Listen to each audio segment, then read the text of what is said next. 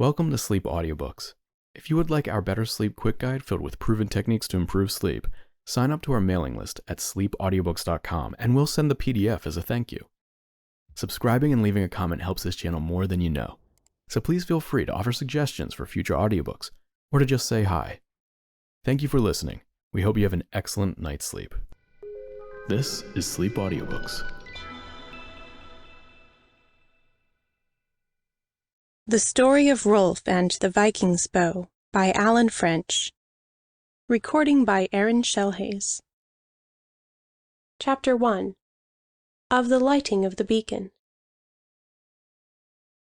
In the time after Iceland had become Christian, and after the burning of Njal, but before the deaths of Snorri the priest and Grettir the outlaw, there lived at Cragness above Broadfirth a man named Hiarandi, called the Unlucky. And well was he so named, for he got a poor inheritance from his father, but he left a poorer to his son. Now the farm of Cragness was a fertile fell, standing above the land round about and girt with crags. Below lay Broadfirth, great and wide, and Cragness jutted out into it, a danger to ships. It had no harbour but a little cove among the rocks, where Hiarandi kept his boat. And many ships were wrecked on that headland, bringing fortune to the owners of Cragness, both in goods and firewood. And all the lands about once belonged to the farm. Rich therefore would have been the dwellers at Cragness, but for the doings of Hiarandi's father. He would always be striving at the law, and he was of ill judgment or ill luck, for what he gained at the farm he always lost. The older he grew, the more quarrelsome he became, and judgments heaped heavy on him, until at last he was so hard put that he must sell all his outlying lands. So the farm, from a wide estate, became only the land of Cragness itself, and another holding of a few acres lying inland on the uplands, within sight of Cragness and the sea. In the time when Hiarandi was young, Iceland was still heathen. He sought his fortune in a trading voyage, and sailed west over the sea, trading in the South Isles as a chapman, trafficking in goods of all kinds. And he made money there, so that at last when he sailed again for home he counted on a fair future. But the ship was wrecked in a storm, and few of the men came ashore, and Hiarandi himself was saved by means of a maid who dwelt at the place, who dragged him from the surf. So Hiarandi came home on foot, his clothes in tatters, having lost money rather than gained it. Then his father, whose losses pressed heavy on him, struggled no more with the world, but went to his bed and died. And in that summer, when all Iceland took the new faith, Hiarandi became master at Cragness. Hiarandi was a silent man, not neighbourly but hard-working. An unworldly choice he made of a wife, for he took that woman who had saved him from the waves. She was the daughter of a small farmer, and brought neither dowry nor kinship of any power. So men said that Hiarandi had no wish to rise in the world. He lived upon his farm, with 2 thralls and a bondservant, and husbanding his goods well, by little and little he made money which he put out at call, and so bade fair to do better than his father for all his poor start in life. And a loving spouse he had in Asdis his wife, who one day bore him a son. They named the lad Rolf, and he grew to be well knit. He was not powerful, but straight and supple, and of great craft in his hands. And from delight in the boy Hiarandi changed his ways, and became more gay, going to fairs and meetings for the sake of Rolf. And Hiarandi taught the lad all he knew of weaponcraft, which was not a little. The lad was swift of foot, he was skilled in the use of sword and javelin, but most he delighted in the use of the bow. And that was natural, for upon the cliffs sea-birds lived in thousands, hard to catch. The boy went down to their nests with ropes, and took eggs in their season, or the young before they could fly, and both for food. So skilled was he in this that he was called Cragire, the cragsman, and no man could surpass him, whether in daring or skill. But there were times when there were no eggs nor fledglings, and from his earliest boyhood Rolf practiced in shooting with his bow at the birds, and he kept the larder ever full. Happy was Hiarandi watching his son, and his pride in him was great. As the lad grew stronger, the father made for him stronger bows and heavier arrows, until at the age of 14 Rolf used the bow of a man. Then one winter they went down together into the valley, father and son, and watched the sports and games on the frozen mere. There the men of the place played at ball, and great was the laughter or deep was the feeling. Now Hiarandi would not let Rolf play, for often matters came to blows, and he would not have his son maimed. But when it came to shooting with the bow, Hiarandi put Rolf forward, and it was seen who was the best at that play. For though the men shot, Rolf surpassed them all, not in distance but in skill. He hit the smallest mark at the greatest distance, and when Hiarandi brought a pigeon and freed it, then Rolf brought it down. No one there had seen such shooting. Then those who were not envious named the lad Rolf the bowman. But a man named Einar stood by, and he lived on the land which Hiarandi's father had sold. He was rich but covetous, and fond of show and fond of praise. There lived with him one named Ondott, an Eastfirther who had left his district and come west, a man without property. He stood with Einar and watched the games. "See," said Einar, "how proud is Hiarandi of his son." "Thou hast a son as well," said Ondott. "How he will shine among these churls when he returns from his fostering in the South Isles." "Aye," answered Einar, "like an earl will he be, and no farmer in these parts will compare with him." "And as for the shooting of this lad," remarked Ondott, "it is not so fine after all." "In the Orkneys," said Einar aloud, so that others should hear him, "they are better bowmen than here, and the earl will have my son taught everything." Now some who stood by brought Hiarandi this tale. "Have a care," said they. "Thy neighbor Einar sets himself above thee." "Then he must set himself high," answered Hiarandi with a laugh, "for his land lies far lower than mine." Then others carried that tale to Einar, and he laid it up in his mind. But Hiarandi forgot all that had been said, nor did he remember to tell of it to Asdis when they had returned from the games. Then the winter passed on with severe storms, and ships were wrecked on Cragness rocks, but no men reached shore. And Einar envied the more the riches that came to Hiarandi from the wrecks, in firewood, timber, and merchandise.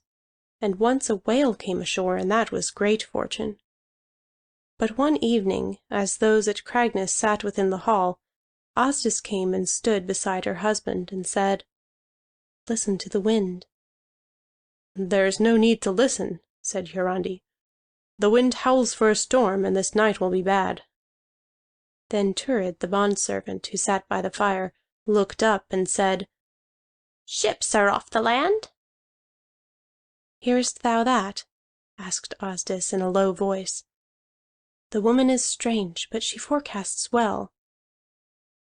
"Aye," answered Hiarandi. "It is likely that ships will be on the rocks by morning." "Now," asked Asdis, "dost thou remember the time thou camest ashore these many years ago?" "How should I forget it?" responded Hiarandi. "But no one can rush into the water here," said Asdis, "to save those who are wrecked." "That is true," quoth Hiarandi. "I am sorry for the mariners, yet how is one to help?" Then the bondservant raised her head and sang this song: "The sea brings money. Money is bonny. Bless the sea which brings good to thee." After that she sat silent and sunken as before. "Hear the hag," said Asdis, shuddering. "But we prosper through the misfortunes of others." "What is to be done?" asked Hiarandi. "It is in my mind," said Asdis, "that if we made a fire beacon, people could steer from shore, and so into safe harbor farther up the firth. "Now," quoth Hiarandi, "that might be done." "Wilt thou do it?" asked Asdis. Then the woman raised her head and sang again: "He is a fool who leaves old rule. Set heart 'gainst head, how then butter thy bread?" Then Hiarandi said to Asdis, "No man has ever yet set beacons against shipwreck. All men agree to take the fortune of the sea, and what is cast on a man's beaches, that is his by old custom." "Thinkest thou that is right?" asked Asdis. "Moreover," went on Hiarandi, "the sea is but giving me again what it took away." "Never can the sea," answered Asdis, "give thee true happiness through other men's misfortunes." "Remember the boy," said Hiarandi. "Shall I leave him with nothing to begin the world with? For my own earnings bring me at most a mark of silver in the year." "For all that," replied Asdis, "it is in my mind that to do otherwise were to do better. Now canst thou have the heart that men should die longer on our rocks, and we not do our best to save them?" Then Hiarandi, answering nothing, rose and paced up and down before the fire. And the carline sang once more: "Take what is given. No man is wise who asketh twice if earth or heaven sends him his prize." But Asdis stood upright, and she sang: "Suffer not wrong to happen long, lest punishment from heaven be sent." Now in Iceland all men loved the singing of skalds. But though Hiarandi had heard the carline sing many times before, never had he heard rhymes from his wife, so he stood astonished. Then the bondservant sang again: "Ill will attend the beacon's lighting. Bad spirits guiding will bring false friend." But Asdis sang with great vehemence: "Let God decide what fate shall ride upon the wind. Be thou not blind to duty's hest. My rede is best. List to the storm, go, save from harm the mariner whose fate is near. To others do, as I did once to you." And it seemed to Hiarandi as if she commanded him. Moreover, as he listened, the storm roared louder. Then he seized his cloak and cried to his thralls, "Up, and out with me to make a beacon." Though they dared not disobey, they grumbled, and they got their cloaks slowly, for they saw slipping away from them the fine pickings from the wreck, which brought them warm clothes and handsome. Out they went with Hiarandi into the storm, and kindled a great fire at the edge of the cliff. And Rolf toiled too, but Asdis did best of all, for she brought out in a kettle great strips of whale's blubber and flung them on the fire. Then the flames flared high and wide, as bright as day, and Rolf sprang to the edge of the cliffs and gazed upon the water. Then pointing, he cried, "Look!" Down below was a ship. Its sail flapped in rags, and the crew were laboring mightily at the oars to save themselves, looking with dread at the white breakers and the looming rocks. Now in the strength of their fear they held the vessel where she was, and by the broad light of the fire every man of them was visible to the Cragness dwellers. To Rolf that was a dreadful sight, but the bit of a sail was set, and the men ran to the steering oar to hold the vessel stiff. And behold, she moved forward, staggered past the rocks, made clearer water, and wore slowly out into the firth. Even the thralls shouted at the sight. Then Hiarandi left one of the thralls to keep the fire, and went back to the hall with those others. There the carline still sat. "So is he safe past the rocks?" she asked, yet speaking as if she knew. "Aye, safe," answered Hiarandi. "Now," said she, "thou hast brought thy evil fortune on thyself, and it will be hard to avoid the extreme of it." "I care not," answered Hiarandi, "even though I suffer for a good deed." "Nevertheless," said the carline, "thy future may be safe, though without riches, if thou wilt be guided by me. Wilt thou follow my redes?" "No advices of thine do I follow," replied Hiarandi. "For methinks thou still servest the old gods, and canst work witchcraft. Speak no more of this matter in my house, and practise not thy sorcery before my eyes, for the law gives death as punishment." "Now," answered the woman, "like a foolish man thou rushest on thy fate, and I see clearly that thou art not he who was spoken of in the prophecy. Not a fortunate soursop art thou." "Since the slaying of Kol, who put the curse on all our stock," answered Hiarandi, "has but one of the soursops prospered. How then should I be fortunate?" "Two were to prosper," the woman replied, "and each was to put an end to the curse in his branch of thy race. Snorri the priest is one of those two, as all men know, but thou art not the other, and I believe that thou art doomed to fail, even as thy father was." "So I have long believed," said Hiarandi calmly. Then the carline rose, and her eyes were strange, as if they saw beyond that upon which she looked. "More misfortune is coming than thou deemest," she said. "Outlawry, mayhap even death. Be warned." "Thou art a heathen and a witch," said her master. "Be still." But she said, "I will not abide the curse. Hiarandi, I have worked long in thy house. Give me now my freedom, and let me go." "Thou hast long been free to go," he replied. "Take thy croaking to another man's board. But this little prophecy I give to thee, that no man will believe thine ill speaking." "No great foresight hast thou in that," she answered. "Never have I been believed." Then she drew on her cloak and hooded her face. "Thou wilt not go in the storm?" asked Asdis. "All times are alike," the woman said. "Heed thou this, Hiarandi. Beware the man who came in the ship thou didst save." "He is one," answered Hiarandi, "whom I fear not at all."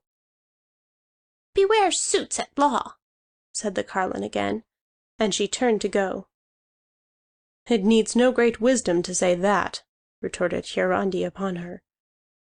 "But stay, I send not people from my door penniless. Nothing is owing from me to thee, yet I will give a piece of money." "Soon," answered Thurid. "Thou wilt need all thou hast." And she went out into the night. End of chapter 1. Chapter 2. Of the soursops and the curse which hung on them. Of those things which had been said Rolf heard all, yet he had not spoken. Now he drew near to his father and said to him, "Explain to me, father, the things of which the woman spoke. What is the curse upon us, and can such a thing be true?"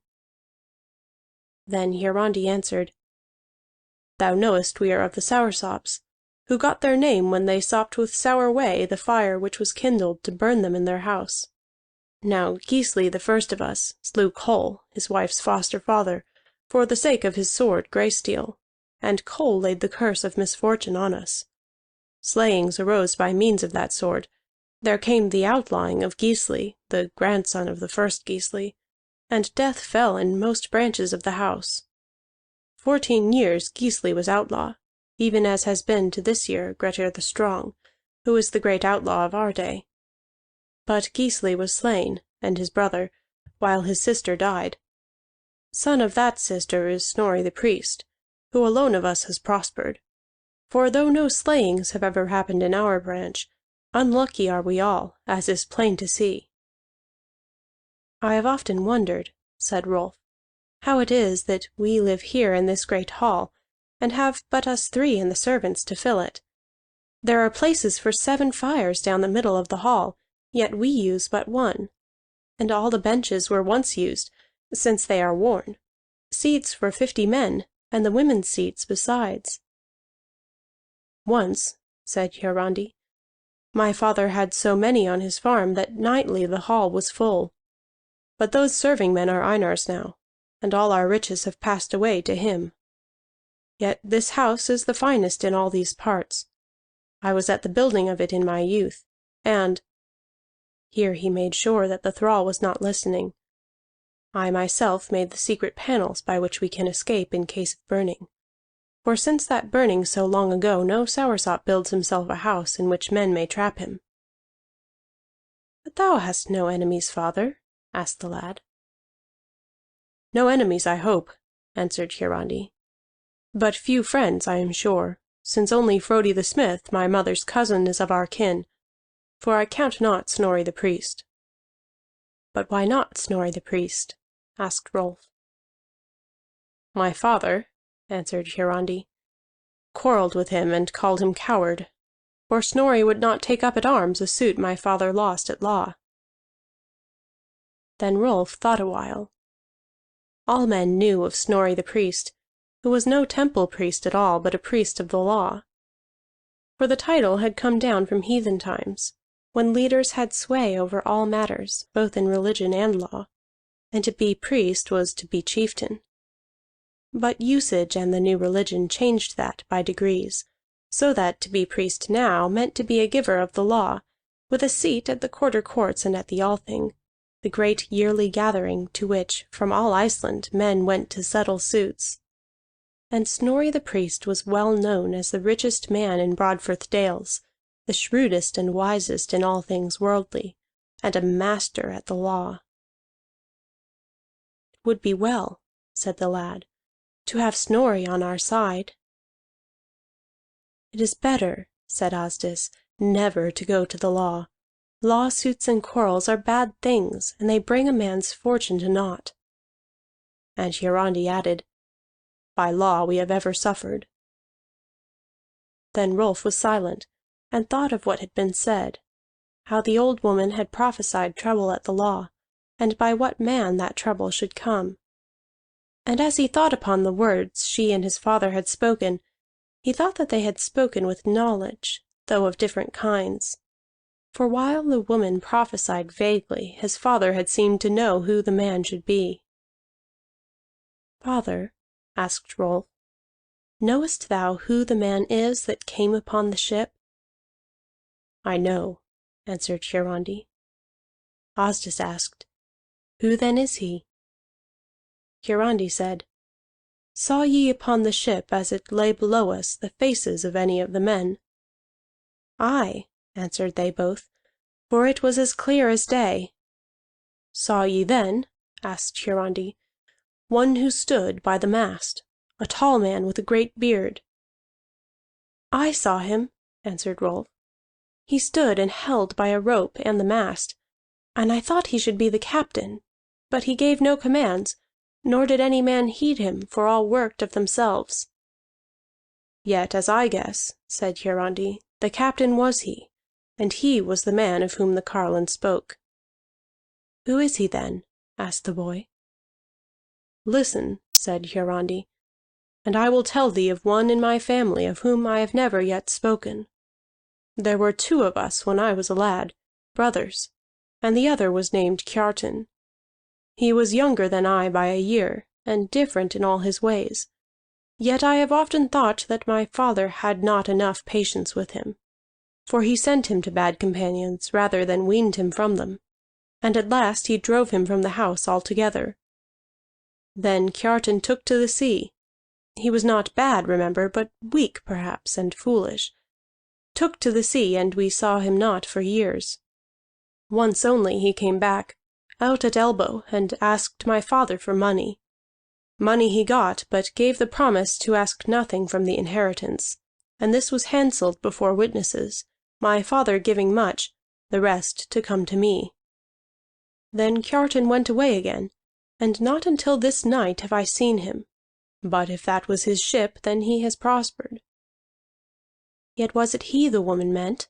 asked Rolf. "Who else?" returned his father. "How should he," asked the boy, "bring trouble on thee?" "I see not," answered Hiarandi, "how he should bring either evil or good." Then he closed his mouth and became thoughtful in a manner he had. Asdis motioned Rolf to be silent, and nothing more was said in the matter. End of chapter 2. Chapter 3 Kiartan at Cragness. On the morning of the 5th day thereafter, as Rolf stood by the gate of the enclosure which protected the farm buildings, he saw a man coming on a horse, and knew him for his father's brother Kiartan. He was a big man, heavily bearded, dressed in bright-colored clothes and hung about with gold chains. His eye was bright and roving, his face was genial, and he looked about him as he came as one who is well contented, yet Rolf liked him not. Now Kiartan rode up to the enclosure and saw the boy. "Ho!" he cried. "Come, hold my horse and stable him." So Rolf took the horse by the bridle and held him while the man dismounted. Then the boy started to lead the beast to the stable. "Where is thy mistress?" asked Kiartan. "My mother is in the house," answered Rolf. "Now," Kiartan cried, "I took thee for a stable boy. But thy father had ever a love of the earth, and so perhaps hast thou. Knowest thou me?" "Thou art my uncle," replied the lad. "Now," cried Kiartan, staring, "what spirit told thee of me?" "5 nights ago," answered Rolf, "thou stoodst below on the deck of thy ship, and lookedst up at Cragness, and our beacon saved thee." "Aye," said Kiartan, "we had work to save our lives, and a close miss we made of the tusks." But he never gave a word of thanks, either to Rolf or to Hiarandi, for the saving of his life. "Thou art wise to stay at home, boy, for see how a sailor's life hangs ever on a thread. Now stable the horse, and I will see thy mother. The farmer is likely in the field." So Rolf stabled the horse, and called his father from his work, and Hiarandi came, muttering, though he meant not that Rolf should hear, "Poor steel comes often home for a new edge." But he greeted his brother well, and bade him stay with them for the winter. "Even for that am I come," answered Kiartan, "for my cargo is already sold, and my ship laid up for the winter near Hvamm, and I come home to my kinsmen. No poor penny am I this time, to need any man's help. Perhaps," and he looked about him, "I can even help thee." But the buildings were neat and weather-tight, and the farm was in no need of improvement. "I need nothing," said Hiarandi, "and I even have money out at call there in the neighborhood where thy ship is laid. But come, the wife prepares the meal. Lay aside thy cloak and be at home." And so Kiartan entered on his wintering at Cragness. Quiet is the winter in Iceland, when men have no work to do in the field, save the watching of horses and the feeding of the sheep and kine. Weatherwise must a man be to prepare against the storms, which sweep with suddenness from off the water and enfold the land in snow. Yet Hiarandi's flocks were small, and his sheep range was not wide, and both he and Rolf were keen to see the changes in the weather, and as for their horses they stayed ever near the buildings. So all were free to go to the gatherings which men made for games and ball play in times of fair weather. Thither Kiartan loved to go, dressed in his fine clothes, and talking much. But nights, when he sat at home, he would speak of his travels, and what a fine place the world was, and how little there was for a man here in Iceland. He said it was nothing to be a farmer, but a great thing to rove the sea, and to live, not in this land where all were equal, but where there were kings, earls, and other great men. Once, as he spoke thus, he provoked Hiarandi to words. "Meseems, brother," the farmer said, "that thou hast forgotten the way our forefathers thought. For it was to avoid kings and earls that they left their lands in Norway and came over the sea hither. And those whom thou prizest so high are so little thought of here that we make nothing of them whatever." "Now," answered Kiartan, "thy neighbor Einar thinks well of earls, for he has fostered his son with the Earl of the Orkneys." "The lad will understand little of our ways when he returns," replied Hiarandi.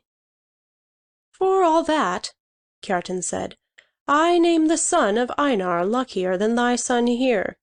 A great court is held in the Orkneys, and all matters are to be learned there." Then Hiarandi made response: "No court can teach good sense to a dolt, and no wisdom will flourish unless there be good ground for it to sprout. I have seen wise men bred in this little land, and fools that came out of Norway." Then Kiartan talked not so much before Hiarandi of the things he had seen, nor for a time before Rolf either. But when there came again the great winter ball play to which all went, and Rolf shot again with the bow before them all, and proved himself the most skillful, though not yet the strongest. After that Kiartan made more of the lad. "Men," he said to Rolf one day when they were alone, "may be able to shoot farther than thou with the bow, for two did it, but none shot so surely, and some day thou wilt outshoot them as well." "I think not much of it," answered Rolf. "Now," said Kiartan, "thou shouldst learn to prize thyself higher, for in the Orkneys good archers are welcome in the Earl's bodyguard, and a man is honored and well paid." "Yet he is no longer his own man," answered Rolf. "What of that?" asked Kiartan. "If for a few years he can see the world, and make his fortune also, then he is forever after a greater man at home. Think more of thyself." And at other times he spoke in the same strain, bidding Rolf value himself higher. And he told of the great world, and described his journeys, for he had been, he said, as far as the great Middle Sea, had traded in Italy, and had even seen Rome.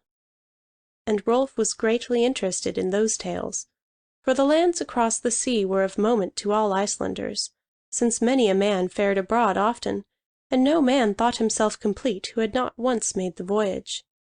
So he listened willingly when Kiartan told his tales at evening in the hall. The parents were inattentive, but sometimes Hiarandi and sometimes Asdis would interrupt the story, sending the lad to some task or to bed. Now at last it draws toward spring, and the time approaches when Kiartan must go away to his ship to dight it for the voyage. And it was remembered afterward how one evening he drew Hiarandi on to talk of his savings, and learned what money he had out at interest, and with whom. And Kiartan spoke the oftener with Rolf, praising him for the fine man he was growing to be. Then at his last night at Cragness the shipmaster said, as all sat together before the fire, "Brother, thou knowest I must go away tomorrow." "Aye," answered Hiarandi. "Now," said Kiartan, "let me say to thee what is in my mind. Take it not ill that I speak freely, but I think it wrong of thee that thou keepest here at home such a fine lad as is Rolf thy son." And he would have put his hand on the boy's shoulder, but Rolf drew away. Kiartan went on, "Now I am going to the South Isles. Send Rolf with me, and let him see the world." Then Hiarandi grew uneasy, and he answered, "Speak no more of this. Some day he shall see the lands across the main, but as yet he is too young." "Nay," answered Kiartan, "he is nearly full grown. What sayest thou, Rolf? Wilt thou not go with me?" Rolf answered, "I will be ruled by my father." "I have made much money," reasoned Kiartan, "and thou canst do the same." "I care not for trading," replied Rolf. "There are courts to be seen," said Kiartan, "and thou mayest serve in them thyself." "I am not ready to be a servant," quoth Rolf. "But thou mayest see wars and fighting," cried Kiartan. "I have no quarrels of my own," answered the boy, "and I mix not in the affairs of others." Now Hiarandi and Asdis had listened with both anger and fear, anger that Kiartan should so tempt the boy, and fear at what Rolf might answer. But Rolf spoke with wisdom beyond his years, and at his last response Hiarandi smiled, and Asdis clapped her hands. Then Kiartan started from his seat and cried, "Out upon ye all for stay-at-homes!" And he would speak no more with them that night, but went to his locked bed and shut himself in. Yet he spoke to the lad once more in the morning, out by the byre while Rolf was saddling the horse. "Surely," said Kiartan, "thou didst not mean what thou saidst last night, for the fear of thy parents was in thy mind. Now let me tell thee what we can do. I will go for the lading of my ship, and that will take a fortnight's time. Then I will wait for thee at the mouth of Loch's river, and thou canst come thither and join me secretly." "Now," said the lad, "if I tell my father this, he will give thee a beating. Therefore I will remain silent until thy ship has sailed." Then Kiartan turned pale, and cursed, and made as if to strike his nephew. But Rolf put his hand to his belt, and Kiartan drew away. Yet Rolf had no knife. "I see," said Rolf, "that thou art not quick at arms, nor sure of thy own strength, even against me. And I knew thou wert a coward long ago, when I saw thee on thy ship's deck, giving no orders, but letting other men save thy ship and thyself. No great deeds of daring would I see with thee as shipmaster." When Kiartan rode away, he was as glad at parting as were those of the house. "He is not changed," said Hiarandi. "In all the years he has been gone." "Where," asked Asdis, "is the harm which he was to do us?" And she laughed, but rejoiced too soon. For after 6 weeks men came to Hiarandi, sent from Loch's River Dale, where traders had given goods to Kiartan upon his promise that Hiarandi should pay. And it was discovered that Kiartan had not only used the money which Hiarandi had out at call in that region, but had obtained goods from other men, creating debts. And he had filled all his ship at Hiarandi's expense. Then Rolf told his father his own tale of Kiartan's secret offer, and Hiarandi was bitterly wroth. And then began those troubles which Thurid had foreseen. For when Hiarandi refused to pay for the goods, but instead sought to regain his money from those who had supplied Kiartan, the matter was brought to the law. And first at the Quarter-thing, and then at the Althing, many small suits were disputed. But the end of the matter was that Hiarandi was beaten by the skill of the lawyers, and he had to lose his money and pay more besides, and stood stripped of all which he had laid up against his age, or against that time when Rolf should need a start in life. And the farmer was greatly cast down, recalling the misfortunes of the Soursops, and how he himself had always been called the Unlucky. But Asdis and Rolf strove to keep him in good heart. End of Chapter 3. Chapter 4. Of Einar and Ondott. Now the tale turns to speak of Einar and his household, how they dwelt at Felstead upon the low-lying land. Einar was a rich man, and he kept a large household of many thralls and servants. And for his pleasure, that he might seem the greater in the eyes of his neighbors, he kept men who did no work, but bore arms wheresoever they went. Yet it had never been known that Einar brought any matter to bloodshed. He was not firm in any dealings, but he wished to be thought a great man. His holding was wide, for he owned all that the fathers of Hiarandi had had. Yet from his yard he often looked with no contented eye toward the hall of Hiarandi, where it stood above the crags, looking far over firth and fell. Now of the men of Einar's household Ondott had the ruling, for he pleased Einar much, yet they were different in all outward ways. For Einar was short and plump, given to puffing and swelling as he spoke, and of many smooth words. But Ondott was tall and thin, lean-visaged and sour, and of surly speech. Einar was fond of dress, while Ondott went in simple clothes. Yet they both loved money, and some accused Ondott of hoarding, but Einar spent freely, seeking to gain by gifts what his wit could not win for him. For he was not loved, and men thought little of his counsels. Of the women at Felstead, one old freedwoman was chief, and she held in especial care the daughter of Einar, Helga by name, who was yet young, being but 13 years of age. She was of a sweet nature. Now one morning Helga stood with Dalla the old woman before the women's door of the hall, and they saw where came toward them a woman much bent, and covered with a cape and hood. When she came near, they knew her for Thurid from Cragness. She begged them for lodging and work. Dalla sent for Einar. "How is it come," asked Einar, "that thou hast left Hiarandi?" "The man," said she, "calls upon his doom, and I will not stay to share it." And she told of the beacon, and how thereby a ship had been saved. "Now," quoth Einar, "Hiarandi is a fool so to break an old custom." "Yet meseems," said Helga timidly, "that it was a kind thing to do." "Thou art but a child," he answered reprovingly. But she came closer to him and pulled his sleeve.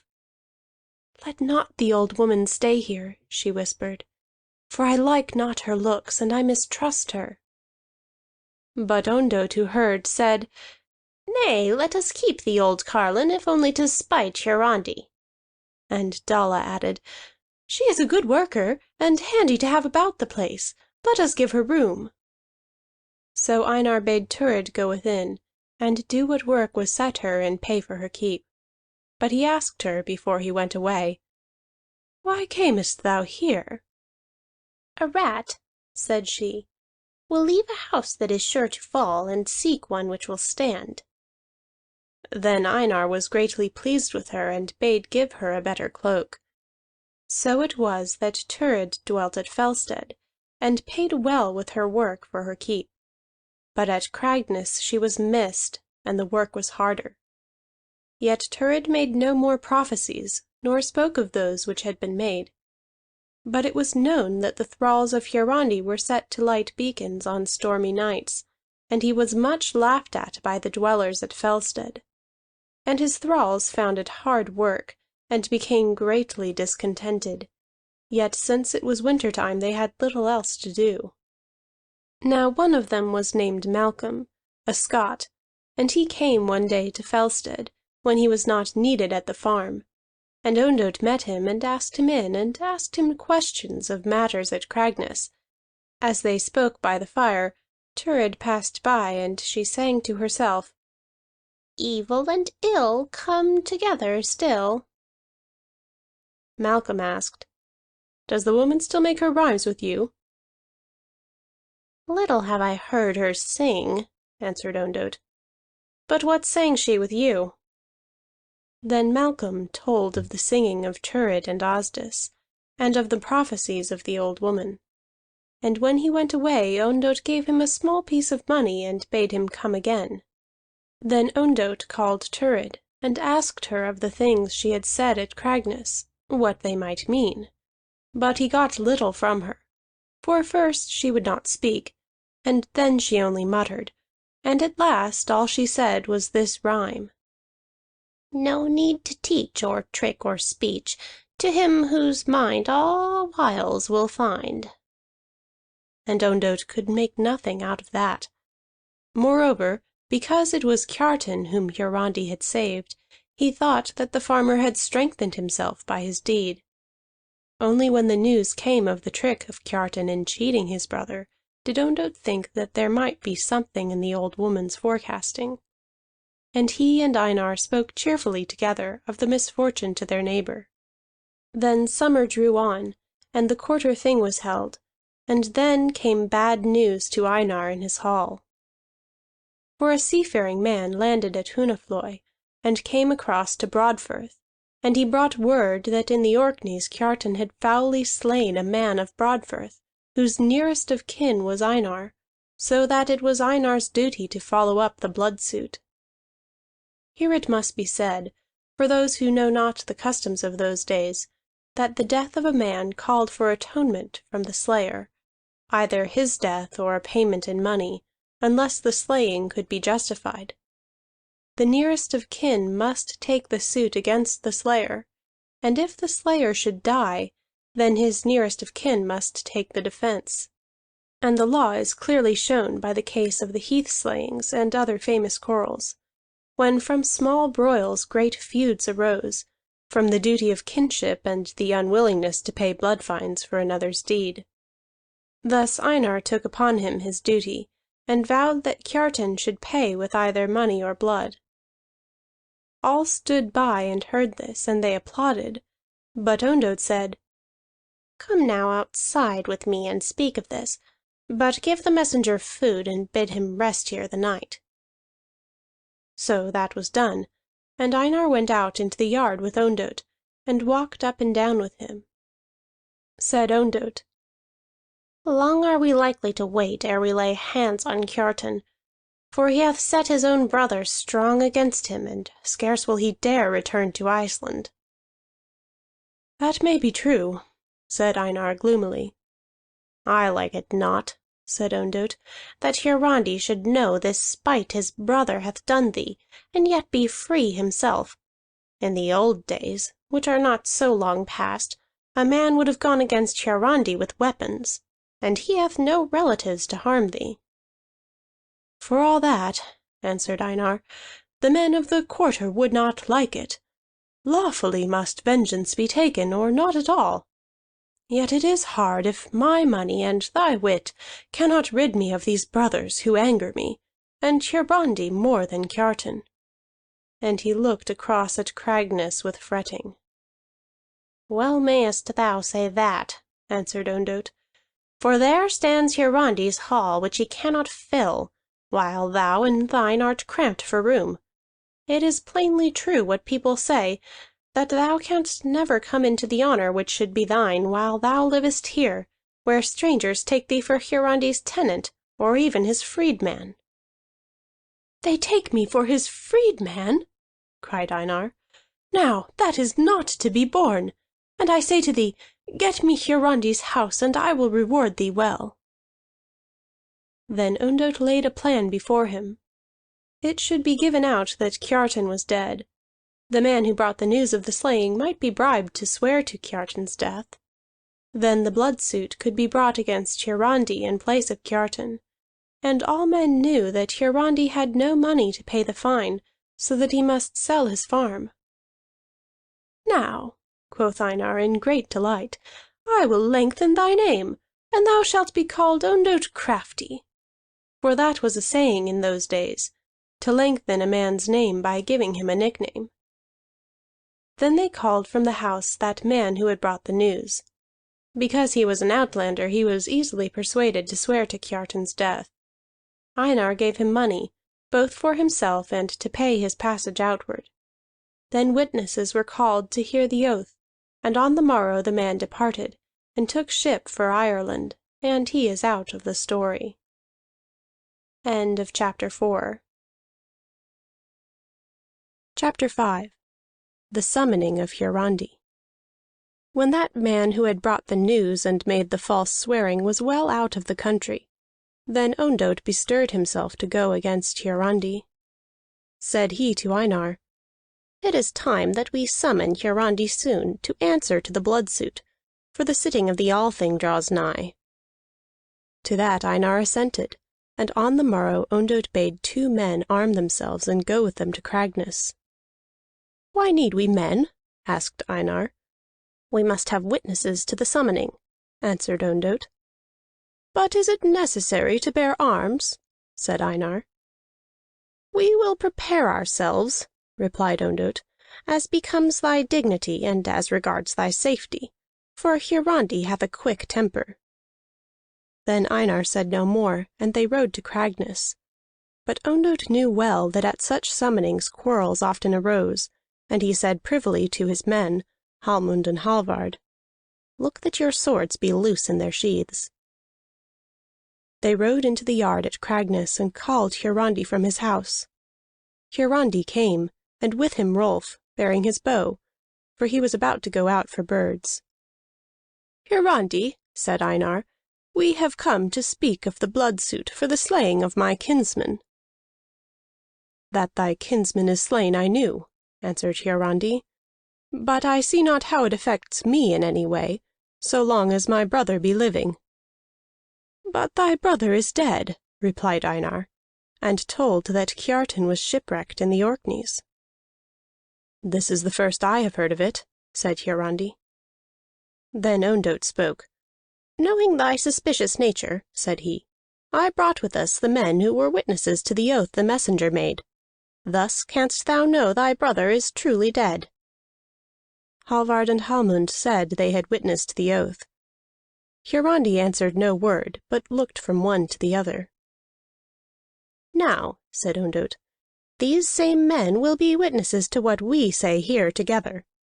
And this he said in a manner to provoke Hiarandi, yet still he answered nothing. "Is it not better," asked Einar, "that this matter be settled here, quietly between neighbors, rather than be brought before the judges at the Althing?" "Quietly settled is always best," answered Hiarandi. "Yet I see not how this matter is to be settled at all, seeing I have no money to make atonement." "Now," said Ondott quickly to Einar, "let me speak for thee in this affair." Then Einar gave the matter into the hands of Ondott. "All men know," began Ondott then, "that thou art poor, Hiarandi." And he saw Hiarandi flush with anger. Then he went on to propose that an exchange be made of Cragness for some parts of Einar's land, much less in value. And he spoke with such words that Hiarandi would feel insulted, and marked him grow ever redder in the face. When he had finished, Hiarandi burst out upon him. "Foolish are ye to suppose," cried Hiarandi, "that I will ever give up this stead which my fathers have settled. Let this matter come to the courts of law." Ondott spoke to Einar. "There is no reasoning with a madman. Thou must recite the summons." Then Einar, who knew the law well, spoke the summons and named the deed which was done on his kinsman, and made Hiarandi answerable, and called on him to appear before the quarter court at the Althing, there to justify the slaying, or pay the blood fine, or be made an outlaw. Everything he said in due legal form, and Ondott and the two men were named as witnesses. Then he prepared to ride away, but Ondott spoke once more.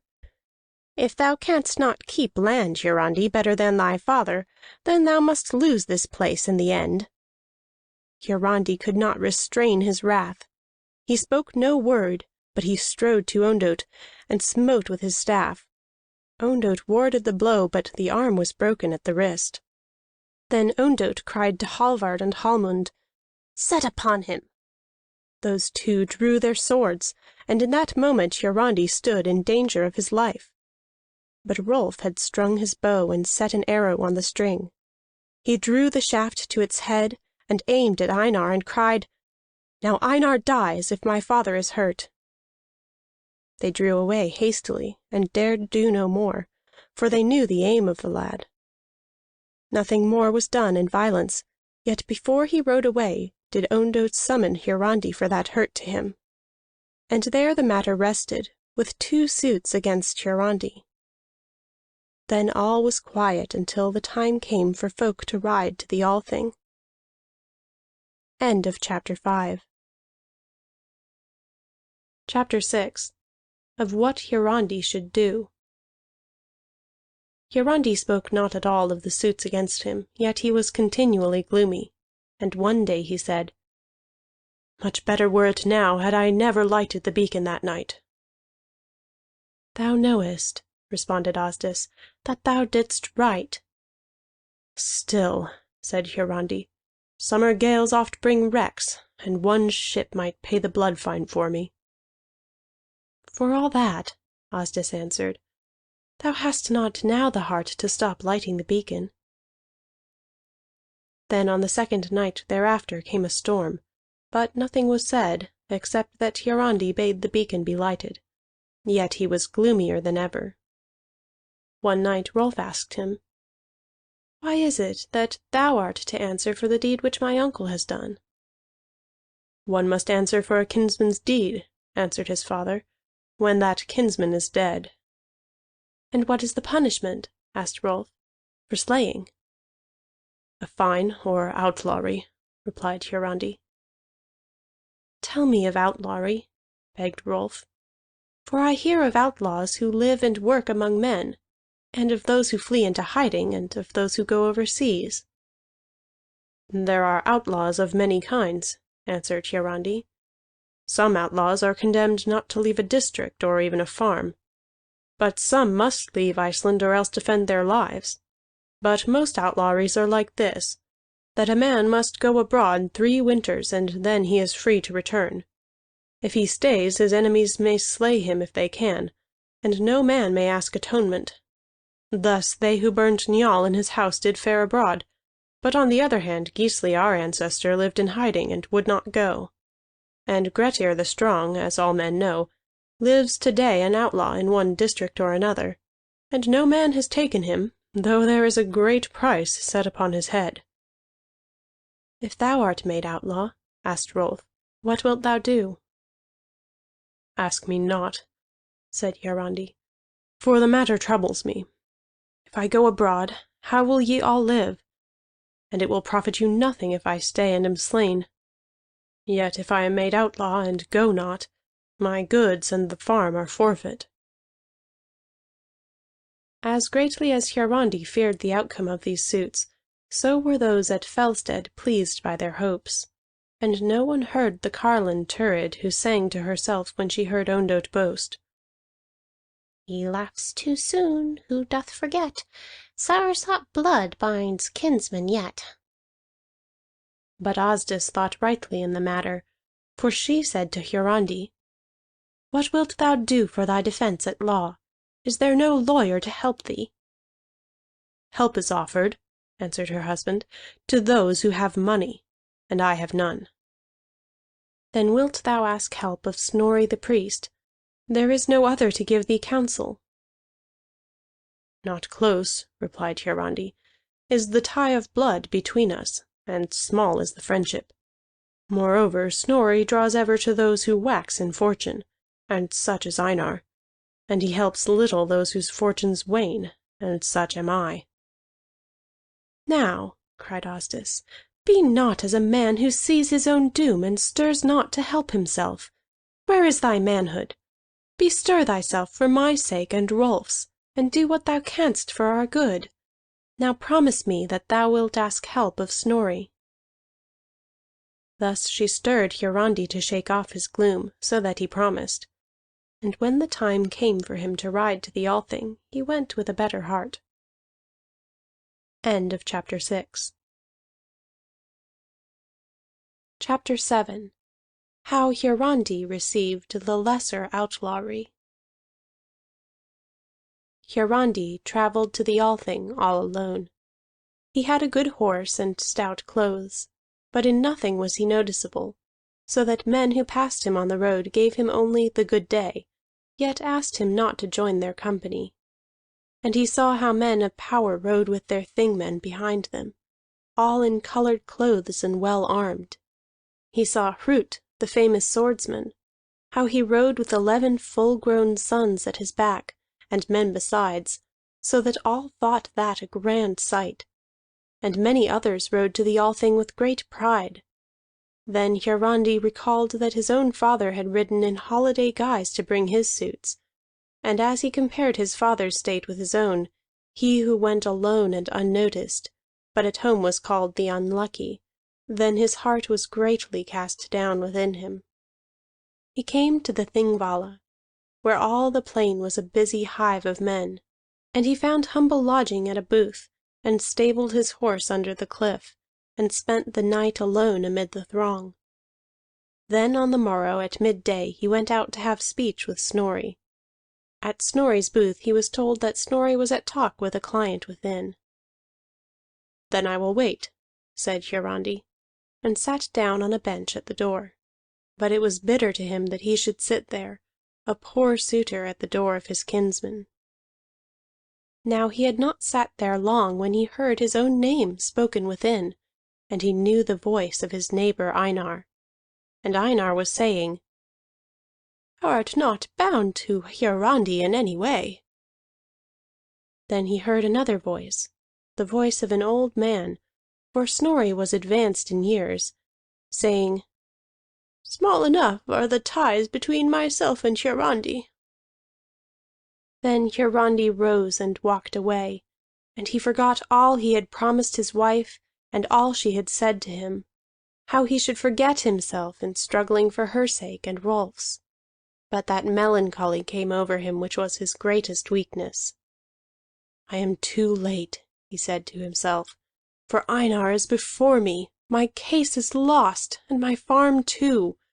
For on whose side Snorri is, on that side has fallen the judgment for this score of years.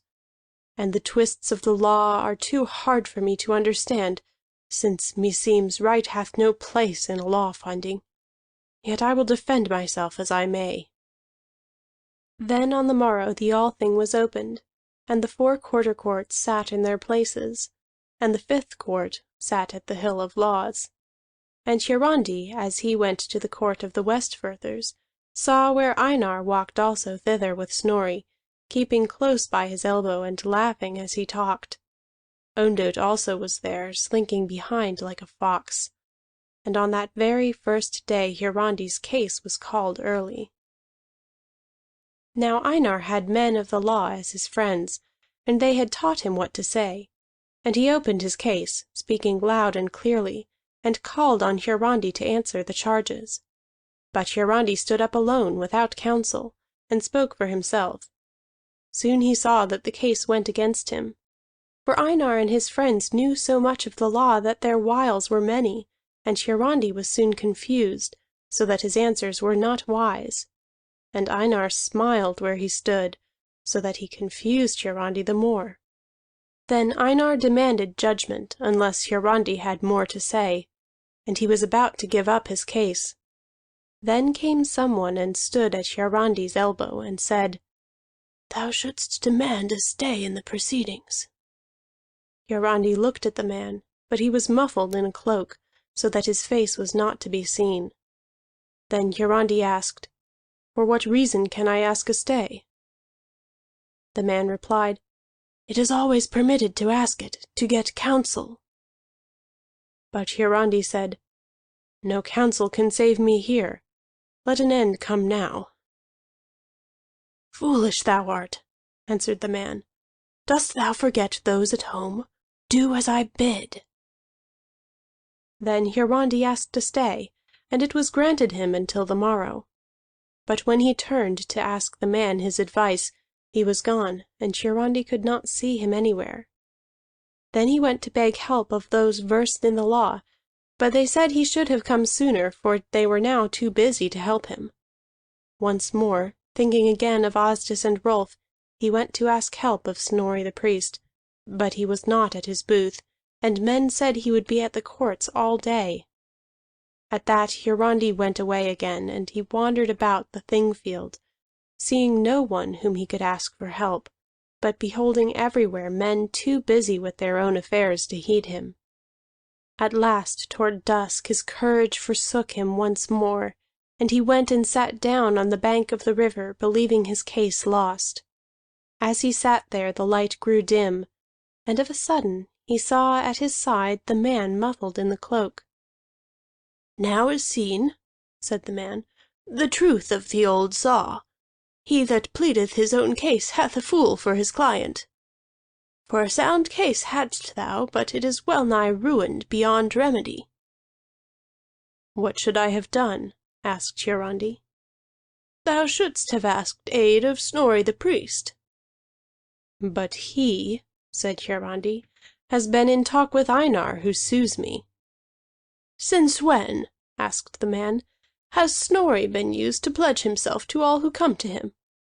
Hast thou forgotten he is of thy kin?" "We are both come," said Hiarandi, "from the stock of Gisli the outlaw. But if Gisli was his uncle, so also was Gisli the slayer of his father. So Snorri is both against us and for us by the tie of blood, and he forgetteth and remembereth as he chooseth, or as his interest bids." Then said the man, "Thou givest him no good character. Yet at least thou couldst have let him have the say, which way his interest lies." But Hiarandi answered in a bitter mood, "Snorri casteth his weight where is the greater power, that his own strength may grow." "He would not thank thee, should he hear thee," answered the stranger. Yet methinks that even in matters which concern his own advancement, he should be free to choose for himself."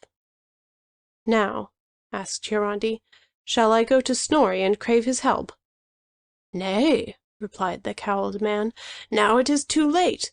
For this evening Snorri holdeth counsel on weighty matters concerning chiefs from the South Firths, who are to meet him at his booth." "Why, then," asked Hiarandi, "didst thou persuade me to ask a stay of judgment?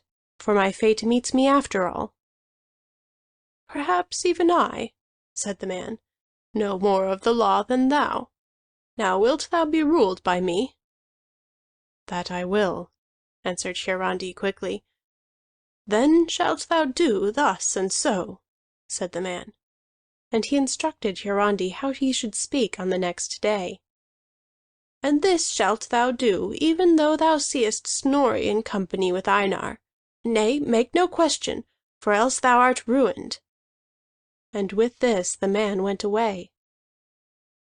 In the morning all men go to the courts again, and Hiarandi marks how Einar walks with Snorri, and they seem merry together, though Einar laughs the most.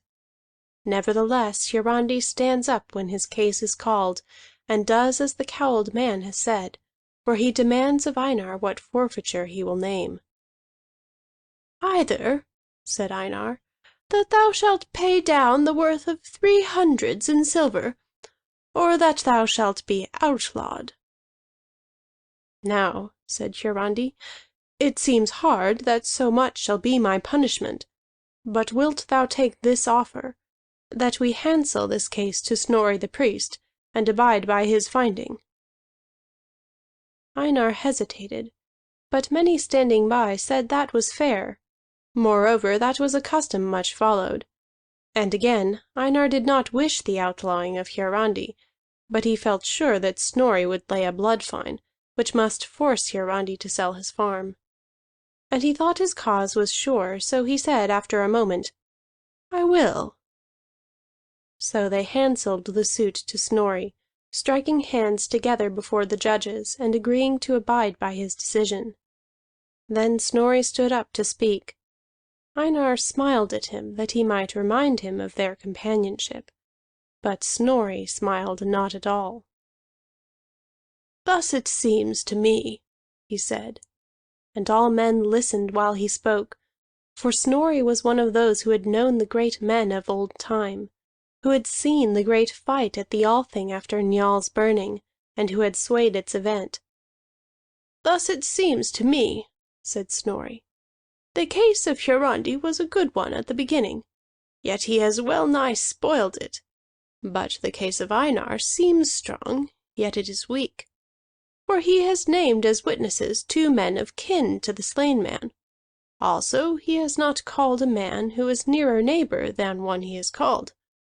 Also these men are neither landholders, nor money owners, nor owners of sheep or cattle, but they live in Einar's hall at his expense. Now let Einar say if all these things are not true." Then Einar had to speak, and he acknowledged that his witnesses, who should make the jury, were chosen as Snorri had said. Then Snorri set those men out of the jury, and only 6 were left. "7 men are needed to make the tale of witnesses complete," quoth Snorri.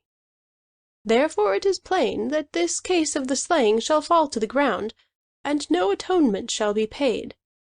But as to the case of the striking of Ondott, that is another matter, and it is a case of contempt of the Thing. For one who goes to serve summons in a suit is free to go and come unscathed, and is under the protection of the men of the quarter. Therefore I doom Hiarandi to the lesser outlawry, after this manner. He shall remain upon his farm for the space of 1 year, nor go beyond its limits more than the length of a bowshot, upon penalty of full outlawing. But shall he become a full outlaw, then his property, and the inheritance of his son, is not to be forfeit, but only Hiarandi's life is to be in danger. And such is my finding." Then Snorri sat him down. The men murmured together, discussing the judgment, and all said that he knew the law to its uttermost quibble, and he knew men as well, For who told him that the jury was wrongly constituted? And Einar was wroth, complaining that Snorri was tender of his relative. But Hiarandi was glad, and a weight fell from him, for he saw how he had been saved from all that threatened him. He went to Snorri to thank him. Snorri took his thanks and smiled at Hiarandi. "Now is clearly seen," quoth he, "how much Snorri thinks of his own honor, and how little of that of his kinsmen." Hiarandi had nothing to answer. "And it is also plain," said Snorri, "how I always favor the rich, but care nothing for poor men." "Now I see," said Hiarandi, "that thou wert the man in the cloak." "Mayst thou perceive as well," responded Snorri, "that thou hast a friend in the world who will help thee when he can." But he would take no more thanks, advising Hiarandi to go home and set his affairs in order, since from the rising of the Althing to its next sitting he must not quit his farm.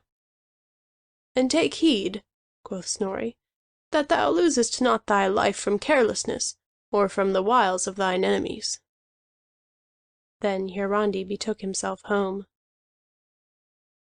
End of Chapter 7. Chapter 8. Of Schemings.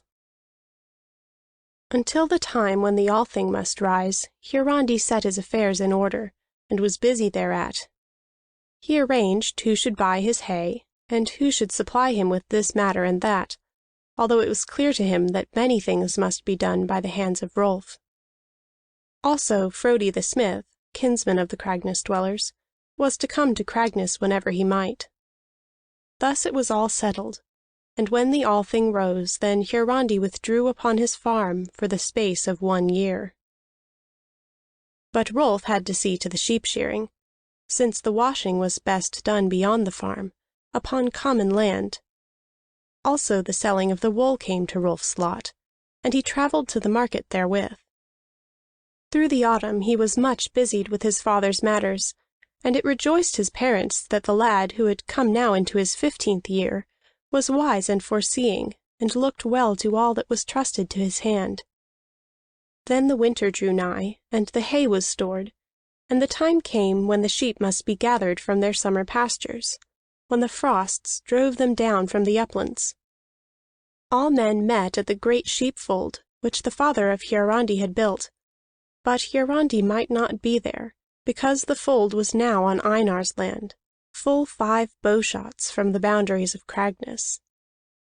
Rolf went with the thralls to the separating of the sheep by means of their marks, but Hiarandi sat at home, looking out at the gathering of people, and might not be at any of the doings.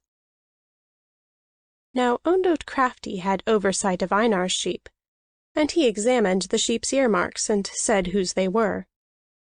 Rolf gave to the thralls the sheep to drive home, but Frodi the smith, who was the mildest of men, took the sheep from the hands of Ondott.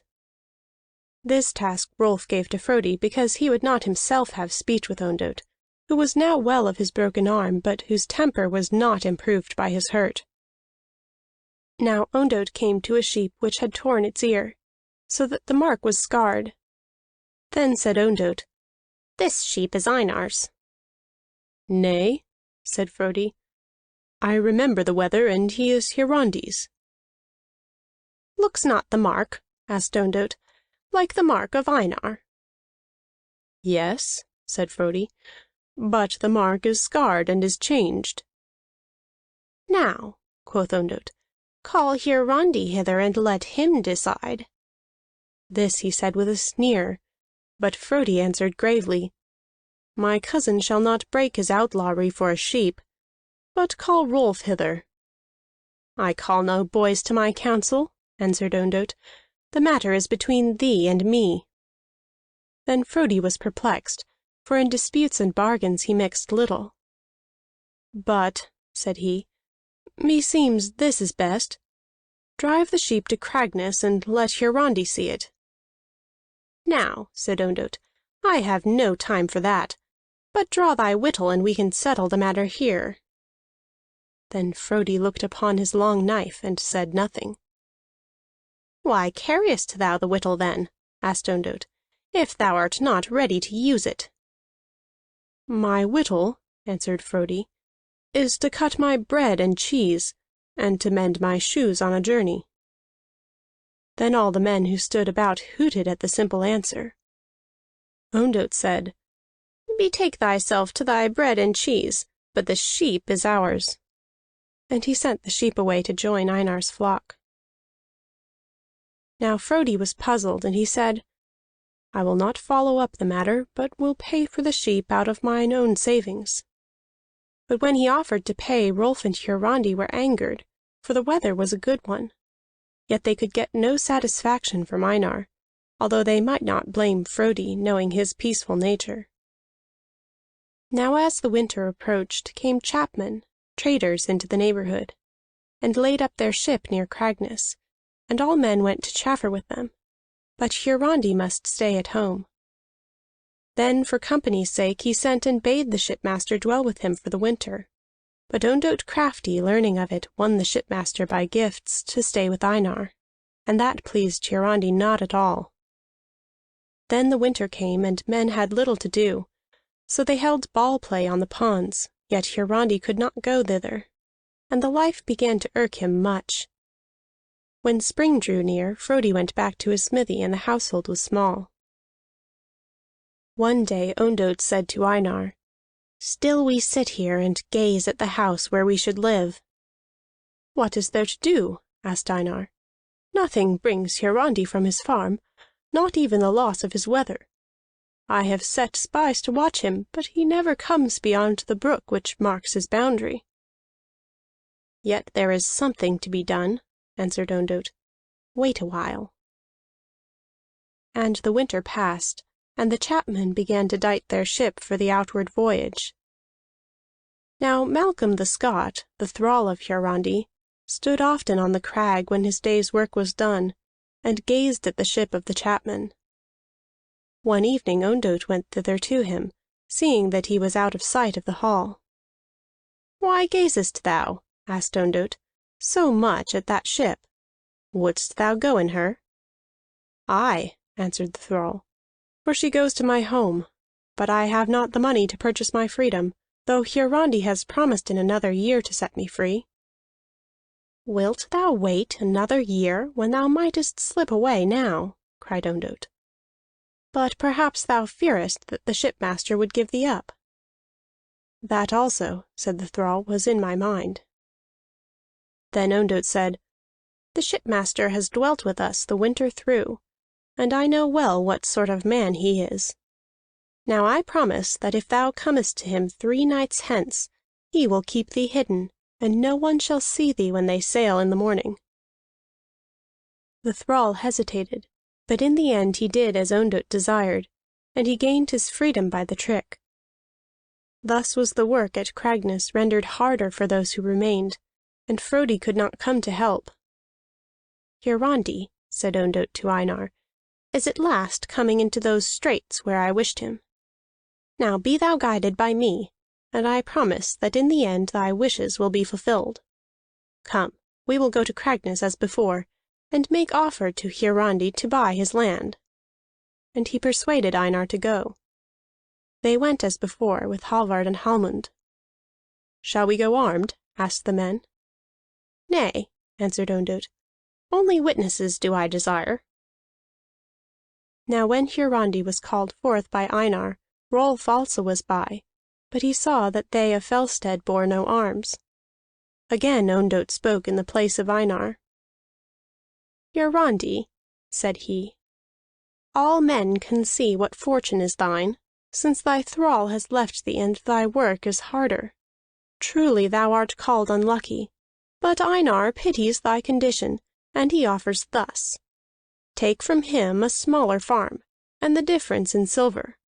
And since this outlawry is from us, from the time ye two handsel the bargain thou art free to go where thou wilt, without fear of thy life." But Hiarandi spoke to Einar and not to Ondott. "Why comest thou hither," said he, "like a small man to chaffer over little things? This outlawry irks me not, and in 2 months I am free to go where I wish."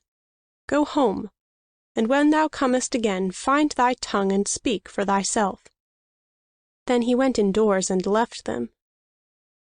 So Einar and those others rode homeward, and he thought his journey shameful. "See," said he to Ondott, "where thy counsels have brought me. I am mocked and sent away." "Now," Ondott replied, "that has happened which I desired, and I brought men to hear. For thou hast made a fair offer to Hiarandi, and hast shown a good heart. Now what happens to him is his own fault, and no man can blame us." Then he commanded the two men that they should tell everyone what had been said, showing how Einar had been generous, but Hiarandi insulting. And when they reached the house, Ondott said to Einar in private, "Thou shalt see that Hiarandi hath sown the seeds of his own destruction. Leave all to me." Not many evenings thereafter, Ondott put himself in the way of the second thrall of Hiarandi, and spoke with him. "How goes all at Cragness?" asked Ondott.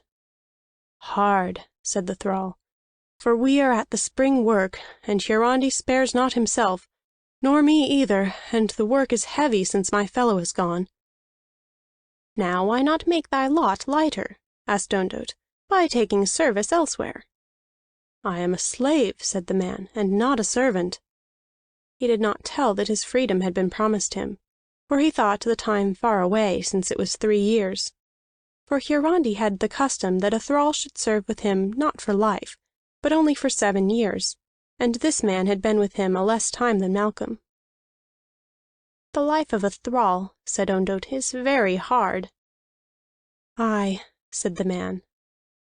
"Yet thy fellow went away," quoth Ondott. "Aye," answered the thrall, "but he fled over the sea. No ship is now outward bound, nor is there anyone to hide me, else might I also flee." "Come to Einar," said Ondott. "There shalt thou be safe." "If thou sayest true," answered the thrall, "then it shall be done." "But thou must come," said Ondott, "in the way I shall name. Thus only shalt thou be of service to Einar, but thou shalt be well rewarded if thou showest thyself a man of courage." "Who will not dare much for his freedom," replied the thrall. "But is harm meant to Hiarandi?" "That is not thine affair," quoth Ondott.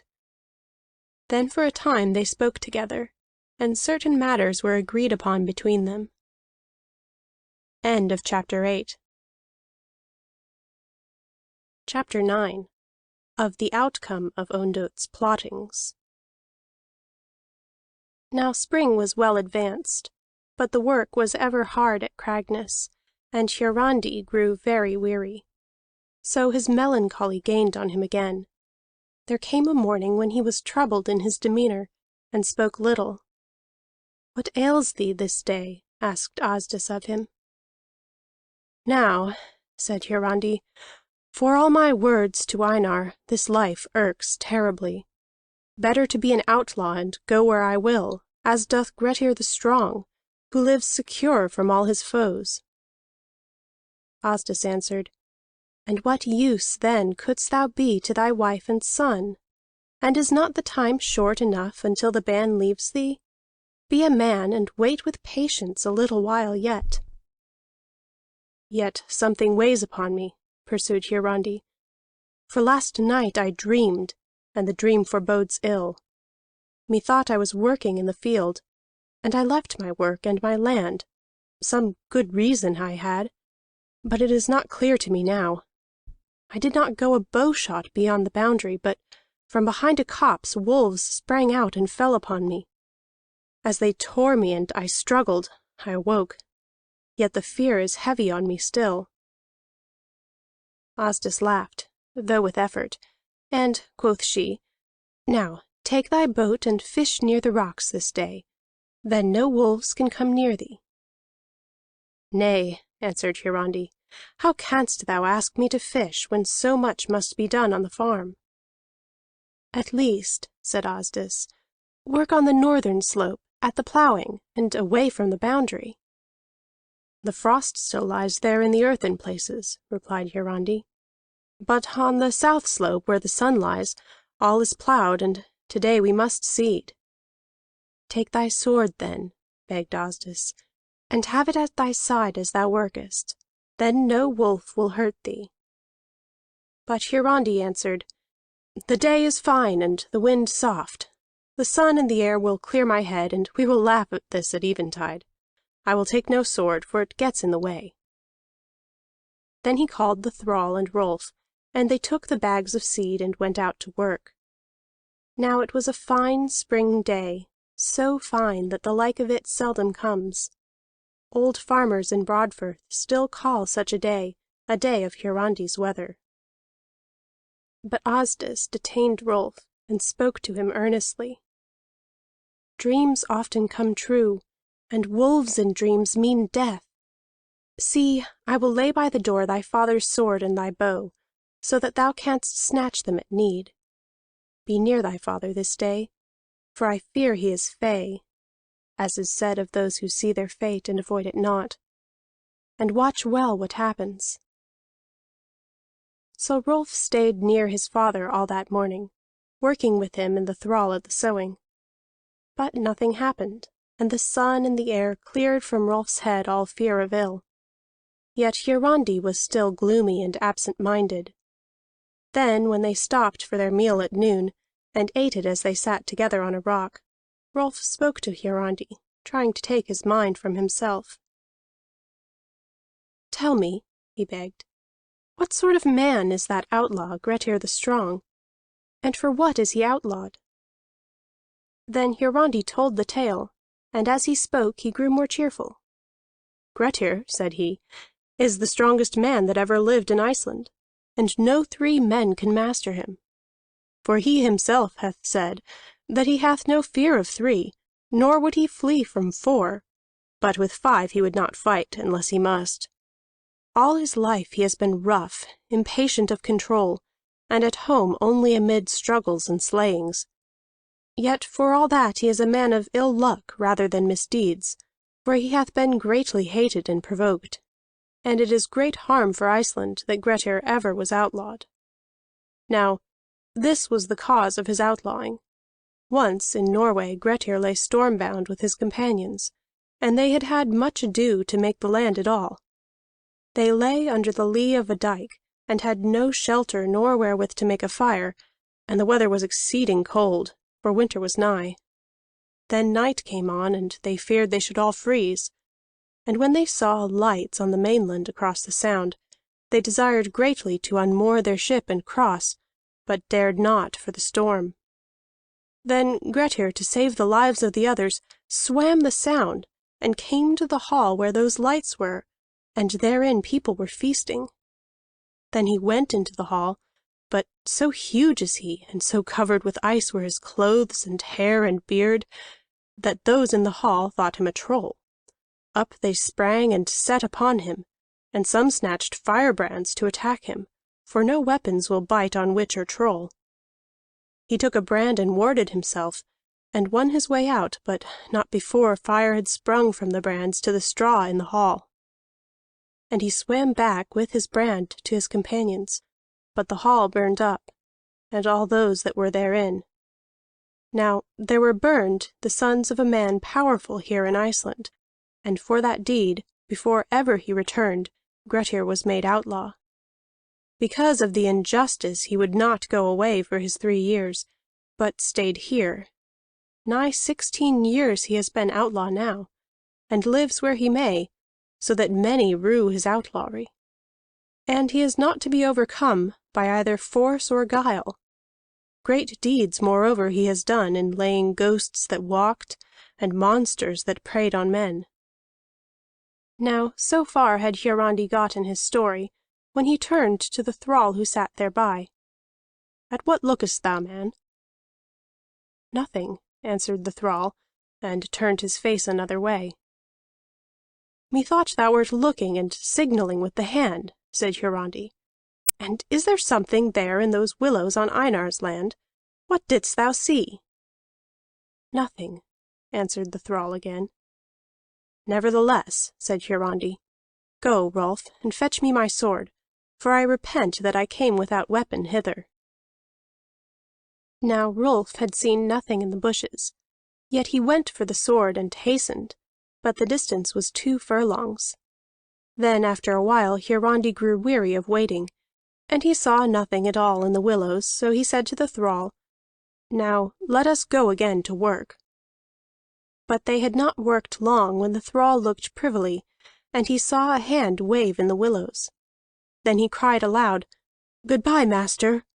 and he ran toward the place. Hiarandi sprang from his work and ran after the thrall.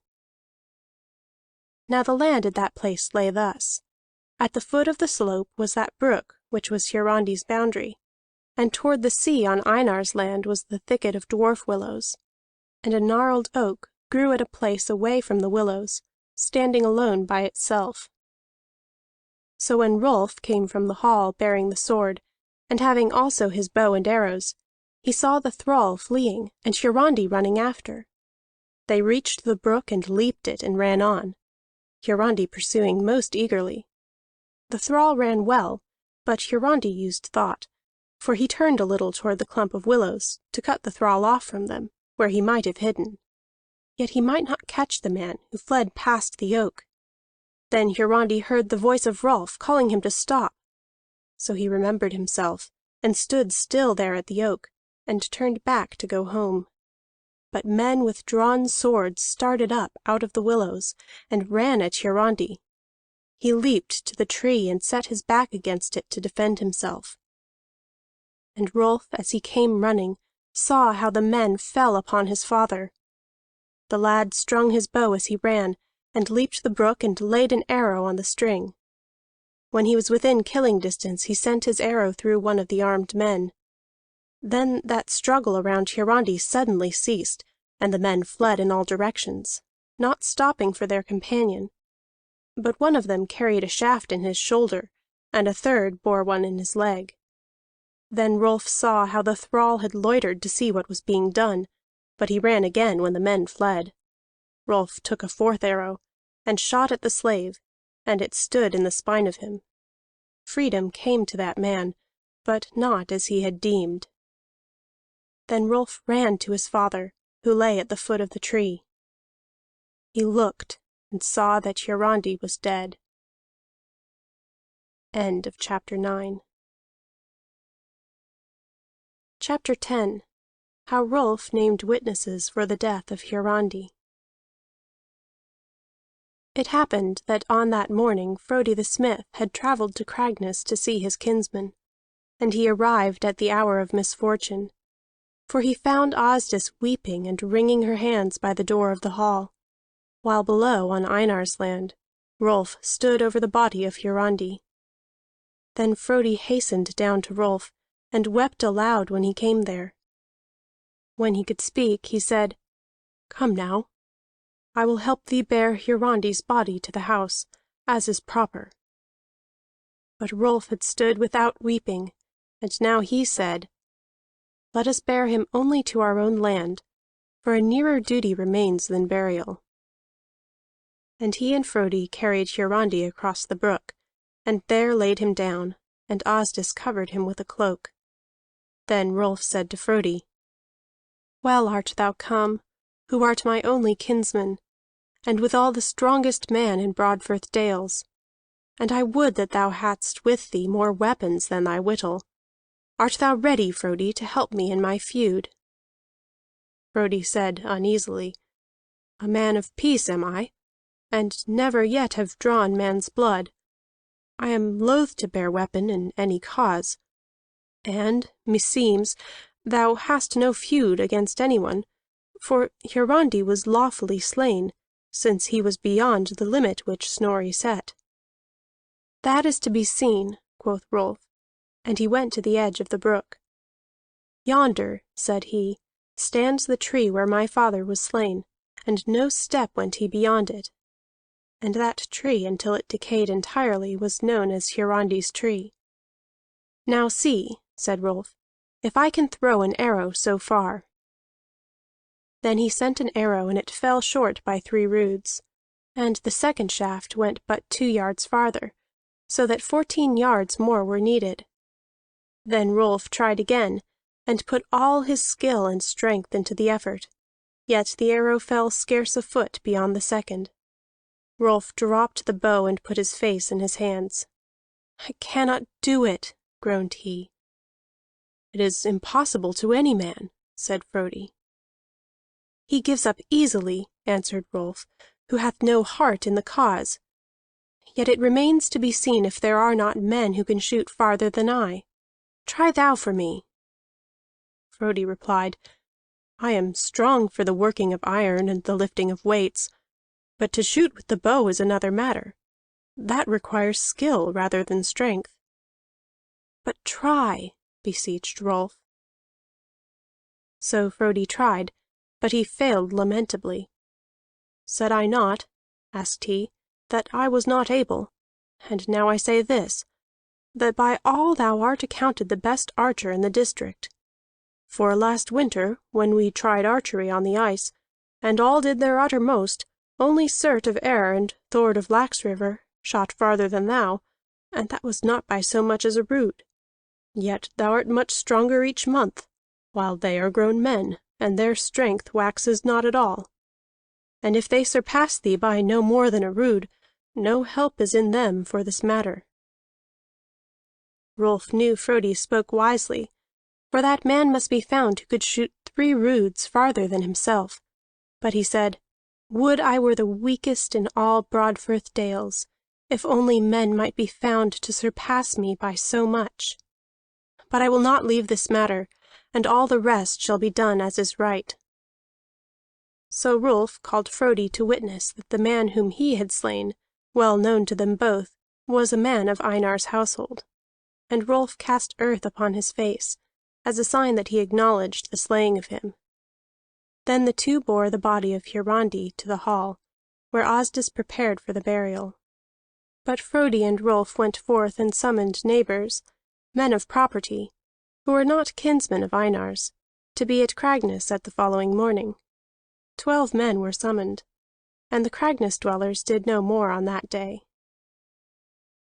But at Fellstead, although there were some wounds to be dressed, men were cheerful, for Hiarandi was gone, and now only a boy stood between Einar and the owning of Cragness, and a boy would be easy to dispose of. The wounded men were sent out of the way, that they might not be accused of the slaying.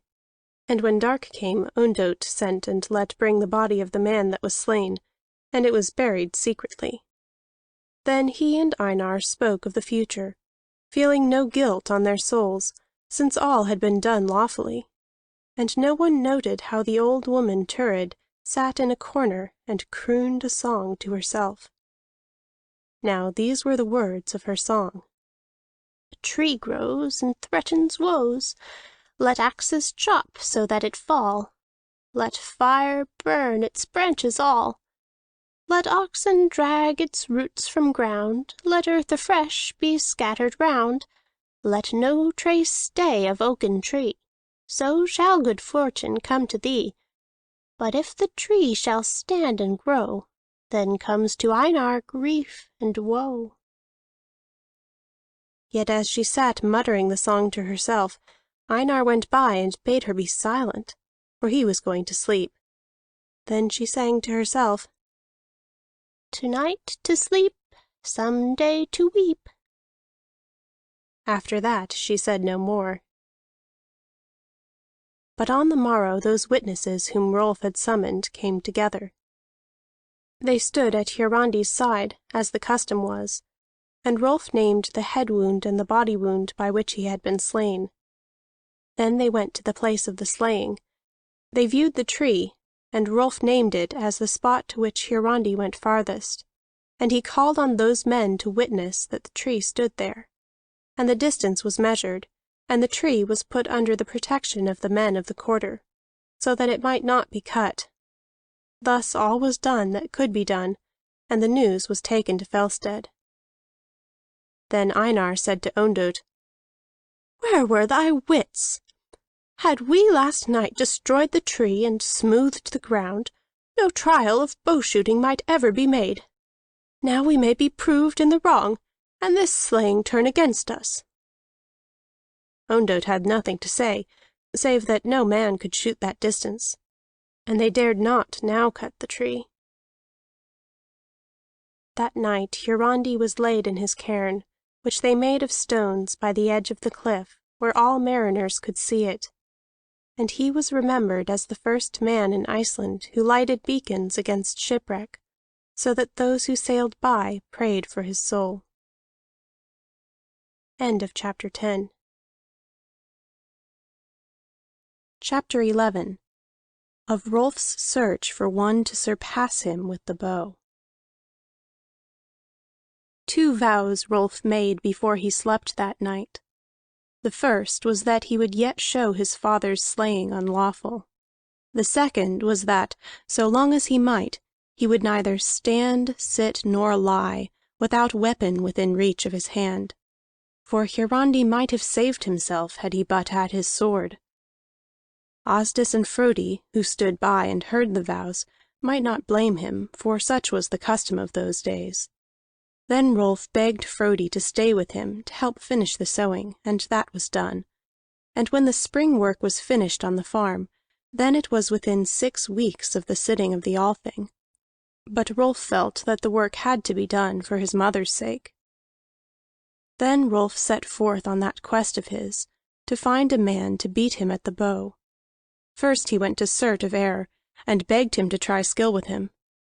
Then it was seen that Rolf's strength had so waxed during the winter that Surt overshot him by no more than 2 yards. Next Rolf went to Thord of Lax River, but that failed completely, for by now Rolf could shoot even as far as Thord. After that he went about in the dales, to find men who were good at archery. But though he heard of many with great names, those men proved to be nothing helpful to Rolf, for none could surpass him at all. So he began to learn how much is a little distance, even so much as a palm's breadth, at the end of a race or of the fling of a weapon. And time drew on toward the sitting of the Althing, so that Rolf feared that he should be able to make out no case against Einar. At last, after wide wanderings, he got himself back to Cragness, and sat wearily at home for 3 days, with little to say or to do. That 3rd morning Asdis said to him, "Leave, my son, thy brooding, and let this matter rest for a while. Over great are our enemies, yet mayhap in time our deliverance will come." Rolf answered nothing but, "Little comes to those who seek not." Now Frodi had gone for one night to his smithy, which was 10 miles from Cragness beyond Helgafell, at the head of Hvamfirth, where there was a ferry by a little river. When he came back, quoth he, "Yesterday crossed at the ferry those 2 men who are most famous in all the South Firths, and they had a great company with them." "Who were they?" asked Rolf at once, "and what kind was their following, whether fighting men or not?" "Fighting men were they," answered Frodi, "but on a journey of peace. For Kari and Flosi were on their way to visit Snorri the priest at his hall at Tung. Great would have been thy pleasure at seeing the brave array." "Now would I had been there!" cried Rolf, springing up. "But I would have looked at more than the brave array. So farewell, mother, and farewell, Frodi, for I too go on a visit to Snorri the priest." They could not stay him. He took food and a cloak with his bow, and went out along the firth on that long journey to Tung.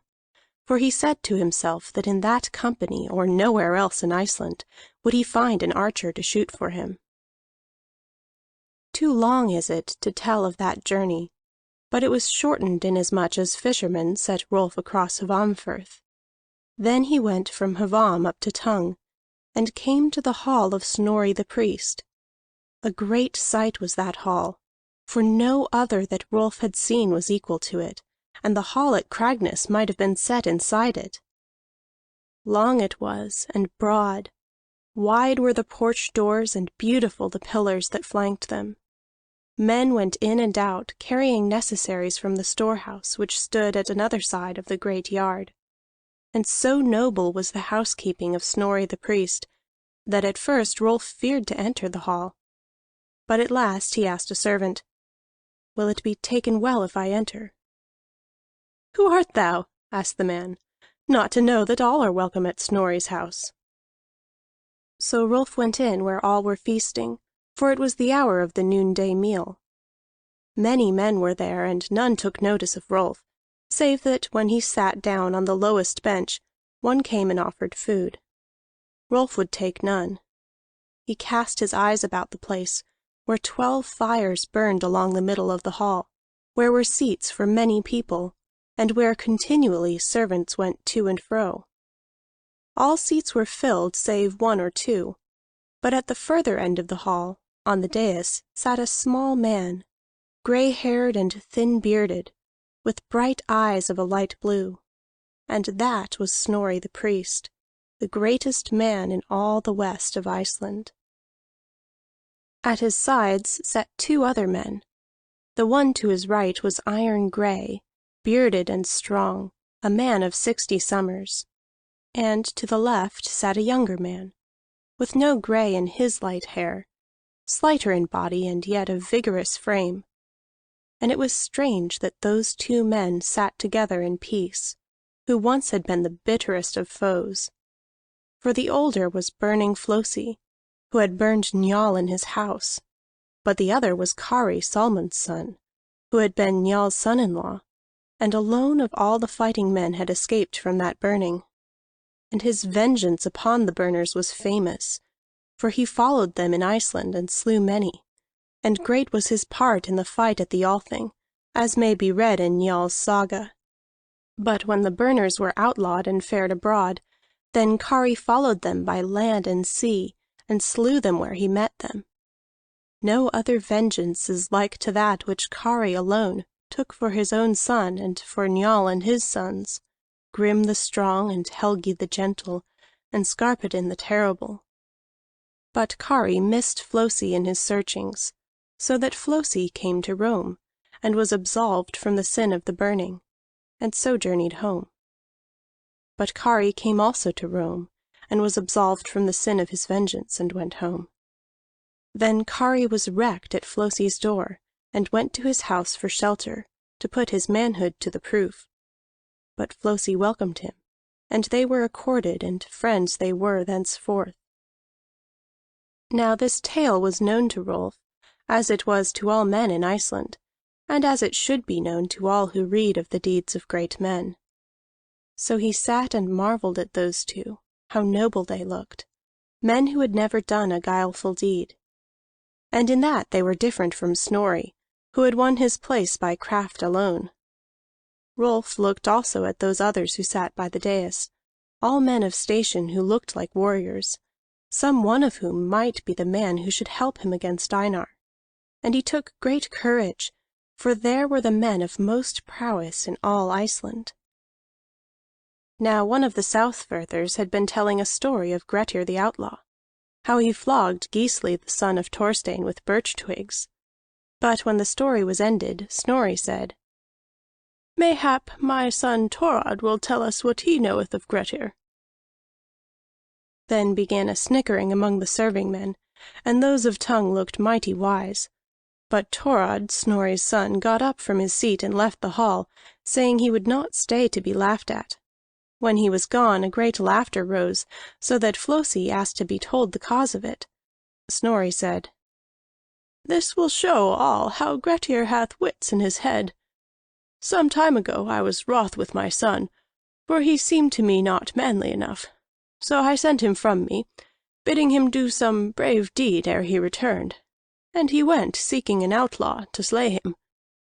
He found one who had been outlawed for an assault, but he was a lad, and the woman of the house where he worked sent my son further, to find Grettir where he lurked on the hillside, and Thorod found him and bade him fight.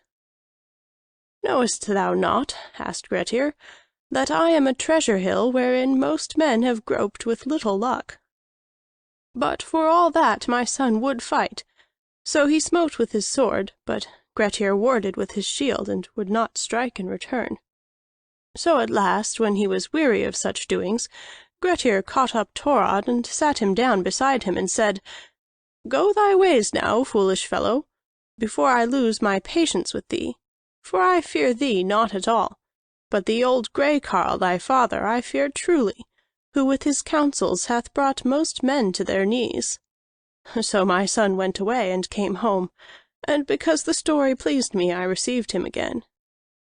So they laughed again, South-Firthers and West-Firthers together, and joyous was the feast. But when all was quiet again, men saw that Snorri wished to speak, and they listened. Snorri called his steward and said, "Fetch a stool, and set it here on the dais, for a new visitor hath come to see me." Then the steward fetched a carved stool and set it on the dais. He put a cushion on it and threw a broidered cloth over it, and all grew curious to see who should sit on that stool. Then Snorri said again, "Few are my kindred on my mother's side, and not in many years hath one entered this hall. But one sits here whose face recalls the features of my mother Tortosa. Let that stranger under my roof, who claims to bear the blood of the Soursops, come forward to me." Rolf arose, and while all men stared at him, he walked to the dais and stood before Snorri. End of Chapter 11. Chapter 12. Of the Trial of Skill at Tongue. Snorri asked of Rolf, "Art thou the son of Hiarandi my kinsman?" "His son am I," answered Rolf. "So must thy father be dead," said Snorri, "for I feared he would break his bonds." "It is yet to be proven," replied Rolf, "whether he be lawfully slain or no." Then Flosi said, "Let us hear this tale, for it hath not yet come to our ears. Sit here before us, and tell what hath happened." So Rolf sat there on the stool which had been prepared, and he told his story. All who sat there listened, and the men of the South-Firths drew up close. It was a new thing for Rolf thus to speak before great men, and before fighting men. But he bore himself well and spoke manfully, forbearing to complain, so that they murmured praise of him. And it seemed to them wrong that he had been so treated, and the younger men grew wroth. When Rolf had finished telling of the death of Hiarandi, one of the South-Firthers sprang up and stood before the dais. That was Kolbein, the son of Flosi, and he asked, "May I speak what is in my mind?" They bade him speak. "This place on Broadfirth," said Kolbein, "is not so far out of our way when we journey back. Let us make a stop there, and pull this man Einar out of his house, and so deal with him that he shall do no evil hereafter." This he said with fire, for he was a young man. But Flosi answered, "Now is seen in thee the great fault of this land, for we are all too ready to proceed unlawfully, and men can know by me how violence is hard repaid." All knew he spoke of the burning, and of that vengeance which took from him many kinsmen. "Let us do nothing unlawful. What sayest thou, Kari?" Then Kari said that nothing should be done without the law, and the young man sat down again, but Kari called on Snorri for his opinion. "Methinks," said Snorri, "that the lad hath some way of his own which may serve." "If that is all," answered Kari, "then we will help him." "It is only," said Rolf, "that one of you here will shoot with the bow 3 roods farther than I. Thus can my father's death be proved unlawful, and Einar stand punishable." With great eagerness the young men sprang up and got their bows. All said they would do their best to help the lad, but it was plain that they regarded the matter an easy one. So Rolf took heart at their confidence. Then all went out to the mead, where was a good space for shooting. "But first," said Kari, "let us get our hand in with shooting at a mark. Then when we are limber we will shoot to show our distance." So that was done, and all thought that great sport, and a fine opportunity for each to show what man he was. The South-Firthers and the West-Firthers set apples on sticks and shot them off, and they shot next at the sticks themselves, and last they shot at a moving mark. Then they called Rolf to show his skill. Flosi asked of Kari, "Thinkest thou the lad can shoot?" "Slender is he," answered Kari, "but strong in the arms and back, and his eye is the eye of an eagle. Our young men will not find their task easy." Rolf struck the apples, and then the sticks, and then the moving mark. Then they swung a hoop on the end of a pole, and Rolf sent his arrow through it, but most of the others failed. Kari laughed. "Ye forget," quoth he, "that the lad shoots at birds and cannot afford to lose his arrows. Who among us hath had such training? But now let us try at the distance." So the ground was cleared for that, and the weaker bowmen shot first, and some good shots were made. Rolf was called upon to say what he thought. He shook his head. "Ye must do better," he said. Then better bowmen shot, all those who were there except Kari and Kolbein. Snorri would not shoot, but Flosi did, and a great honor it was deemed that he should oblige the lad. But when all had finished, then Rolf took his bow, and his arrow fell upon the farthest which had been sent, and split it. Snorri laughed. "So hath my kinsman come here," he said, "and all for naught." But Kari said, "Kolbein and I have yet to shoot, and we are about alike in skill." So they shot one after the other, and they shot equally, so that all were pleased, and some ran to measure the distance, finding it 3 roods and more beyond Rolf's arrow. Many cried that the matter was now settled. But Snorri said, "Let Rolf shoot once more. Mayhap he hath not yet done his best." Then Rolf took his bow again, and the arrow flew. It fell less than a rood behind the arrows of Kari and Kolbein. So it was proved that none there might help Rolf in his need. Then he was greatly cast down, and he wished to go away at once, but they detained him overnight. No men could be kinder to him. And in the morning, when he was to start home, they offered him money, but he would take none. So Snorri gave him a cape, and Flosi a belt, and Kari gave a short sword, handsome and well made. Much was he honored by those gifts. Snorri lent him a horse to take him to Hvamm, and there boatmen set him again across the firth. Weary and disheartened he came to Cragness on the morning of the 2nd day, and without joy he entered the hall. There Asdis met him in great trouble.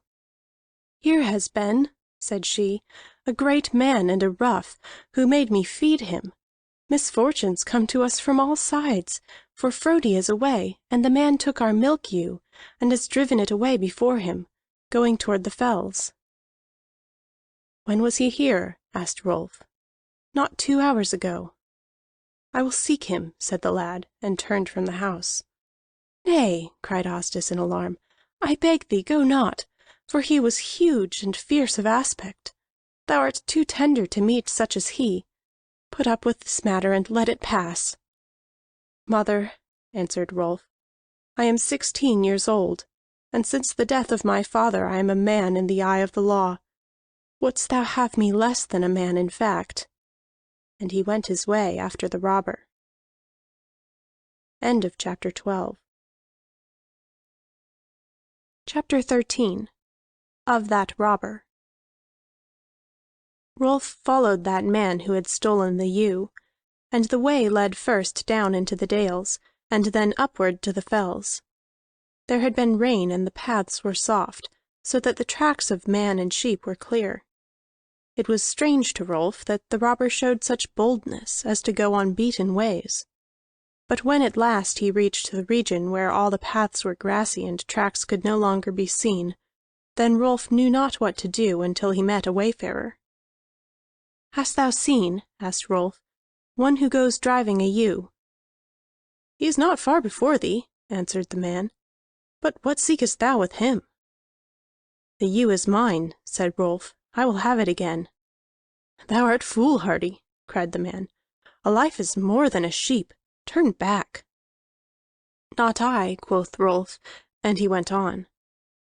Then in a little while he saw the man before him, going without haste behind the ewe. And Rolf marveled at his confidence, for the man did not even look back to see if he were followed. So Rolf strung his bow and went faster, going quietly until he was but 50 feet behind the man, and then he called to the robber. The man turned at once, drawing his sword. Grim and harsh was he in face when he found he was followed, but when he saw a lad alone, then he smiled. "Seekest thou me?" he asked, and his voice was harsh like his face, so that he was a man to terrify many. "That sheep is mine," said Rolf. "Leave it and go thy way." "Go home, boy," said the man. "I would not hurt thee." "Once more," cried Rolf, "I bid thee leave the ewe, else I will strive with thee for it." "What?" sneered the man. "Wilt thou set thyself against me? Draw thy sword, then." But the robber's sword was long and heavy, while Rolf's was short and light. "Nay," he responded, "but I will hurt thee with my arrows. Take thy shield and defend thyself." "No shield do I need," sneered the man again, "against such as thou. Shoot, and see if thou canst touch me." So great was his contempt that he stung Rolf to the quick. "Let us see, then," the lad cried, and in great heat of anger, at short range, Rolf drove a shaft at the middle of the man's body. But behold, the man swung his heavy sword as lightly as a wand, and brushed the arrow aside. "Once more," quoth he. And then Rolf shot again, and yet again, but each time the arrow was swept aside, and the robber called with jeers to shoot faster. So Rolf sent his shafts as swiftly as he could, and it was astonishing to see how fast they followed each other. But though he shot 60 of times, each arrow, just as it reached its mark, was brushed aside. Of them all, one touched the clothing of the robber's breast, so that it tore the cloth, and one, sent at the face, scratched the skin ere it was turned. When that was done, the man jeered no more, for he saw that Rolf was closing in. And what might have happened is not known. But to Rolf, even in his anger to be so foiled, there came admiration of the stranger's skill. Now, he thought, such a thing is a marvel, for it is related of the men of old time, but not of the men of today. I had not deemed anyone so quick or so strong. Then his own words told him who the man must be. He stopped advancing and lowered his bow. But in a twinkle the man dropped his sword and strung his own bow, and he laid an arrow on the string. "Now," cried he, "we have changed about, and can play the game the other way. Perhaps thou also canst guard thyself?" He drew the bow. "Art thou minded to try?" Rolf made no movement toward himself. "Thou art Grettir the Strong," he said. "Grettir Asmund's son am I," answered the man, "whom men call Grettir the Strong. Perhaps thou art now the more minded to slay me, even as fools whom I meet from time to time. For 900 in silver is the price set upon my head." "Nay," answered Rolf, "I would not slay thee." The man laughed mightily. "I owe my life to thee," he cried. Then he changed his manner suddenly. "Go, leave me, boy, for my temper is short, and I might do thee a mischief." And then he went on his way, still driving the ewe before him. But Rolf remained in that place. After a time the lad gathered those of his arrows which were not broken, and turned back toward his home. But when he looked behind, and saw that a roll of land hid him from Grettir, then he turned again and followed after the outlaw. A long time Rolf followed, warily at first, for Grettir looked back once or twice. Then the lad might go more boldly, and the outlaw led him up into the hills, where were rocks and crags and much barrenness, a region where men might lurk long and not be found. And Grettir made a halt at a strong place, a shelf on the crags, protected from above by a sheer cliff, and reached only from one side. It seemed as if he had often been there before. While he made a fire, Rolf lay at a distance, and wondered how he might steal nigher. Only one vantage did he see which commanded the outlaw's lair, a great spur of rock which stood out from the cliff, but which it would be hard to reach. Then Grettir laid himself to sleep while it was yet day, and Rolf crept forward till he was under the spur. From above no man might reach it, Yet there were crevices here and there in the rock by which Rolf could climb. So he slung his bow on his back and tried the ascent. But so slow must he climb for fear of noise, that it was dark when he reached the flat top, and though Grettir was scarce 40 feet away, Rolf could not see him at all. So he watched there through the night. Ever at that little distance he heard Grettir labor in his sleep, and oft the outlaw moaned and groaned. At times he started up and looked abroad, but he could see nothing by the light of the stars. But when dawn came, then Grettir slept peacefully, and when it was broad day he still lay sleeping. His face in sleep was sad and noble, with signs of a hasty temper. His frame was great indeed. He lay so long that Rolf at last strung his bow and shot an arrow into the ground by him. Grettir started from his sleep, grasping his weapons and looking about for his foes. Never in his life Rolf forgot that sight, which few men had seen without ruing it, of Grettir angry and ready for the fray. But Grettir saw no one, for he looked about on the hillside below him. Then Rolf spoke. "Here am I, Grettir."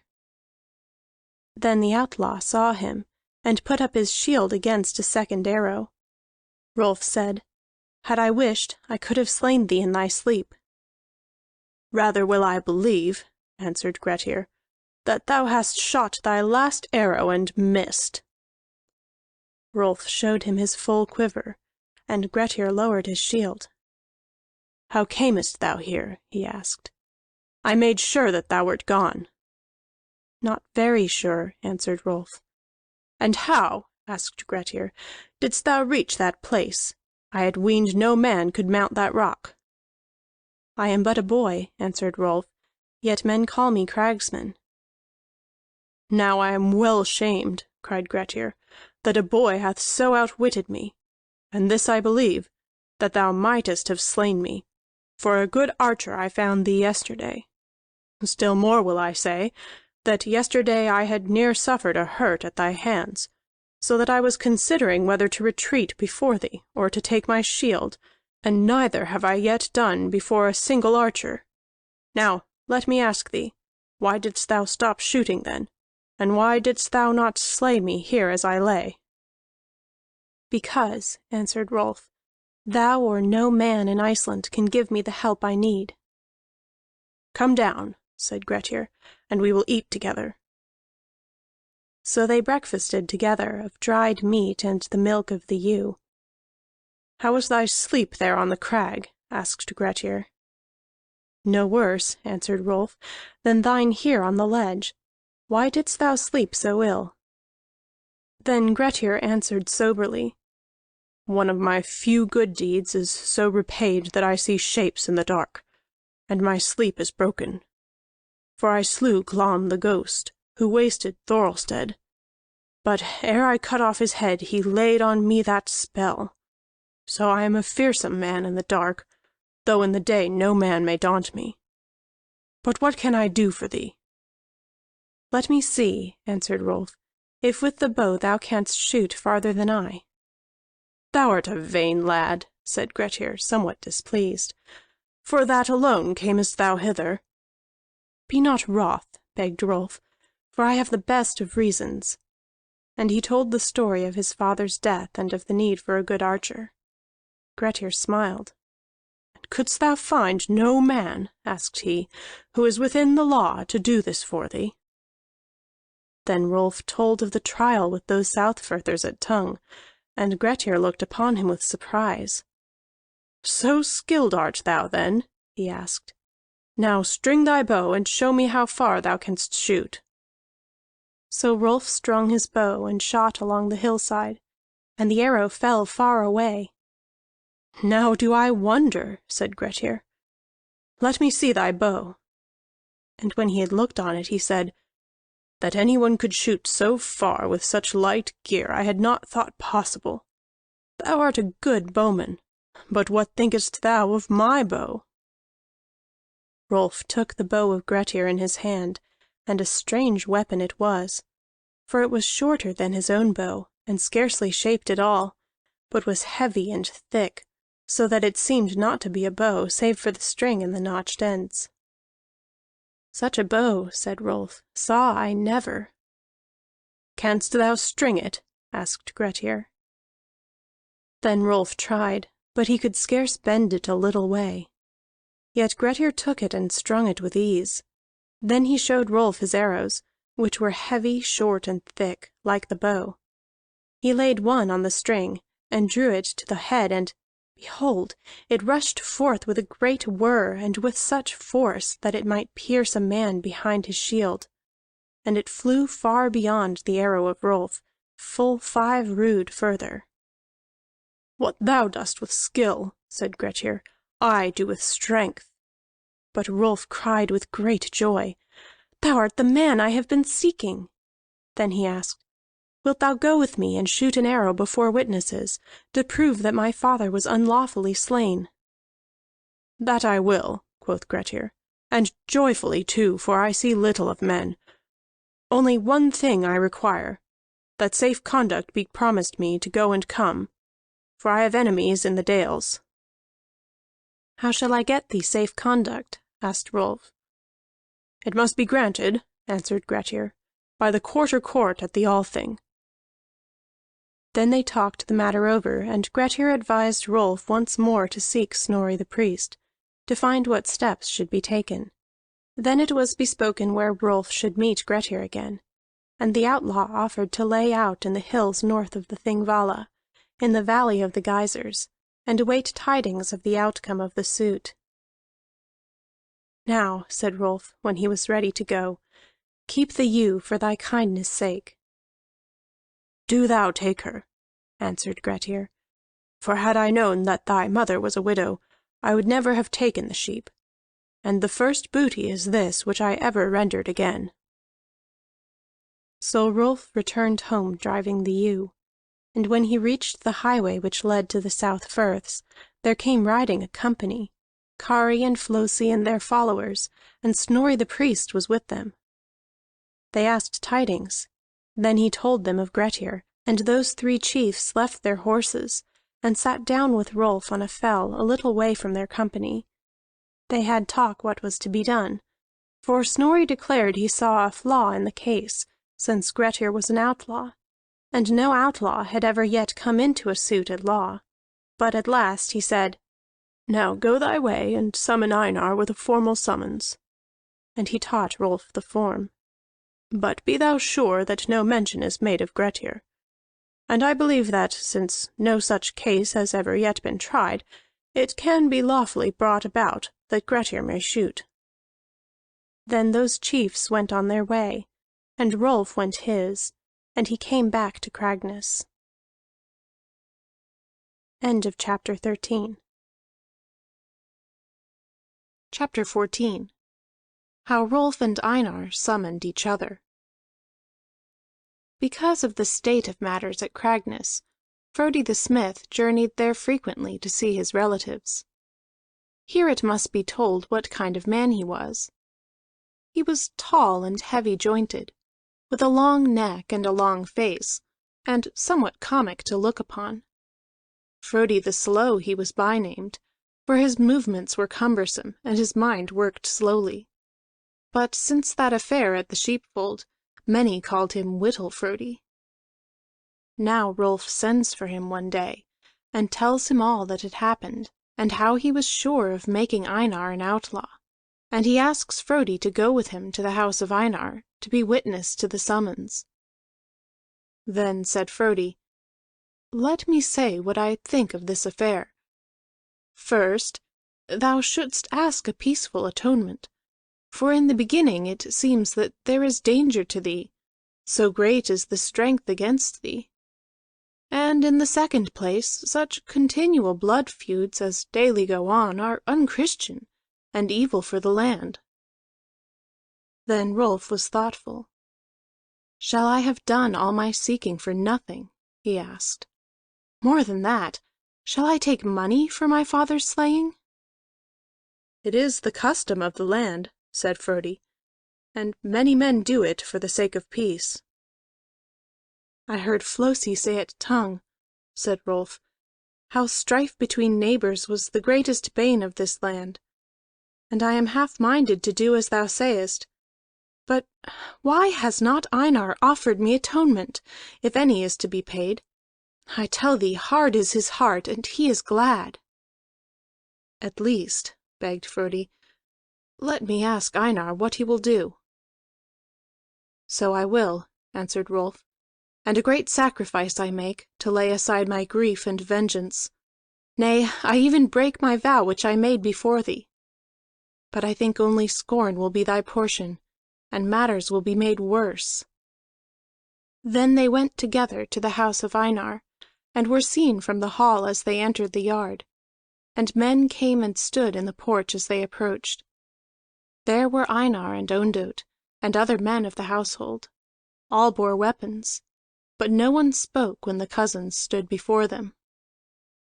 "Will no one here give us welcome?" asked Frodi.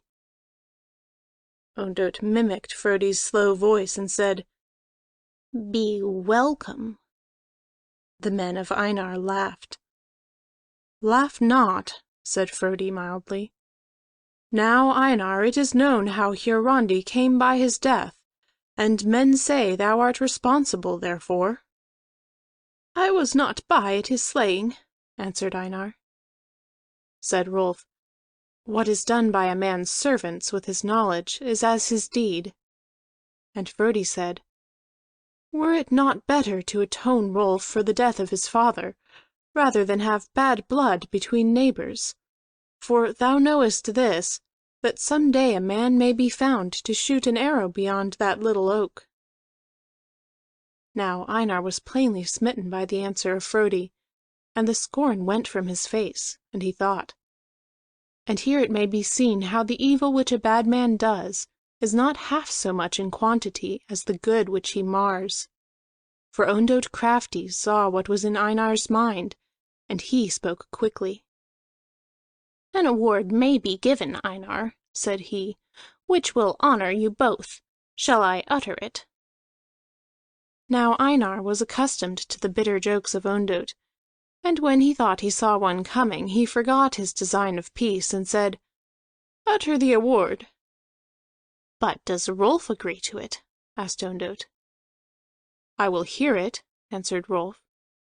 "But if thou meanest to scoff, think twice, lest in the end it be bad for thee." Meanwhile some of the women of the household had come out of the hall at its other end, by the women's door, and now stood near to hear what was said. Helga, the daughter of Einar, was there, but she hung back. Nearest of all stood Turid the crone, listening closely. "Now this would I award," said Ondott, "if I were in thy place, Einar. Thy son Grani is abroad, in the fostering of the Orkney Earl. But some day he will come home, and then will need men to serve him. Let Rolf give up his holding, and become thy man. So canst thou protect him from all harm. Then when thy son returns, Rolf shall be his bow-bearer, and shall be atoned by the honor for the death of his father." Some laughed, but not for long, and so far was this from a jest that the most were silent. Then Turid chanted, "For Einar's son shall Rolf bear bow, which in the end shall bear most woe." But none paid attention, for Rolf was gathering himself to speak. And he cried, "Ill jesting is thine, Ondott. Now hear what I am come hither to say. Outlaw shall Einar be made, for that man is found who can make the shot beyond the little oak. And thus I summon Einar." So he recited the summons. He named the deed and the place, and the wounds of which Hiarandi had died. He named witnesses, those householders who had already been summoned, and he called Einar to answer for the deed before the Westfirthers' court at the Althing. Ondott alone laughed when the summons was spoken in full. "So here are come a boy and a peaceling," quoth he, "to pick a quarrel with men." "Heed him not," said Frodi to Rolf, "for he seeks cause to draw sword on thee." Then Rolf made no answer to Ondott, but he and Frodi turned away and started to go home. Ondott whispered to Einar, "A spear between the shoulders will settle this matter for good." And he signed to Hallvard that he should have his spear ready to throw. Einar stood irresolute, but the maid Helga went forward quickly and walked by Rolf's side. "May I go with thee to the gate?" she asked. Great anger possessed him against all of Einar's house, but the sight of her astonished him, and he said that she might come. In silence they went to the gate of the yard. Then Helga stood there in the way while those two from Cragness went homeward, and Einar had already bidden that no violence be done for fear of harming his daughter. He went into the hall and sat down in his seat, brooding over the outcome. Ondott said, "Too squeamish art thou." Einar said, "If thou findest me not a way out of this, it will go ill with thee." Now a way out of that would have been hard to find, had not one day Ondott met the man who had set Rolf on the right road as he pursued Grettir. Said the man, "So thy neighbor Rolf won his sheep again from Grettir the Strong? That was a great deed." Then Ondott learned of the stealing of the sheep, and how Rolf had been seen driving it home again. He thought and knew who must be that man who would shoot for Rolf. Then he went homeward with a light heart. "Now," said he to Einar, "thy defense is sure. But come with me, and we will summon Rolf for those wounds he dealt, and that man he slew when Hiarandi was slain." "No court," answered Einar, "will punish Rolf for that." And he would not go, though he gave Ondott permission to go in his stead. Ondott took a witness and went to Cragness, where Rolf and Frodi were at work in the yard. Ondott recited the summons. Rolf and Frodi went on with the work and answered not. And now all is quiet until men ride to the Althing. End of chapter 14. Chapter 15. Of Suits at the Althing. Rolf journeyed to the Althing, and as he went he fell in with the company of Snorri the priest, and travelled with them. Snorri heard how the summons had gone, and he asked whether Rolf had said anything of Grettir. Rolf answered that he had not. Then he told of the summons which Ondott had made, and Snorri laughed. It was not many days before they came to the Thingvalla, and Rolf saw that great wonder of Iceland. For from the plain on which they journeyed a large part had fallen clean away, many yards down, and it lay below like the bottom of a pan. The Great Rift was the name of the western precipice, and there was no way down save by one steep path. Snorri had held that path on the day of the battle at the Althing, nor would he let Flosi and the burners escape that way. When Rolf had got down to the plain, he saw all the booths for the lodging of those who came to the Althing, ranged along the river. He saw the places where the quarter courts were held, and he went to the Hill of Laws, where the Fifth Court sat to hear appeals. Now the Hill of Laws is cut off from the plain by deep rifts, and men showed Rolf where, to save his life, Flosi had leaped one rift at its narrowest part, and that was a great deed. Other wonders were to be seen. Then on the second day the sitting of the courts began, and Rolf watched closely for the calling of his suit, but that came not until the sitting was near its end. Now Snorri conducted the case of Rolf, and all went in due order. Einar answered what was said against him, that he was not present at the slaying of Hiarandi. Snorri called on the court to say whether Einar were not answerable because his men did the deed. The judges said he was.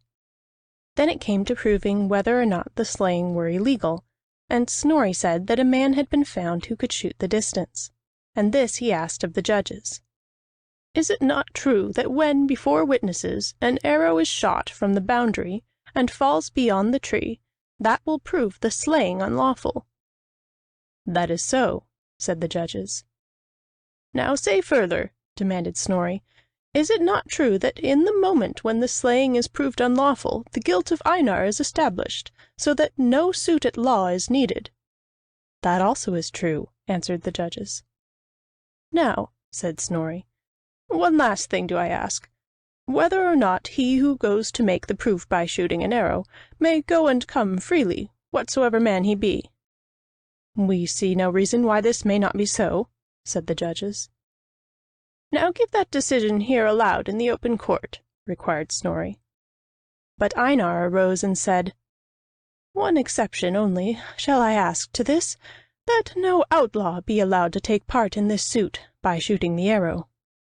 Then Snorri said to Rolf, "They have learned of Grettir."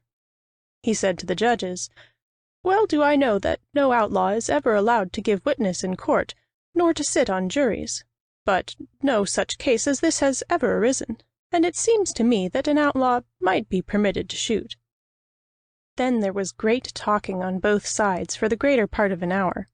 It would be tedious to tell what was said, but the end was that the judges were divided, so the question was referred to the lawman, and his answer was that no outlaw might take part in a law matter in any way whatsoever. There was an end to Rolf's hopes to prove Einar guilty by means of Grettir.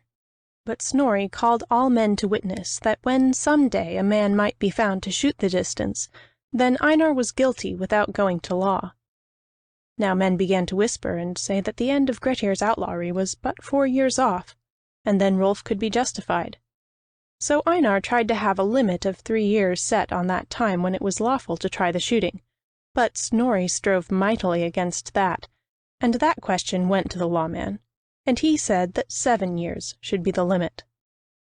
That was the end of the suit, and Rolf got no satisfaction at all.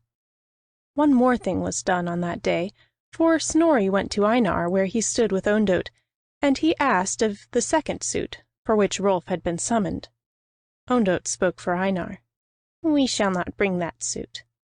"That is well," said Snorri, "for ye had no case, and I could have a fine laid on you if the case was brought falsely."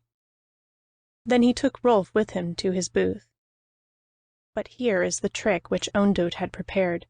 For the next day was the last of the sittings, and Snorri was busy with many matters, but Rolf stayed at the booth much cast down. Then toward the sunset hour the cases were all finished, and men left the courts, all save the judges, who stayed for the formal closing. Then Ondott brought forward the case against Rolf, and summoned him into court, but no one was there to tell either Snorri or the lad.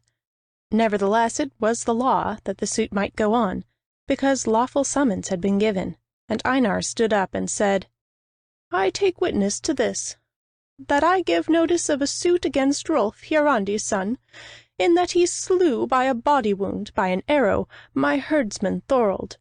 I say that in this suit he ought to be made a guilty man, an outlaw, not to be fed, not to be forwarded, not to be helped or harbored in any need. I say that all his goods are forfeited, half to me and half to the men of the quarter, who have a right by law to take his forfeited goods. I give notice of this suit in the quarter court into which it ought by law to come. I give notice in the hearing of all men on the Hill of Laws. I give notice of this suit to be pleaded now, and of full outlawry against Rolf Hiarandi's son." All this was said in the manner laid down by law. Then Einar pushed the case, and no one was there to answer him. All steps were taken then and there, and judgment was called for and given, and in his absence Rolf was made full outlaw, and his goods were declared forfeited. Not till the court had risen and nothing might be done was the news brought to Snorri and Rolf. Snorri was angry that he had been tricked, yet he could see no way to help himself. This one thing he brought about, that the judges declared that Rolf, outlaw though he was, might shoot to prove his innocence, if he might but get himself safely to the spot. And Snorri sought to comfort Rolf, but the lad was dazed. "The farm is lost," he cried. "Thou canst win it back," answered Snorri. "Thou art young, and thy strength will grow. Before the 7 years are past, thou canst make that shot." "Nay," said Rolf, "I can never do it until I find some bow as strong as Grettir's, yet which a common man may string. Never have I found a bow too stiff for me, save his alone." "Skill may beat strength," quoth Snorri. "Somewhere mayst thou find the bow thou dreamest of." "Where?" demanded Rolf. Snorri was silent, for he feared no such bow was to be found. Rolf sighed. "And my mother?" he asked next. "She shall live with me at Tongue. And now," said Snorri, "meseems best that thou goest home at once. Thou knowest all that is to be done?" "I know," replied Rolf, and Snorri believed him, because to the priest all the ways of the law were so familiar that it seemed all men must know them. Yet Rolf did not know, and they meant different things. "Shall I lend thee money?" asked Snorri. "Or hast thou enough?" "I have plenty," said Rolf. Yet he had only enough for the journey, whereas much more was needed. Then Rolf took his leave of Snorri and gave him his thanks, and taking his horse he went from the Thingfield by the path up the great rift. And he passed 2 men of Einar's, who spoke together that they were to start very early in the morning. From the top of the rift Rolf looked down on that plain, where all men were still busy, and which in years had brought misfortune on all his family. Then at last he went his way.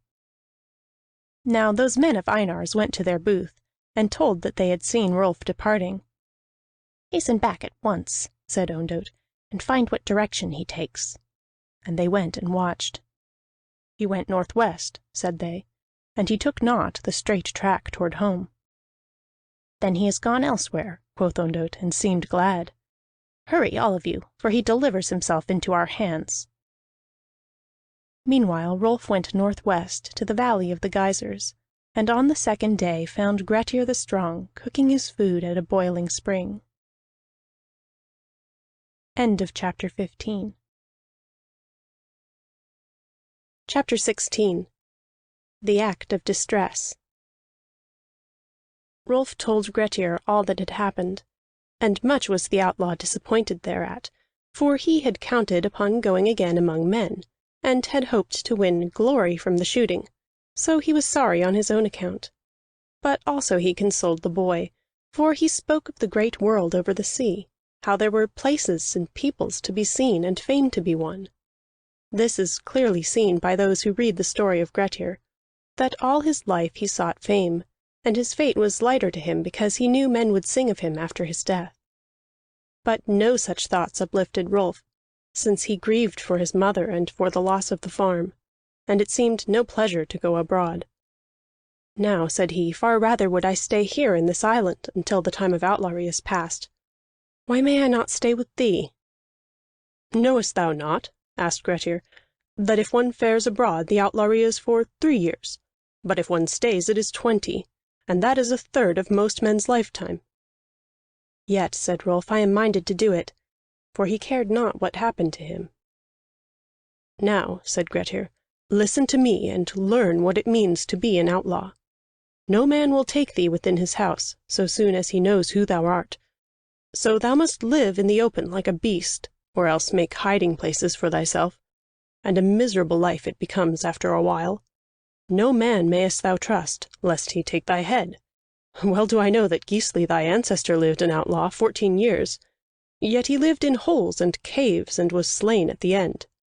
He was the greatest outlaw of Iceland before me, save only Gunnar of Lithend, who tried to stay in his home and was slain. But I have maintained myself 16 years, and miserable they have been. Too tender art thou of years and frame to bear the life. Moreover, I know my mother mourns me at home. Think then of thine, and put this idea from thee." Then Rolf was ashamed that he had ever thought of such a thing. So he spent a night with Grettir there among the geysers, and wonderful were the things that he saw. And in the morning they cooked again at the boiling spring. Then as they sat eating, Grettir said by chance, "Thou saidst thou art poor. Did Snorri give the money for the priest's dues and the courts?" "What are those dues?" asked Rolf. Grettir cried, "Has no money been paid for thine outlawry?" "None by me," answered Rolf. "And thy neighbor Einar?" asked Grettir. "What was he doing when thou camest away?" "They were preparing for departure, so that I heard a groom say they would start before sunrise in the morning." Then Grettir sprang up and went and caught Rolf's pony. He saddled it and brought it to the lad. "Go home," he cried. "Too little dost thou know of the law. For if those dues were paid, then thou hadst a year in which to take ship. But they are not paid, so thy enemy can make thee full outlaw 10 days after the rising of the Althing, by executing the act of distress at thy house. 3 days are gone already, and thou art far from home. For this was Einar hastening away. Now take my advice, and go south and ship thence." "Nay," answered Rolf, "first must I see my mother, and perhaps I can reach home in time. Now fare thee well, Grettir.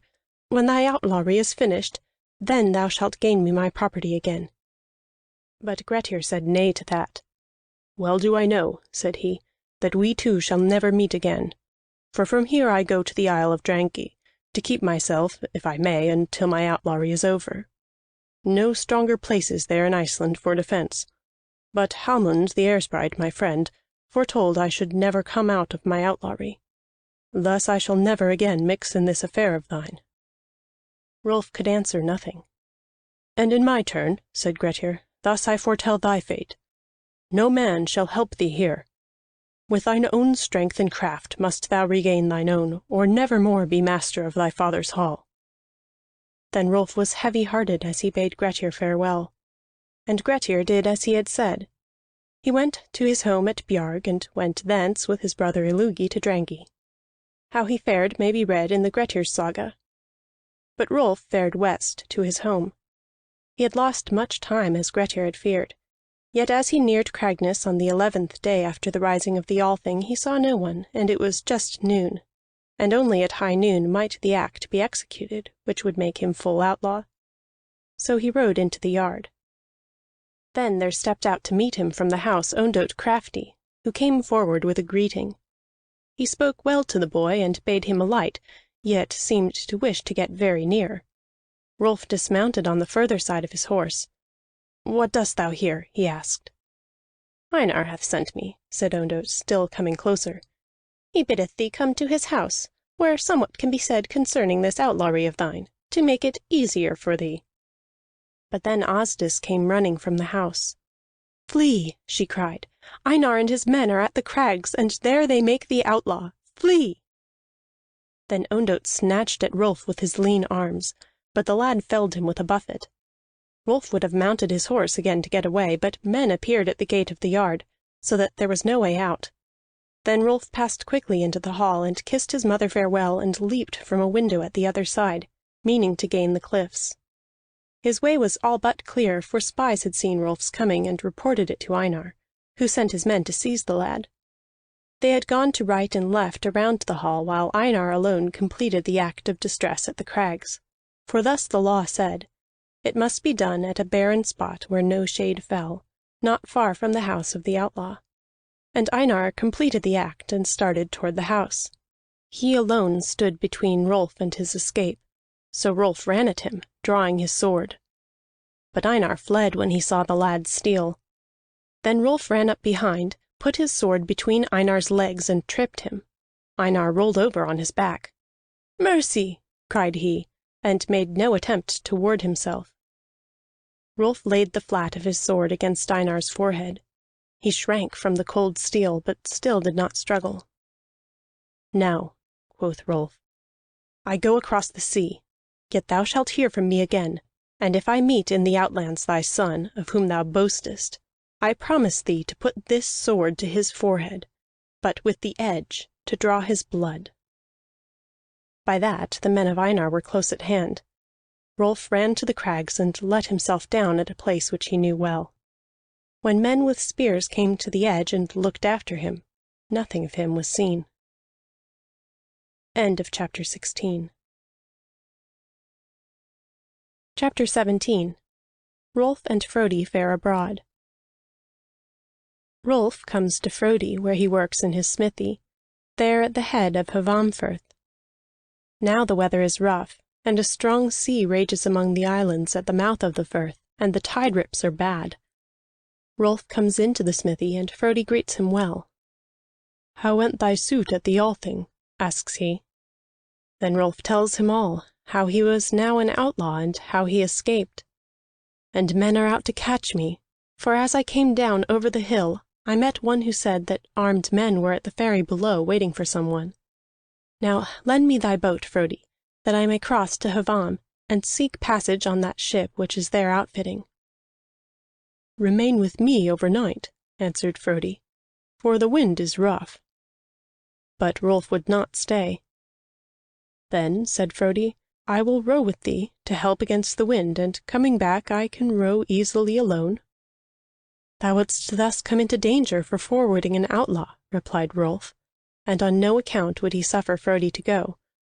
So perforce Frodi lent him the boat, and they bade each other Godspeed, and Rolf set out. That was a hard row in the face of the wind, yet Rolf got safely to Hvamm. Then, desiring that his enemies should think him dead, he set the boat adrift, and the oars separately, and saw the waves carry them from the shore. Then he went on his way to the ship which was fitting for the outward voyage. And because it was the law that no shipmaster might refuse passage to an outlaw, Rolf was sure of safety. As he went, he met a man of Snorri the Priest, and Rolf sent by him a message to his master: "Forget not thy promise to keep my mother till my return." And so he came to the ship and was sheltered. But that boat drifted across the firth, and the wind and tide brought it again to Frodi's smithy, where it lay and beat upon the beach. Frodi went out and drew it up, and knew it as his own, and believed that Rolf was drowned. He went back to his smithy and sat there weeping. Then came that way men of Einar's, Hallvard and Hallmund with Ondott crafty. And seeing they were three, and Frodi so mild of temper, they went into the smithy to taunt him with the misfortunes of Rolf. Because he wept, they fell to laughing, and asked him, "Why weepest thou, Whittle Frodi?" Frodi told them that Rolf was dead. "For he took my boat to row across the firth, and now is the boat come empty to land, without oars or thole-pins." Then they laughed the more, and taunted him grievously, saying they were glad at the news, and mocking his weeping. So Hallmund came near, and put his hand on Frodi, calling him a fool. Frodi seized the hand and rose, and they all saw his face was changed. "Never in my life," said Frodi, "have I been angry till now." He drew the man to him, and snapped the bones of his arm. Then he raised him and cast him at Hallvard, so that the two fell, but Ondott remained standing. "Now, Ondott," quoth Frodi, "here is the whittle which once thou badst me draw. Let us see if it will cut." But when he drew the whittle, Ondott fled, and the others scrambled together out of the smithy. Then Frodi was afraid of the law, for he thought, "They will make me an outlaw for this assault." So he took his boat and got new oars and thole-pins. Then he fetched his money from his sleeping loft, and fared across Hvammfirth to that same ship where Rolf was. Great was his joy when he saw Rolf. "What dost thou here?" asked Rolf. "I will go with thee," answered Frodi. Then he paid the shipmaster his faring, and paid Rolf's also. 2 days thereafter they sailed down Broadfirth, and saw Cragness at a little distance. The cairn of Hiorandi was to be seen at the edge of the cliff, but many persons were at work in the field. Rolf knew that his enemies had already set up their household there. But the ship took him, heavy-hearted, east over the sea. End of chapter 17. Chapter 18. How those two came into thraldom. 2 earls ruled in the Orkneys, Brusi and Thorfinn, half-brothers. Of the islands, 2/3 were under Brusi the elder. But besides his third, Thorfinn had inherited Caithness and Sunderland in Scotland from his grandfather the Scot king. So Thorfinn lived on those lands, and Brusi guarded all the isles. But Thorfinn complained that the guard was ill kept, since Vikings harried oft in the isles, coming from Norway or Denmark. There was a man named Ar the Peacock, who was a thane of Brusi the earl, and lived on the mainland of Orkney. Now the mainland of Orkney is an island, and Ar ruled its northern end, having charge of the tribute to the earl and the keeping of order. He lived at that place called Hawksness in Hawkdale, below the downs and sheep-walks, where is good harbour in winter. 40 men he kept, and a warship. His hall was great, and there was a stone church close by. Fisherfolk and farmers lived in the same settlement. Ar was a vain man, and fond of show, kindly but weak. Because he had no child, he had taken to him a lad to foster, who was called Grani the Proud, Ar's fosterling. Grani was tall and fair, of 16 summers, skilled in games but ignorant of war. He was dear to his foster-father's heart, and Ar could deny him nothing. That warship of Ar's was for the ward of the Isles, and Ar kept it at all times in readiness. One day news came that Vikings were on the west coast, plundering and burning. Ar sent for Svein, the master of his ship. "Thou shalt take the best of thy men," said Ar, "and search for those Vikings. And because Earl Thorfinn has complained that our work is ill done, thou shalt take all pains." Svein said he would. Then Grani stood before Ar and said, "Thou hast many times promised I should go a-fighting. Now may I go with Svein, or wilt thou put me off yet another time?" Ar remembered that he had heard of but one Viking ship, so he said, "Thou mayest go." "Thou hast promised me thralls when the next captives are taken. May I choose them from this ship?" "2 thralls mayest thou have," answered Ar, "but all Orkneymen are to be freed." When they made ready to go, Ar said to Svein that Grani should be guarded in the fight, and Svein promised to look well to that. They went on board and sailed round into the open sea. There they passed first the great cliffs, and then cruised along the shore, looking for the ship of the Vikings. Now the ship of those chapmen who had given passage to Rolf and Frodi had a good voyage. Those 2 Broadfirthers were the only Icelanders aboard. To them the Orkneyingers boasted much of their land. "In spite of what ye say," quoth Rolf to them, "the Orkneys are no such safe place as Iceland, as I see clearly, now that we are nearing land." "In what dost thou see it?" asked the others. "With us are no sea robbers," answered Rolf, "but ye have set a watch against Vikings, and fear them." This the Orkneyingers could not deny, for they had kept a lookout ever since they had neared the land. Yet all their care did not avail them, for they met a ship in the Pentland Firth, a warship weather-stained and hardy. Shields hung along its sides, and it sailed swiftly. When the chapmen saw the shields taken from the rail, they knew that was a Viking ship, so the chapmen prepared to defend themselves. Rolf got ready to fight, but when the Vikings drew near, Frodi sat himself down on a rowing bench and looked troubled. "Wilt thou not fight?" asked the shipmaster. Frodi answered, "It is not clear to me what I should do." "Shame on thee," cried the other, "if thou wilt not fight for the men who harbored thee." So Frodi, all without arms, stood up as the 2 ships came together, and knew not where to place himself.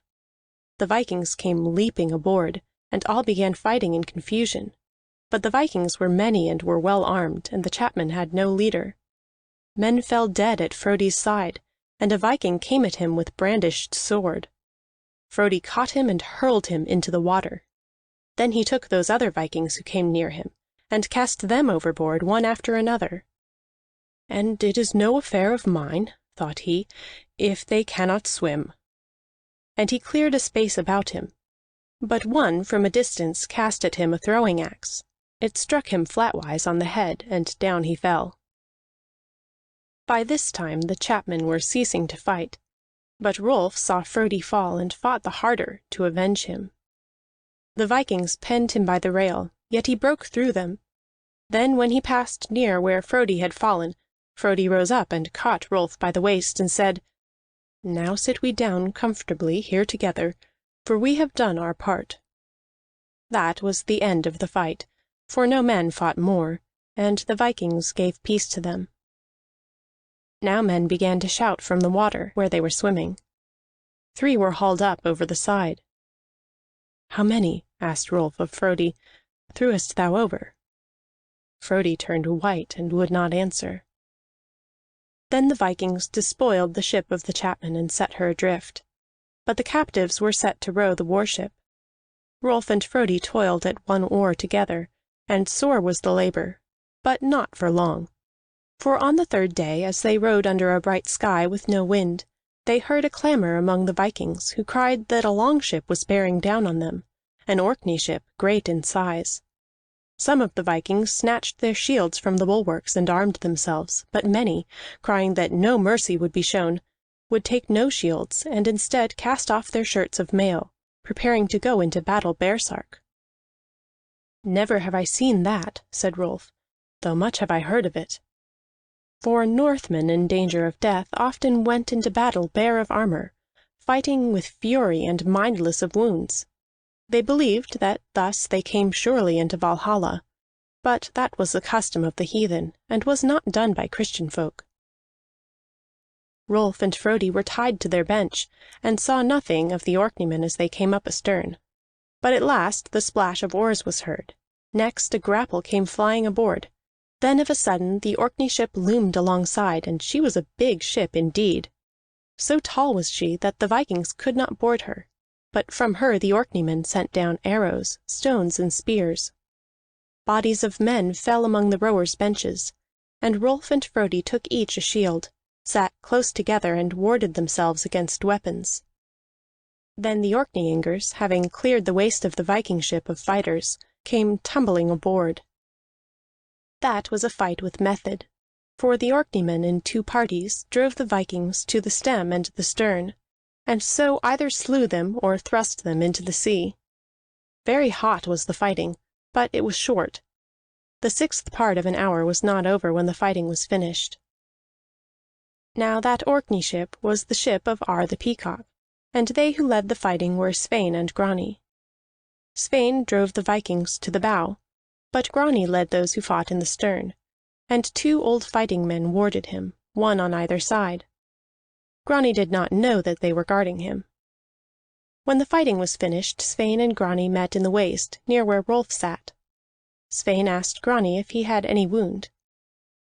Grani said nay thereto. "But I gave wounds, and this has been a great fight." "Now," said Sweyn, "let us free those who worked at the oars." "Remember," answered Grani, "that I am to have thralls from the captives." But of those who had been taken with the ship, it was found that all the Vikings were either dead or sore wounded, and all the rowers were Orkneymen, save only Rolf and Frodi. "No Orkneymen can I give thee as thrall," said Sweyn.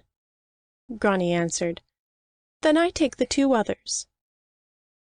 Then Rolf stood up and said, "Icelanders are we. Since when are Icelanders enthralled in the Orkneys? And why is this injustice?" "Ye are captives," said Grani. Sweyn took him aside to speak with him, but he would not listen, and said, pouting, "Ar promised me." "Take them, then," replied Sweyn. Grani said to Rolf and Frodi, "Ye are my thralls. I will treat you well. What are your names?" Rolf answered, "Rolf Highteye." "Of what father and what place?" "A thrall," answered Rolf, "hath no father and no home." Frodi replied in like manner. "It is plain to see," said Sweyn, "that these 2 should be free men." "Let them win their freedom, then," answered Grani. Then a division of men was made, and Sweyn took the chapmen with him in the large ship, but Grani stayed on board the Viking ship as its master. They sailed together for the Orkney coast. When night came, Grani called Rolf and Frodi, and bade them watch by turns while he slept. "I will be a good master so long as ye serve me well." Rolf thought Grani to be about his own age, yet not so old in mind. Much pleased was Grani to own thralls. He seemed kindly, but petulant and uncertain. End of chapter 18. Chapter 19. Now men are shipwrecked. Those 2 ships sailed together all that day, but in the night they became separated, for there was a little wind. In the morning Grani's ship was close to a shore, and that was the mainland of Orkney. For miles great cliffs stood up out of the water. The wind fell, and there was a long groundswell. Then said Grani, "Often I have seen those cliffs from above. Now it will be sport to see them from below. Put in close and sail along under the cliffs." Those 2 old men who had warded him in the fight both spoke to him, saying it were better to keep away, but Grani pouted and gave his order again. "All men say," quoth he, "that the water is deep there, and no harm can befall." Then they sailed along under the cliffs, and a grand sight that was, to see them high above and stretching far ahead. Rolf stood in the bow, and he looked first up at the cliffs and then down into the green water. There came a great wave, larger than the others, and after it the water fell away. Just before the ship Rolf saw a rock break the water with scarcely a ripple, for it was very sharp. Seaweed floated around its sides. Another wave came and lifted the ship up, and the rock disappeared as if it had sunk down. Rolf shouted in warning. But the wave passed. The ship rushed down into the hollow and struck the rock. The planks tore apart beneath the bow, and all heard the splintering. Then the water poured in. A wave lifted the ship, and she slid back into deep water. She began to sink. There was scarcely time to throw over oars and shields, and to leap after them into the water. The ship went down. The men were swimming there under the wall of rock. They swam toward the cliff, and those who swam worst clung to the oars. But the cliff rose sharp from the water. Only handhold was to be had, and the waves bruised the men as they tried to support themselves. 18 men in all were there, and they swam in a line along the cliff for an hour, until at last they found a foothold where a shelf of rock jutted under water, and all might stand waist deep. Then one of the men asked, "Is the tide coming or going?" They watched to find out, and at last it was sure the tide was coming. It rose above their waists, so that the smaller men were lifted by the waves, and it was lucky that there was no storm, for they would all have been killed. Then the tide rose still higher, and men began to look anxious. There they stayed half an hour more, and the sea otters swam about and looked at them. Frodi said to Rolf, "What dost thou think, and why lookest thou so at the cliffs above us?" "They seem to me like the cliffs at home. Were we there, I could climb up." "Seest thou no way here?" asked Frodi. "I see 2 ways," answered Rolf, "yet neither seems good." Grani asked, "What are my thralls saying?" "The water," said Rolf, "will take thy thralls from thee." But one of the men had heard what had been said, and told Grani. Grani cried, "Why dost thou not try the climb?" "Send one of those," answered Rolf, "who cares to save his life." This he said of a set purpose, for of the men some were heavy and some were old. They all shook their heads and said they could not win to the top of the cliff. Grani said, "I will give thee thy freedom if thou wilt save us." "Is there a farm above?" asked Rolf. One of the men said, "Within a mile." Rolf still stayed where he was. "Why dost thou not go?" cried Grani. "What of the freedom of my fellow?" asked Rolf. "He also shall be free," answered Grani. Then Rolf essayed to climb the cliff by the way which seemed surest. He went up quickly until they lost sight of him, so that they began to say that now he was at the top and would soon bring a rope. Then something fell with a great splash in the water. "He hath reached the top and thrown down a rock," cried the men. But that was Rolf himself, for he had fallen from near the top. Presently they saw his head. All breathless and bruised, he swam to them and waited a while. Then he sought to climb by the other way, and that was more in sight of the others. Marvelous climbing they agreed it was. After a while he went again out of their sight, and in the end they heard him hail, so they were sure he was at the top. Then they waited for him to bring the rope, and the water rose to the breastbone of Frodi, who was tallest, but it was at the chin of the shortest, who had to float while Frodi held him. They stayed there a long time, and the water rose still higher. It was cold, and some of the men grew very faint.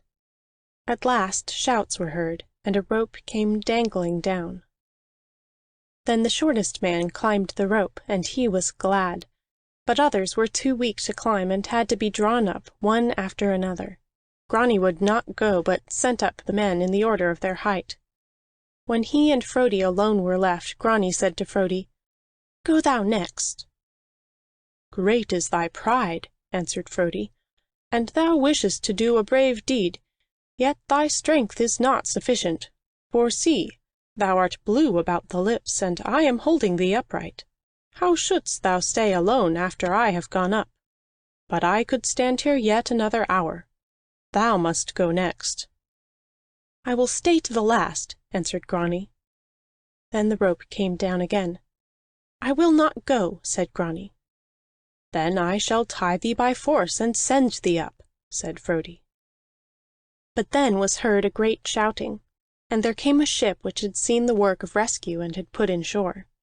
Grani said, "I will go in the ship. They are sending a boat."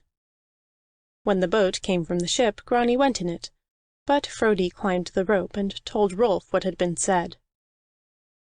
That was a ship of chapmen, and its master asked Grani who he was, and gave him food and drink, and carried him round the end of the mainland to Hawksness.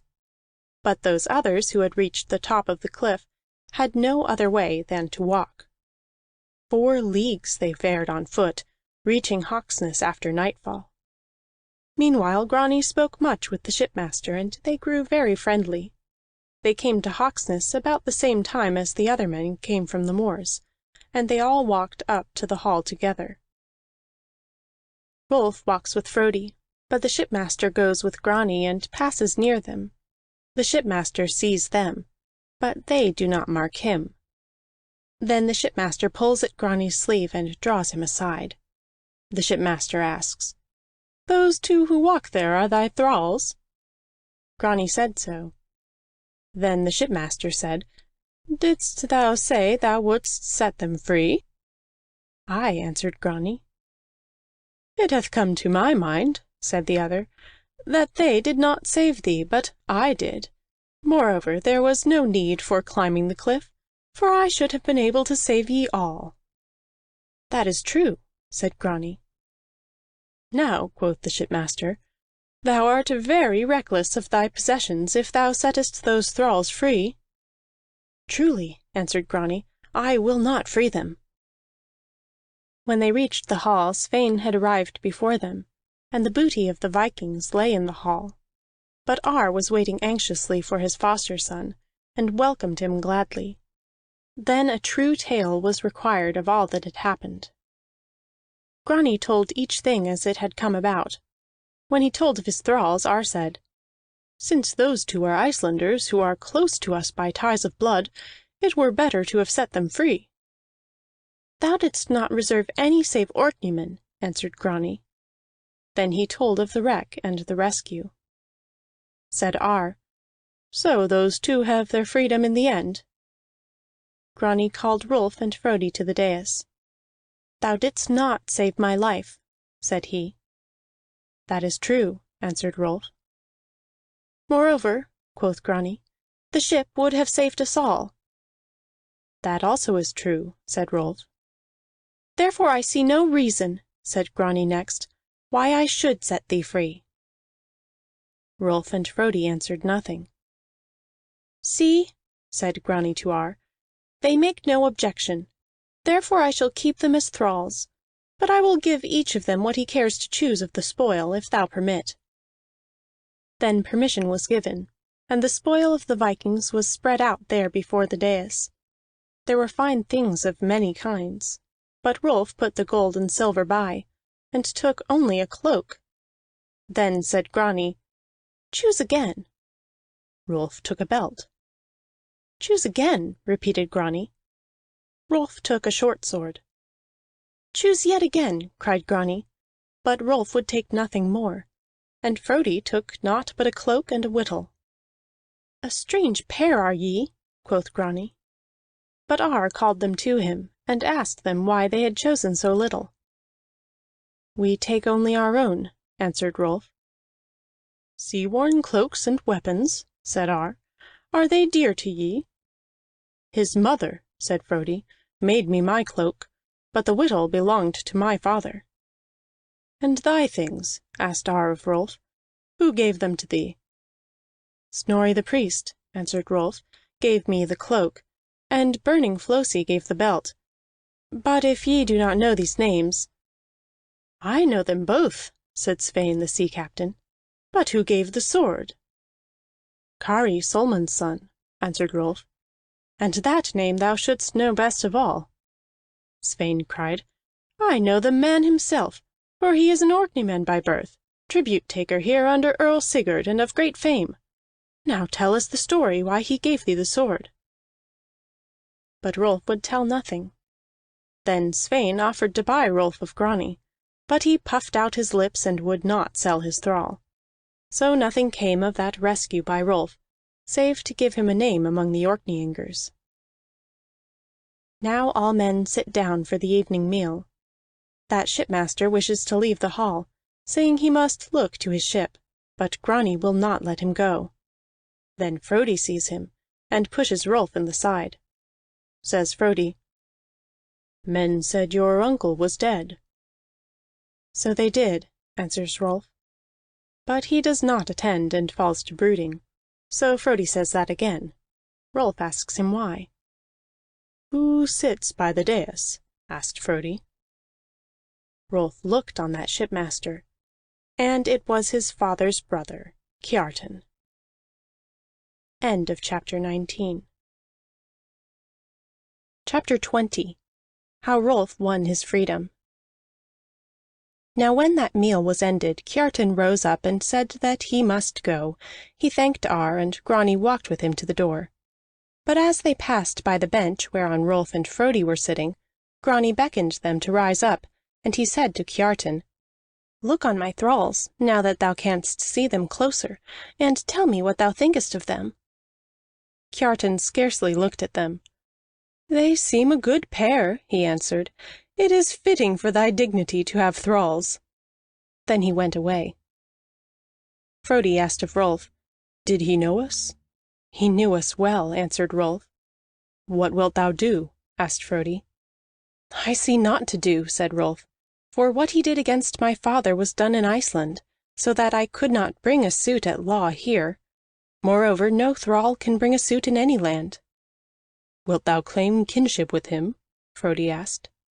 "Wilt thou?" responded Rolf. No more words were said, but it was seen in their eyes that for their pride's sake they would make no claim on Kiartan.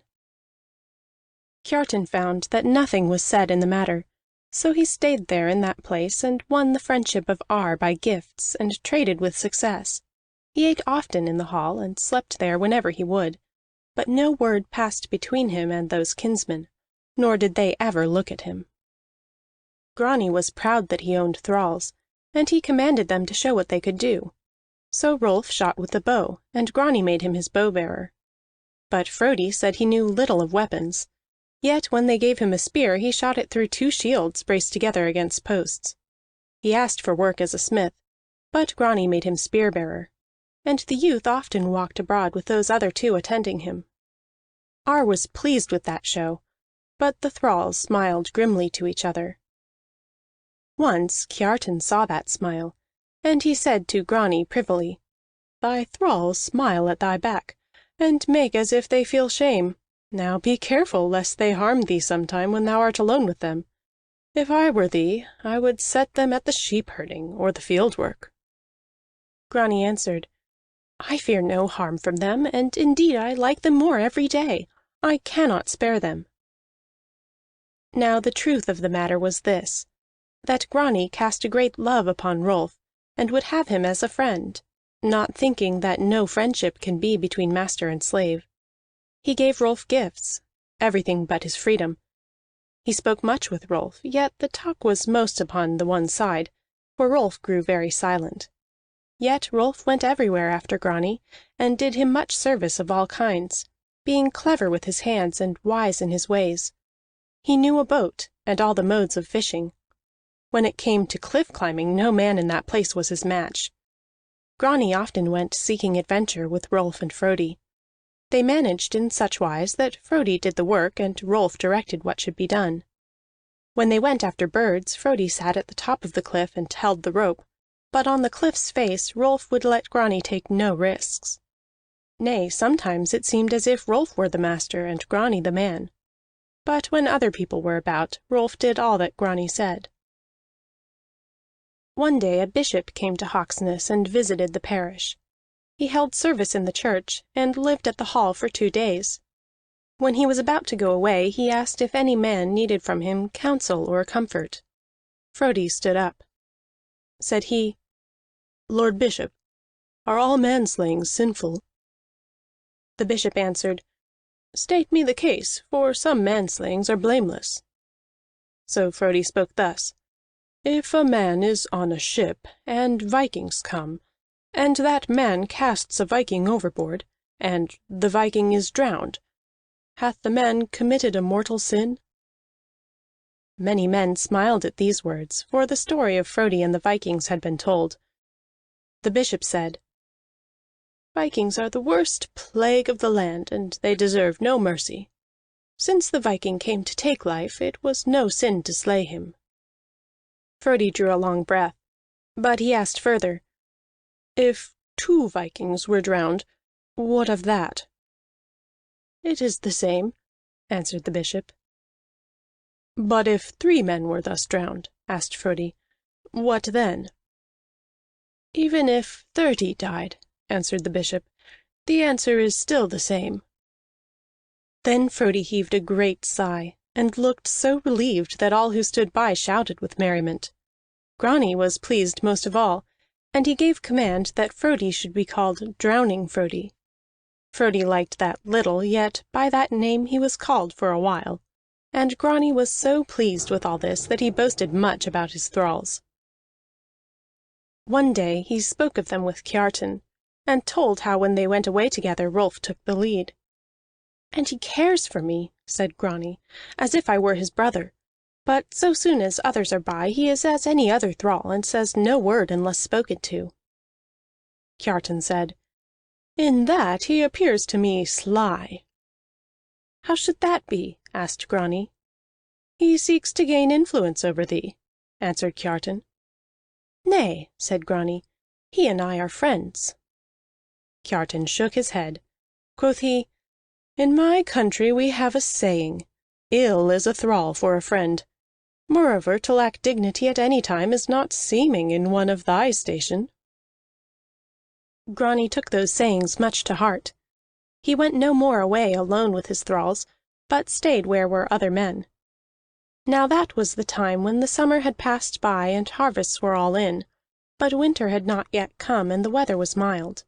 Men were saying that when the winter should come, it would be with suddenness. There came a day when the wind was high, but it was as soft as summer. A man, named Tord the Weatherwise, came to Ar and said, "See to it that all is ready for the winter," and without more words departed. Ar inquired of his men if the sheep were yet gathered in from the downs above the cliffs. It was answered that they were not. Ar bade send a man quickly to warn the shepherds. It was told Ar that the fishers had just come in, and that all the serving men were busied at the beach, being much needed to save the catch of fish, for the waves were high. Ar said to Grani, "Lend me one of thy thralls to take my message." "Thou mayst have both of them," answered Grani. So Rolf and Frodi prepared to go to the downs, and a long jaunt that would be. But when Grani saw they were ready, he felt desire to go with them, since he had not done much for some days, and needed action. So he said that Rolf and Frodi should wait till he could go with them. They went outside the hall to wait, and Grani bound on his shoes. Now Kiartan had stood by and heard all that, and he said, "So thou goest out again with thy friends?"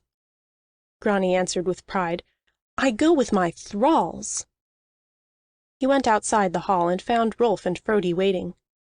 Rolf looked him over, and seeing that there was no one by, he said, "Take thy cloak, for we may be benighted." "Lo," answered Grani, "the thrall gives orders to his master. We shall be back before men go to bed. No cloak is needed, and I forbid ye to take yours." So Rolf and Frodi left their cloaks behind, and went with Grani to the moors. The moors were wide and rolling, and lay above those cliffs whereby they had once been wrecked. The three traveled, not as had been their wont, all together, but Grani went ahead, saying to himself they should remember that they were thralls. In going so he missed his way, and they came to the sheepcotes round about and late. There they found the men busy gathering in the sheep, making ready to drive them to the valleys when this gale should pass.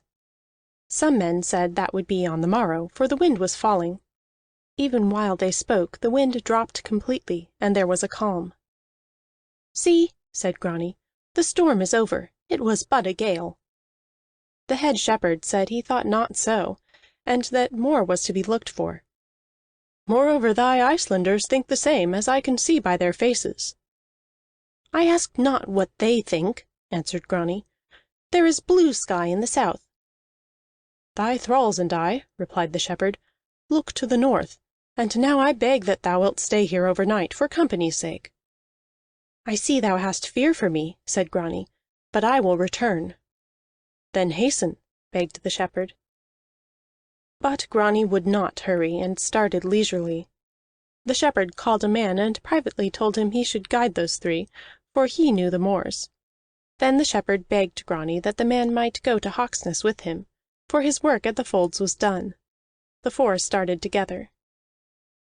Soon a little wind, thin and keen, began to blow from the north. It grew greater quickly, until it was half a gale. By that time they were where they could see the sea, and Grani looked out upon it. Quoth he, "Fog is coming from the water." Now Rolf had been silent so far, all that afternoon, yet he could be so no longer. Said he, "Not fog is that, but snow, and I beg thee to turn back."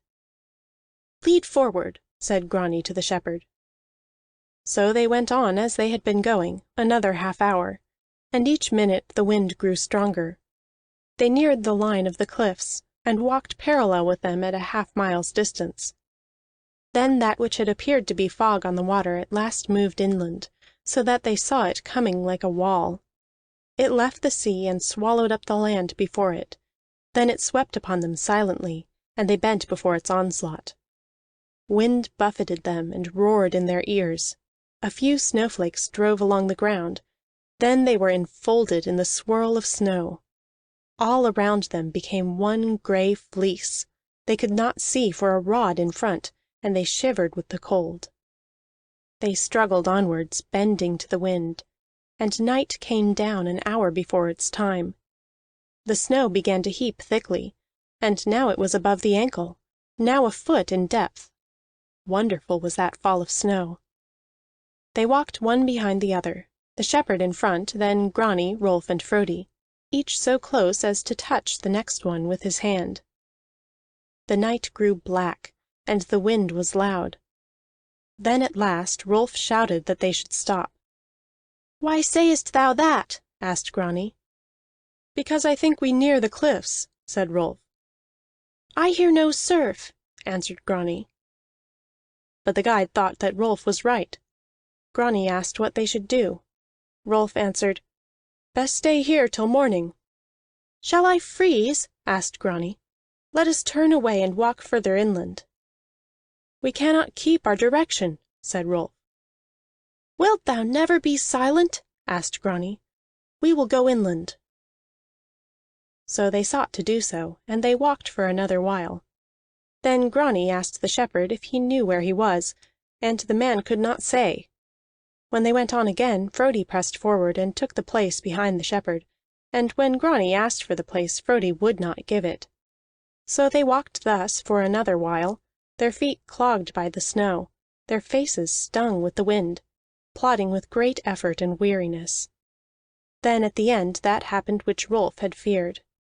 For of a sudden the roar of the sea burst up at them from their very feet, and the guide with a cry sank in the darkness. Frodi clutched at him, but caught only the cloak. The clasp broke, and the man fell to his death. Those other three stood at the edge of the cliff, while below the sea thundered, yet they saw nothing. Then Rolf took Grani by the arm and drew him away. Frodi followed. The noise of the surf was suddenly lost in the wind, and no one would have known they were near the cliff. Rolf led the way inland, and Frodi walked last. They went very cautiously, and Frodi was ever ready to seize on Grani. At last they reached a mound. In its lee the wind was less, and the snow was piling deep. Rolf scooped space for them all, and there they sat down side by side. After a space Grani said, "It grows cold." Frodi wrapped him in the guide's cloak. For another while they sat silent, until Grani said again, "I am too weary to walk another step. Yet if I sit here I shall freeze. Frodi, what can we do?" Frodi knew nothing which could be done. "Either we should walk over the cliffs, or die of freezing in the first mile. We must stay here. Take warmth from us." They sat closer to him, but still he was cold.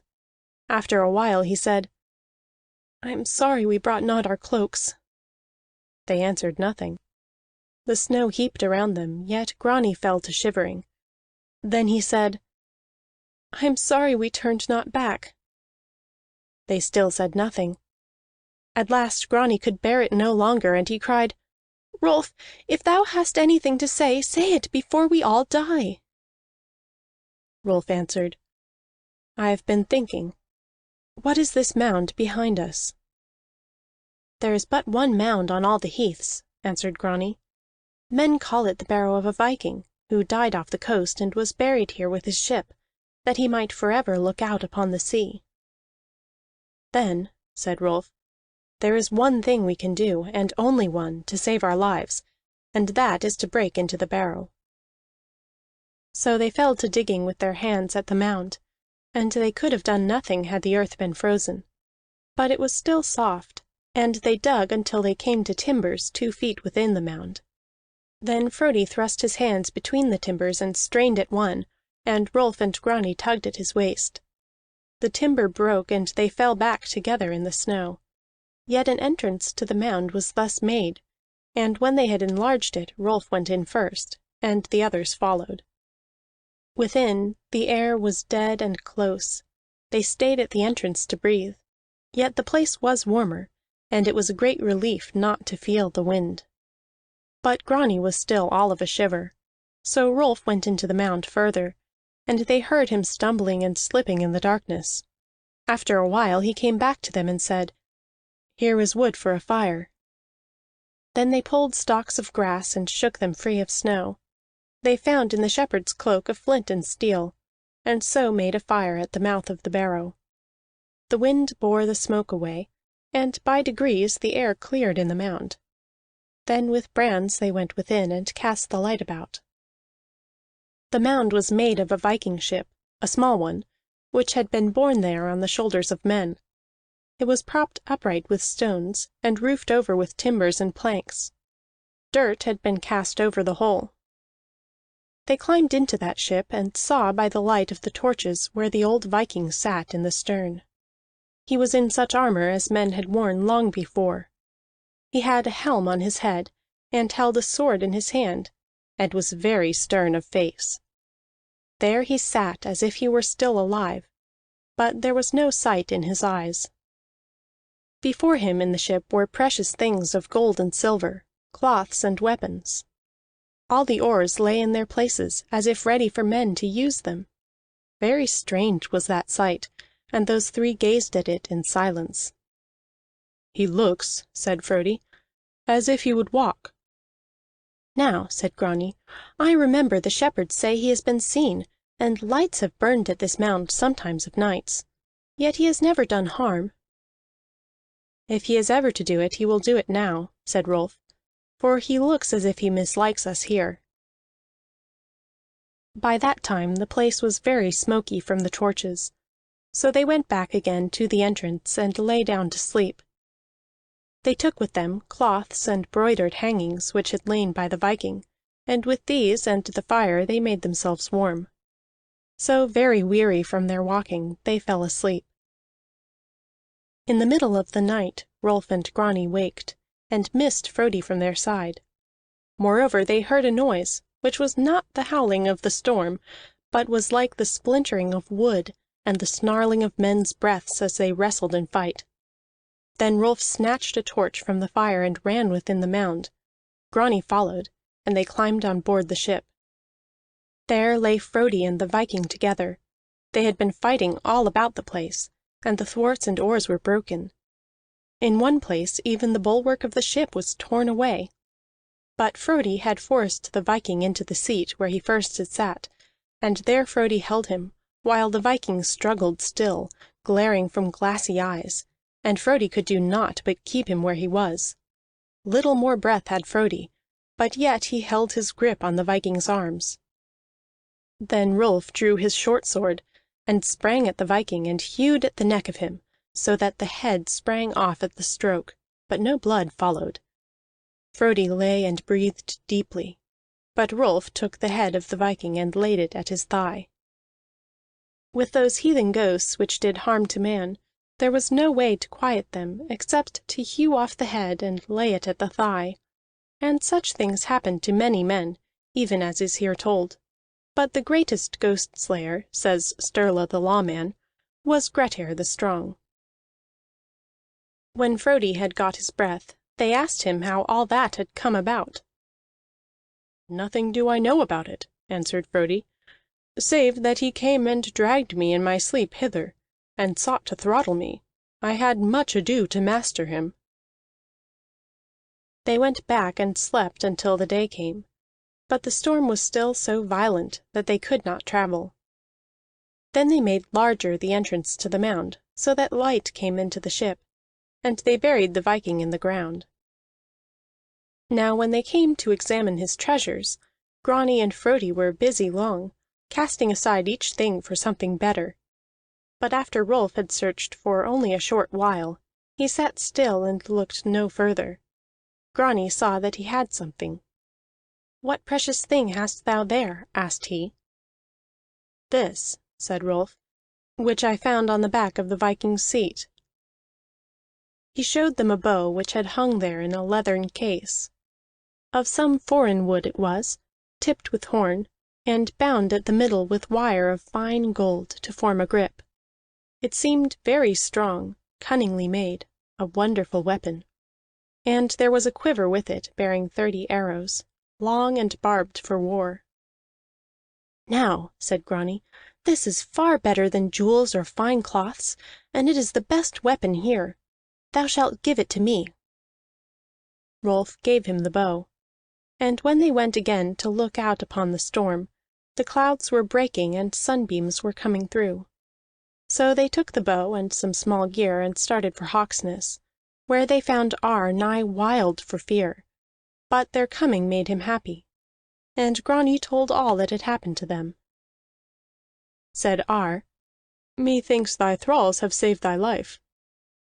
"That is true," answered Grani. "What wilt thou give them?" asked Ar. "Whatever they wish," answered Grani.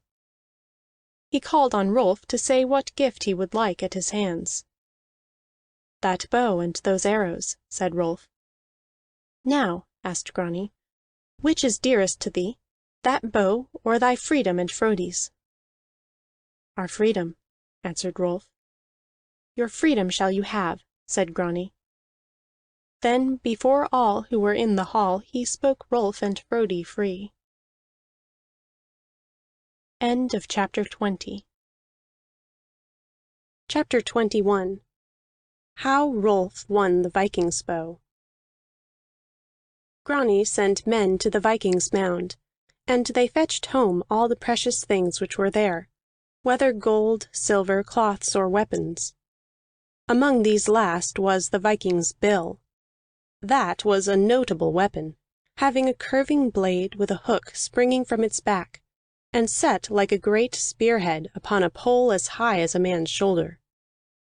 Grani kept all weapons, but he gave Rolf and Frodi things to the value of some hundreds in silver, and begged that they should remain with him in the hall of Ar the Peacock. Yet Rolf bore himself as if he expected more from Grani than gold and silver, and said he could not stay in the hall. Grani complained of that to Ar. Ar asked, "Knowest thou not what he will have of thee?" Said Grani, "The bow, belike." "Not so," answered Ar. "Well," said Grani, "I will make amends to him by pressing him again to live here with us." "Thou shalt never succeed with him in that," replied Ar. until thou hast said those words which will make him forget that he was once a thrall in this place. But I beg thee, drive him not away from Hawksness, for war with the Scots is threatened in the spring, and all fighting men will be of value." So Grani did not press Rolf to stay in the hall, and he asked, "Where will ye live?"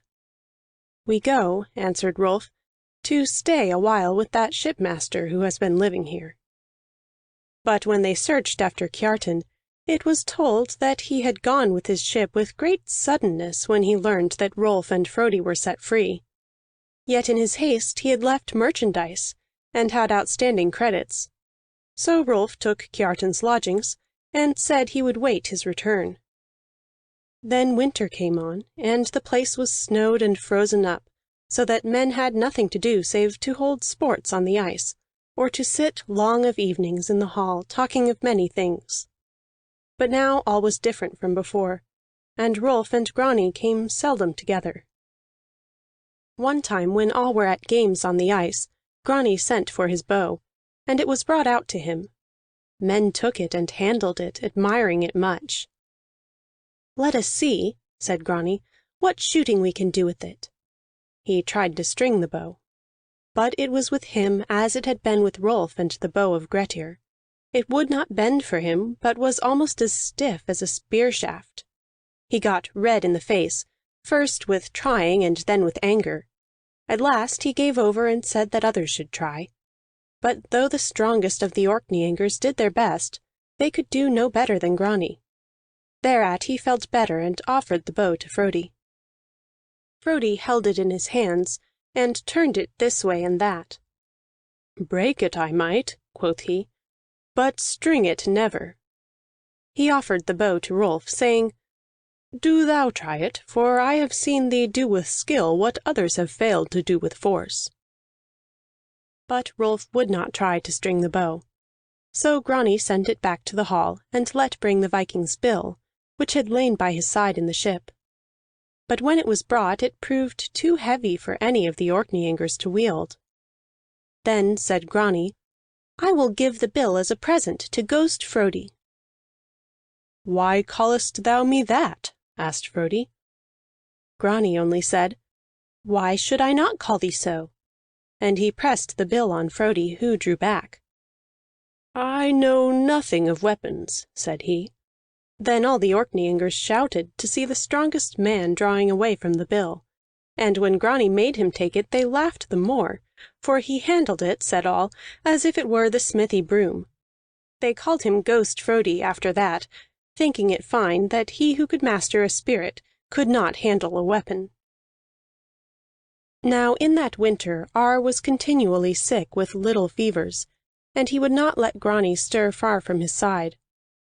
One day a messenger from Earl Brusi came to say that Ar should keep a watch for Vemund the Pitiless, who had been driven from the north and had gone toward the south.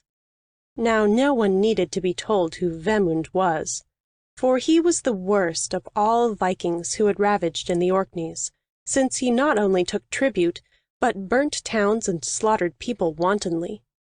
A bearsark he was, with the strength of 7 men, and so defended by magic that on him no steel might bite. Only 20 men had he with him, but they had the power of 50, being bearsarks all, outlawed and reckless of life. They had first done great damage in Norway, but were driven thence to the Shetland Isles, and thence to the northern Orkneys, but now were coming further south. Rewards and fame were sure to the men who could overcome those bearsarks. Grani begged Ar that he might go in the warship in search of them, but Ar said no to that. Ar gave orders that Sweyn should keep the ship in readiness. Men slept near the boat stand, ready to launch her day or night.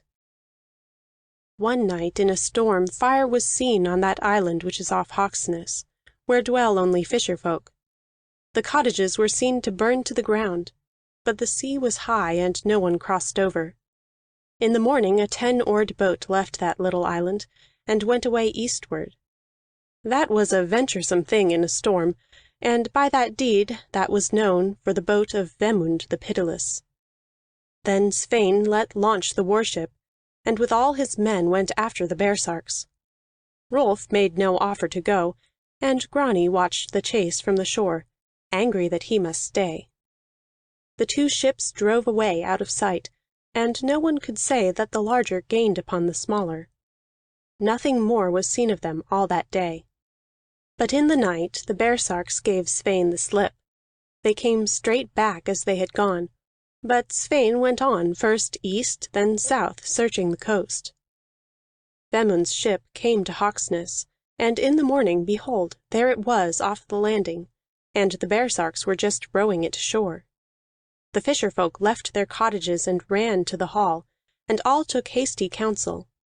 But when word was brought to Ar of the baresarks, first he became red in the face, and then he lost power of speech, and there was no leader save Grani. Grani said, "This is no place for us to stay, for the baresarks will burn us alive. Take Ar and the women and children into the stone church, and let us men go also thither and defend it."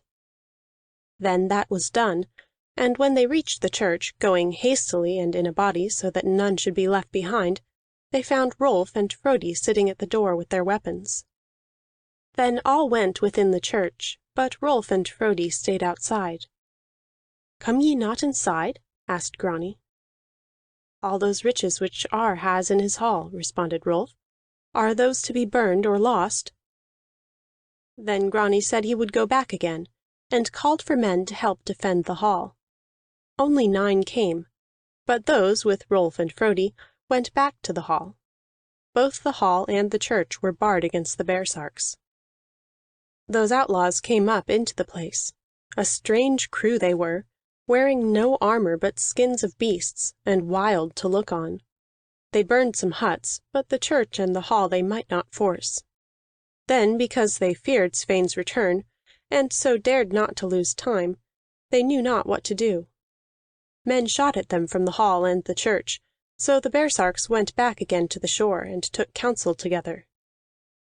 Now all the time in the hall Frodi had walked up and down, looking very white and knocking his bill against everything, as if he were afraid. So when the outlaws went away, Grani scoffed at him. "What dost thou with that bill?" asked Grani, "if thou canst not stand up like a man, and be ready for what comes?"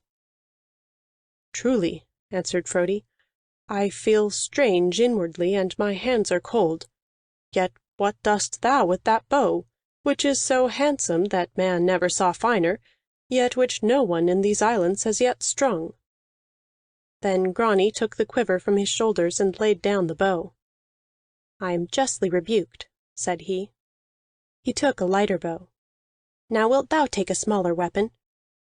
"No man can say," answered Frodi, "what he will do in time of trial, but I will keep the bill."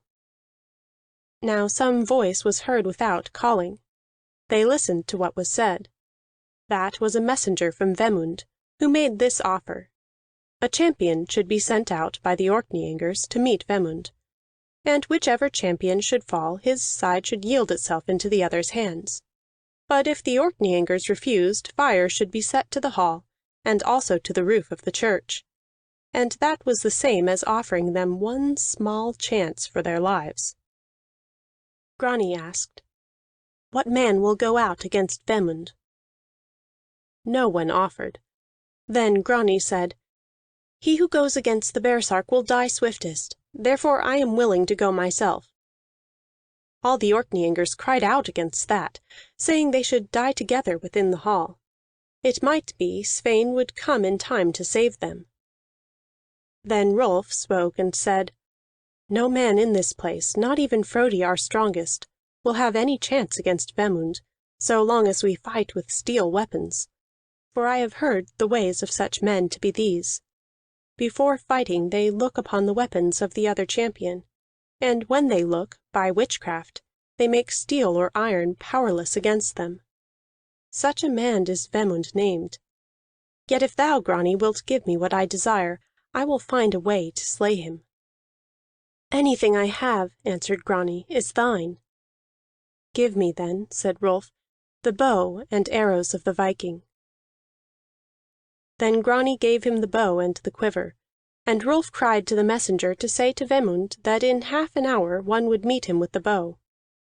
At that great laughter rose among the outlaws, and those in the hall and in the church felt no confidence in Rolf. But he said to Frodi, "Go to the forge and heat it." And he said to Grani, "Bring me here some silver." Then when the forge was heated and the silver was brought, Rolf said to Frodi, "Make me now 3 silver arrowheads, the best thou canst, after the pattern of these here in the quiver." So Frodi made the arrowheads quickly, and with great skill, so that no one could have told them apart from the arrowheads of iron, for they were black from the fire. And Rolf first set a dish of whale oil to heat by the forge, and then took the heads from 3 of the arrows. When the new arrowheads were made, Rolf bound them with sinews upon the shafts. A man said, "But what wilt thou do with the arrows, if thou canst not string the bow?" Rolf answered nothing. He took the whale oil and oiled those 3 arrows. Then he heated the oil hotter, and began to rub it on the bow. First he oiled the string and rubbed it long. Then he oiled the wood. And the wood became darker with the oil, and took a finer polish. Fresher it seemed, gleaming in the light of the forge. Rolf rubbed for many minutes, and the bow became even darker. He held it then over the forge, turning it in every way, and it took to itself the fire of the coals. Then Rolf oiled the string once more, heating it as well, and at last they saw he meant to string the bow. Against his foot he set it and bent it, and slipped the string up to the notch. It seemed as if a child could have done the deed, and the men burst out with a shout. Then Rolf took one of the old arrows and set it on the string. He drew the bow and shot the arrow along the hall. No one could see that it dropped in its flight, but it struck an oaken beam by the high seat, and when men came to measure it afterward, the arrow had entered the oak by the breadth of a palm. Men spoke afterward of the sweet twang of that bow, like as if it were an harp. Then the Orkneyingers went out of the hall with much shouting, and stood upon a knoll which was between the hall and the church. The Bearsarks came near, and Vemund stood out before them. He was a huge man, very hairy, with a great beard. He asked who was to come against him. "I," answered Rolf. Vemund laughed, and the other Bearsarks also, calling Rolf a boy. "Let me see thy weapons," said Vemund. Rolf showed him his quiver, and the Bearsark touched the point of each arrow with his finger. "Wilt thou look upon my weapons?" asked Vemund. Rolf said he would not. "Now," said he, "withdraw thy men to the beach, and let us begin." "Thou art eager for death," said Vemund with a grin. "I will do as thou sayest, and then will come at thee. Thou mayest shoot as soon as thou wilt." Vemund withdrew his men to the beach, and the Orkneyingers went aside from the knoll. Frodi wept before he left Rolf, commending him to God. Then Rolf took those 3 arrows with the silver points, and stuck them in the ground by his feet. By then Vemund was ready to return. He bore no shield nor armor. He threw down his bow, and shouted that this should be between whatever weapons each man chose. Then with sword in hand he began to walk to the knoll. Rolf took an arrow from his quiver, and laid it on the string. When Vemund was nearer, Rolf drew the bow. No bow had ever drawn harder, yet none had been so lively in his hand. The arrow sped. Vemund turned not aside, but when the shaft struck on his breast, the wood flew to splinters, and the point fell down. All the Orkneymen cried out in fear, but the Bearsarks shouted. Rolf took a second arrow and waited a while. Then he shot again, and the arrow struck Vemund in the throat. It turned aside and flew sliddering away. Some of the Orkneymen withdrew to the door of the church, crying that they should be let in, but the outlaws began to come forward. Then Rolf drew one of those arrows from the ground, and wiped the point and made ready. When Vemund was 20 paces away, Rolf shot for the 3rd time. The arrow went in a level flight, and struck Vemund on the breast. There it sunk to the feathers. Those bearsarks coming behind saw a foot of the shaft stand out from Vemund's back. Then Vemund brandished his sword and ran at Rolf. Rolf took the second arrow and sent it at him. In the eye it struck him, and pierced to the brain. Down fell the bearsark, and died before he reached the ground. Rolf took the third arrow and put it in his quiver. Then the Orkneyingers came running from the church with their weapons, and all rushed at the outlaws. Grani shouted that the bearsarks should lay down their arms, but they, fearing death, drew into a circle and would not yield. They began to cast spears at the Orkneyingers. "Shoot arrows at them," said Grani to Rolf. "I have done my share," quoth he. Then the Orkneyingers ran round that circle of outlaws, and did their best to pry into it, but they got only wounds. The bearsarks began to grit their teeth and work themselves to anger, as if they had been wolves. That was their way in battle. Frodi went nearer to look at that sight. Then one bearsark shot a spear at Frodi, and cut his shoulder so that it bled. At that Frodi turned red, and took his bill and went at that man. The bearsark swung his sword, but Frodi caught it with the bill and spun it aloft. Then he hooked at the man with the back of the bill, and caught him by the neck, and pulled him down groveling. An Orkneyman pierced the outlaw as he lay. So the circle of the bearsarks was broken, but they sought to draw again together. Then Frodi took his bill and made at the two men to right and left of the opening. One he caught with the point of the bill and pitched him sideways. The man fell on the circle at another place and broke it there. Next Frodi pitched the other bearsark clean across the circle, against the men at the other side. Two fell at once. Then Grani shouted and rushed within the ring, and all the Orkneyingers fell on the bearsarks at every point. Some were slain right there, some broke away and were chased about. One by one they died among the huts and the frames for drying fish. Frodi, when he had done that much, stood by Rolf and struck no more. When the fighting was finished, the Orkneyingers looked to their hurts, and it was found that no one was badly wounded. All said that the death of Vemund the Pitiless was not so bad by half as the living of him. Now Grani was very happy and talkative, and he praised his men much, but he seemed constrained before Rolf, and spoke to Frodi. "And thou saidst thou couldst not use the bill." Frodi answered, "So I thought, but it is no different from handling a pitchfork." Grani whooped with laughter, and would tell that saying to others. Frodi beseeched him, "Cease thy talking, lest men give me a new nickname." But Grani told Frodi's words in the presence of many, and all cried that Frodi should be called Pitchfork Frodi. He grumbled to Rolf thereat. "Better be glad," said Rolf, "that nothing worse has come to thee than a sore shoulder and a new name."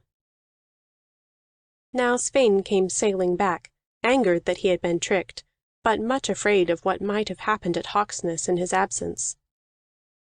As for Ar the Peacock, he lay without speech until the morrow, when he came to himself, but he was a broken man ever after that shock. Grani took the spoil from the bearsark ship, and divided it into 5 parts. 2 parts he gave to those fishers whose houses the bearsarks had burned. 1 part he divided among those who had wounds. The rest he sent to the lodging of Rolf and Frodi.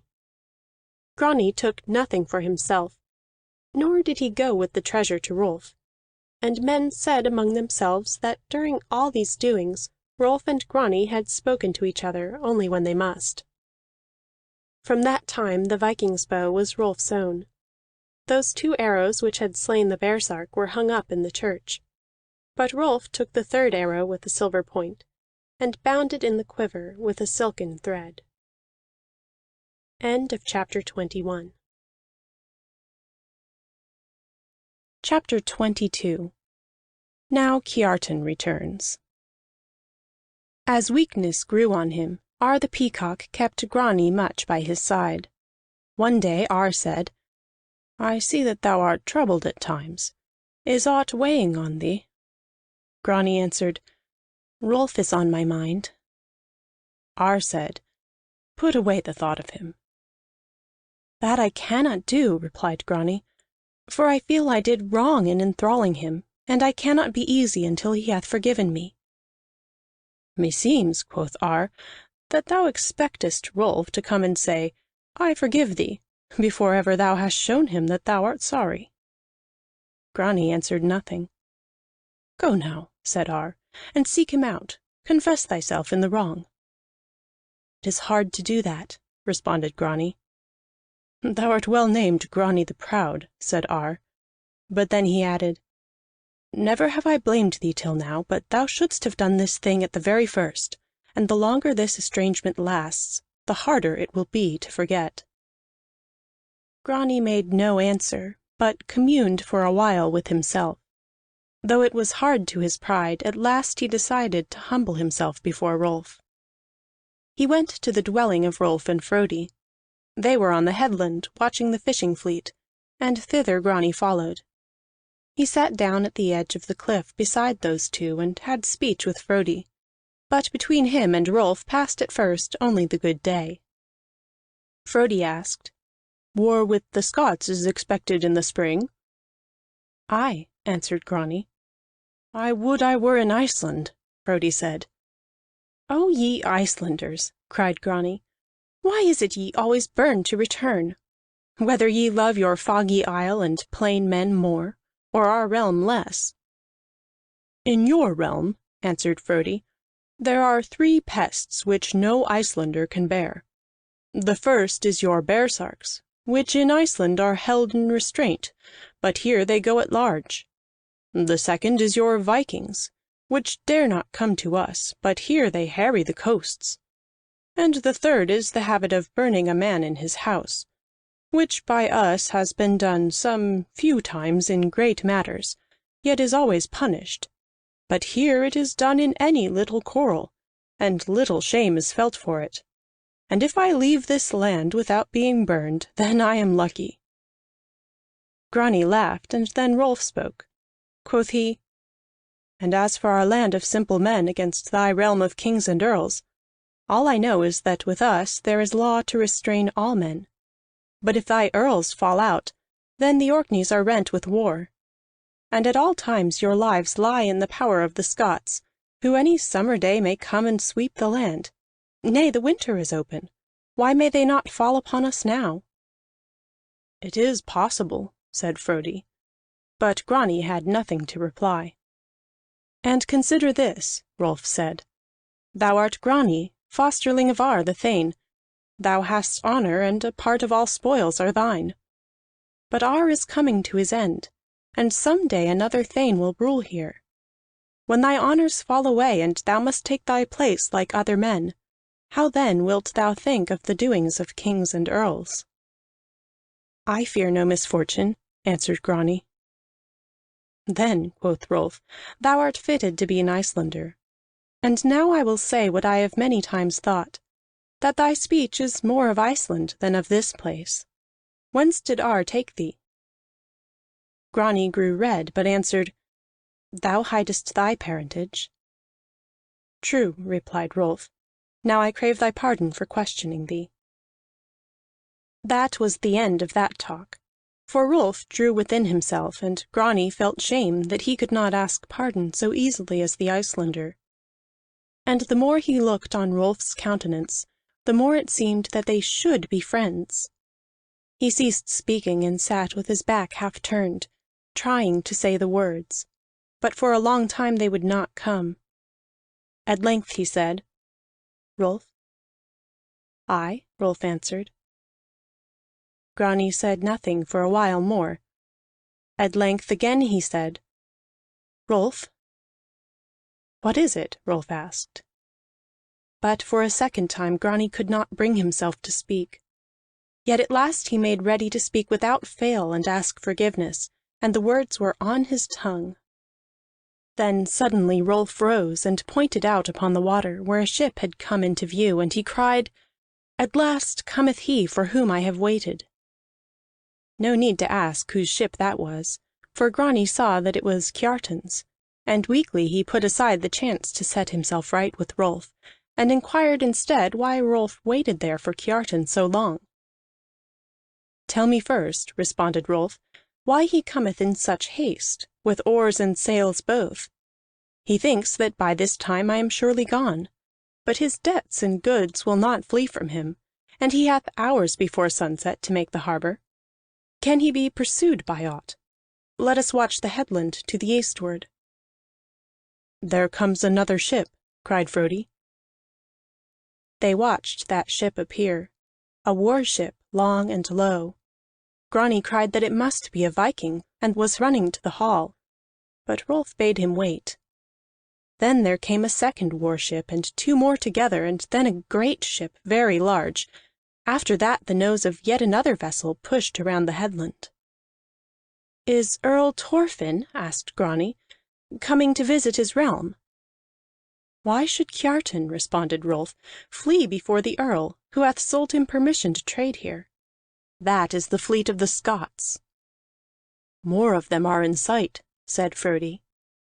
So they stayed only long enough to see that the fisher fleet, leaving nets and lines, was hurrying to the shore. Those three left the headland and ran to Hawksness. There they told the tidings and gathered men, arming all those who came to the hall.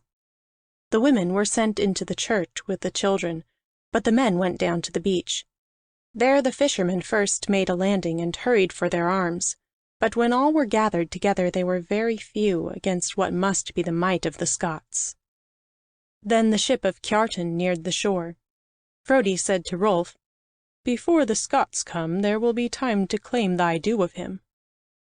"Not in the face of this danger," answered Rolf. Kiartan ran his ship upon the beach, and his men leaped out and pushed her higher up the shingle. Kiartan ran to Ar and begged protection. "Fight thou with us," quoth Ar. "We shall be but 60 against 600. Kiartan turned pale and bit his fingers. Frodi said, "He is as big a coward as I." Grani laughed. Now when the Scots neared the shore, the people gave way from the beach and drew a little up the hillside. And the nearer the Scots came, the more the Orkney-men withdrew. Then when the Scots were landing, some of the Hawksness men threw away their arms and sat down where they were, and some fled away to the downs and the heather, where they might hide. But Ar said he would not flee, and went back again to fight. Those who went with him were only Grani and Svein, and Rolf and Frodi followed behind. "This is no Icelander's quarrel," said Ar. "We go to die, but the Scots will give you peace." "Nevertheless we will look on a while," answered Rolf. Then Ar took his stand on that knoll whence Rolf had slain the bearsark. He had his church and his hall at his back, and thinking to die as became a man, he seemed to gain his strength again, and shot arrows in marvellous wise. 20 he sent among the Scots as they landed, and hurt a man with each. Then he took his spear and waited for the Scots to come nearer. "Now," said Frodi to Rolf, "shall we stay or go?" "If we stay," answered Rolf, "we never see Iceland again. Yet I have not the heart to leave those three as they stand there." So he and Frodi drew still nearer to Ar, and stood at his back. But some archer in the fleet sent forth a shaft, and it smote Ar. In the throat it smote him, and he fell. Like a man he died there, near his father's hall. And the Scots, shouting, began to come forward. "Flee," said Svein to Grani. "Wilt thou flee?" asked Grani. A spear struck Svein in the leg, and down he sat. "Here I stay," quoth he. "Then here stay I," answered Grani. But those fisher folk who had thrown down their arms ran to Grani in a crowd, and cried that he should not stay to be killed. Some bore Svein within the church, where no Scot would slay him before the altar. And when Grani saw that, he suffered himself to be pushed away. So he came to the hillside before ever the Scots reached him, and when they began to shoot at him with arrows he ran. And Rolf and Frodi ran along the hillside a little higher up. Now the Scots sent swift archers in chase. Grani was armed and had heavy weapons. Frodi was slow, and Rolf would not leave him. So the archers began to come up on them, and it looked bad for them. Grani knew the country. He sought the best ways, calling to Rolf that they should meet at the Vale of the Hermit. Then he threw off his mail and ran freely, and shook off his pursuers in a little wood. But in that same wood Rolf took the wrong course, for thinking he knew the way to the vale he led Frodi where should be a glen with a growth of trees. Nothing was there of the kind, but a bare hillside rose, where was no cover, and the Scots began to shout as they saw them close in front. Now Grani knew the way better. When he reached the copse he stood and looked where Rolf and Frodi ran on the hillside above him. Then he heard a panting and looked down. There was Kiartan hiding in the fern. "Look up now," said Grani, "and see who runneth there above us." When Kiartan saw Rolf, first he started, and then he looked sidewise at Grani. "They can never escape," said he. "I will call them hither," replied Grani. "That will bring us in danger," Kiartan cried. But Grani leaped upon a boulder and prepared to shout.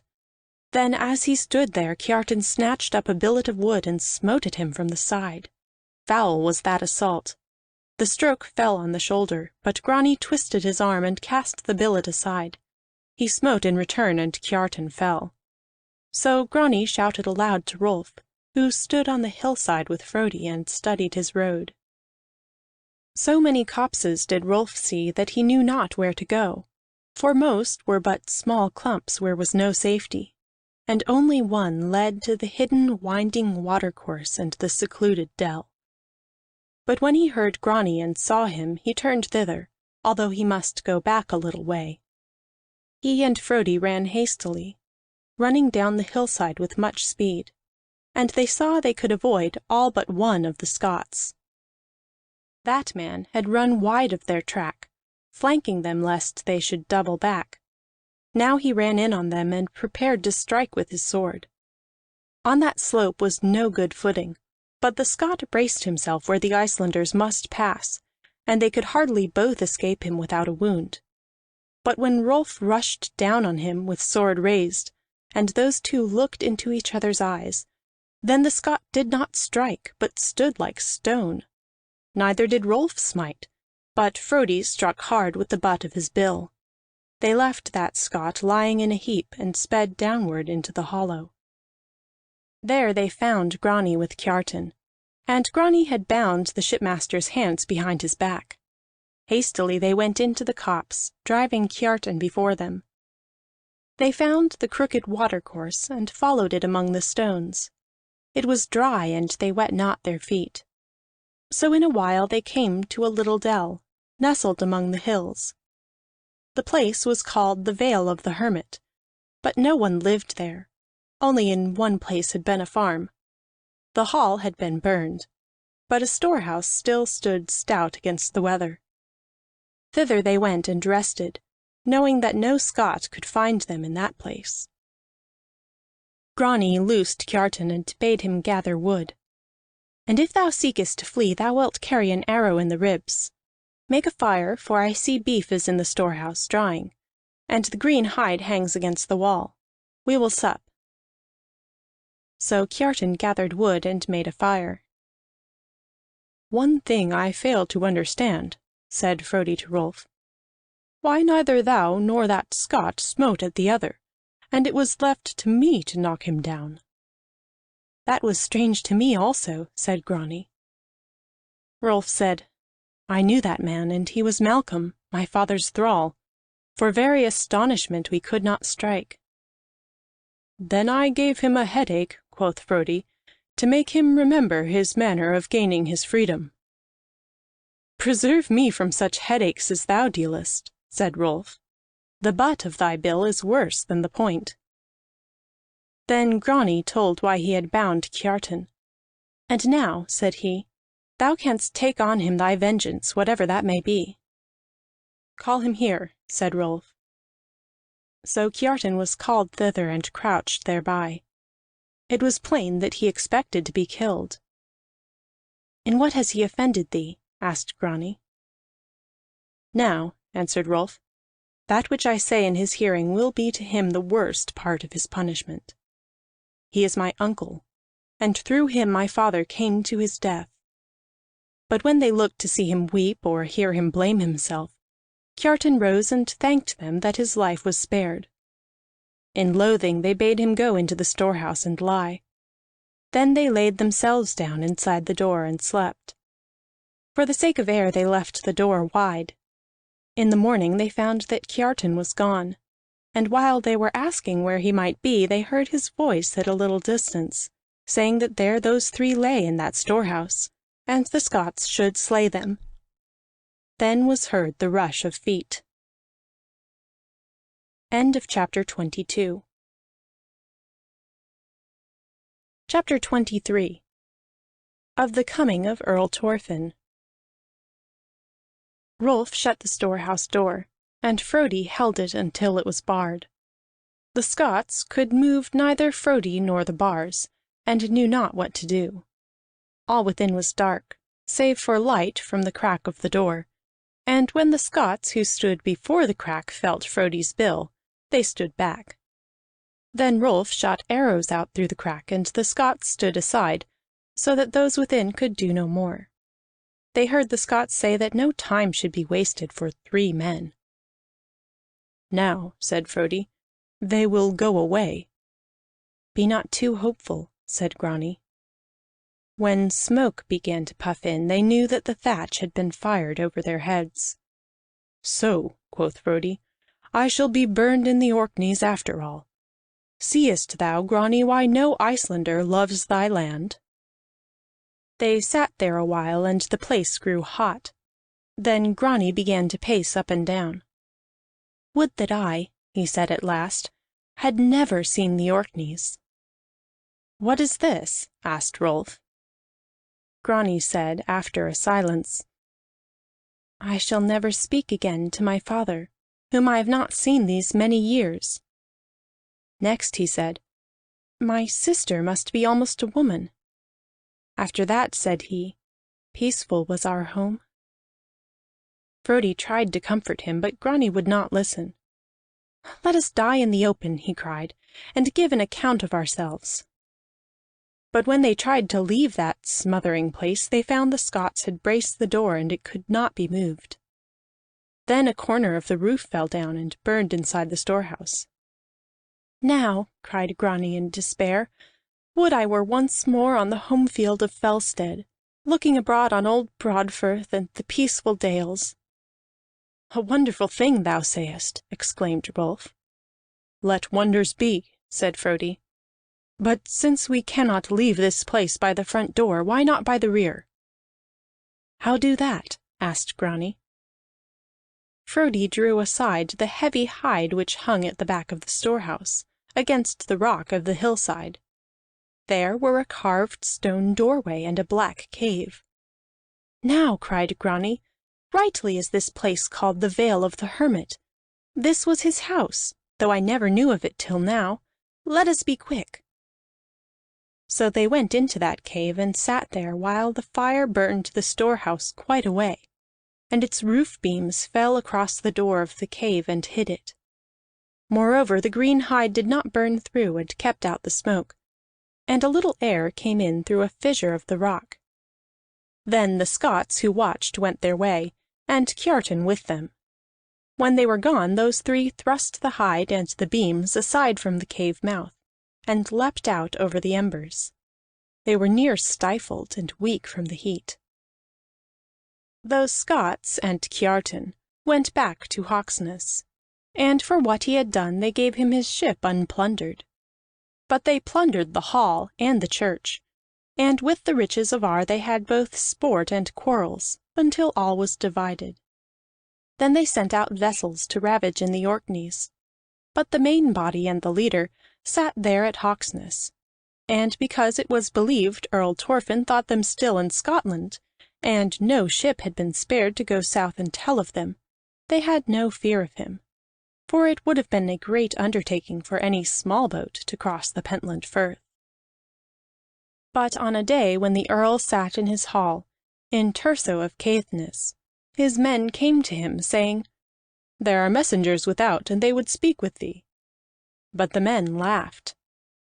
"Why laugh ye?" asked the Earl.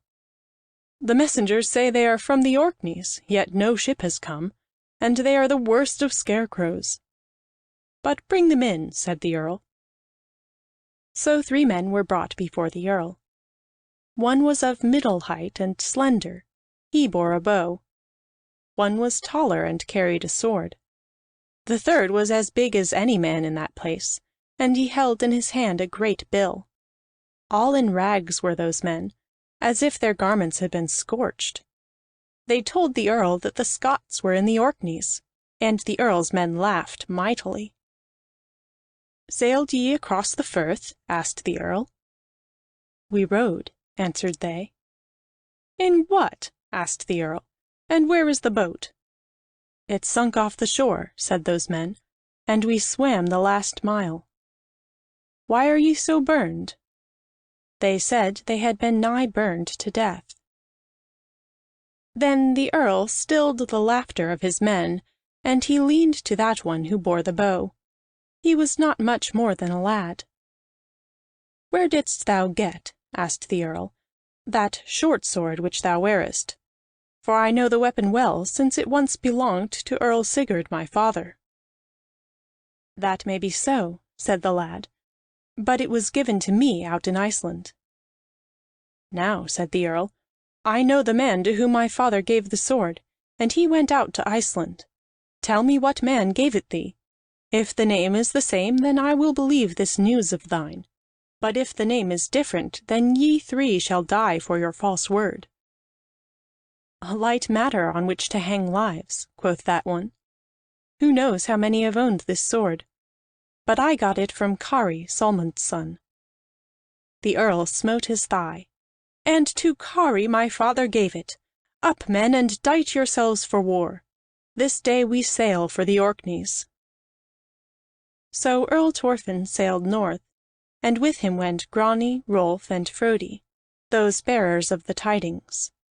And before ever the Scots were ready for them, the Orkneyingers closed in upon Hawksness, and attacked the Scottish fleet.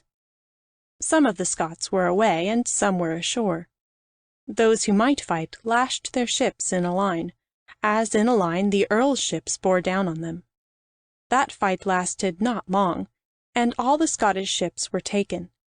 The Scots who were on shore were hunted down, and as their ships came in from the other isles they were taken one by one. Kiartan's ship was still on the beach, and he was found in the church. End of chapter 23.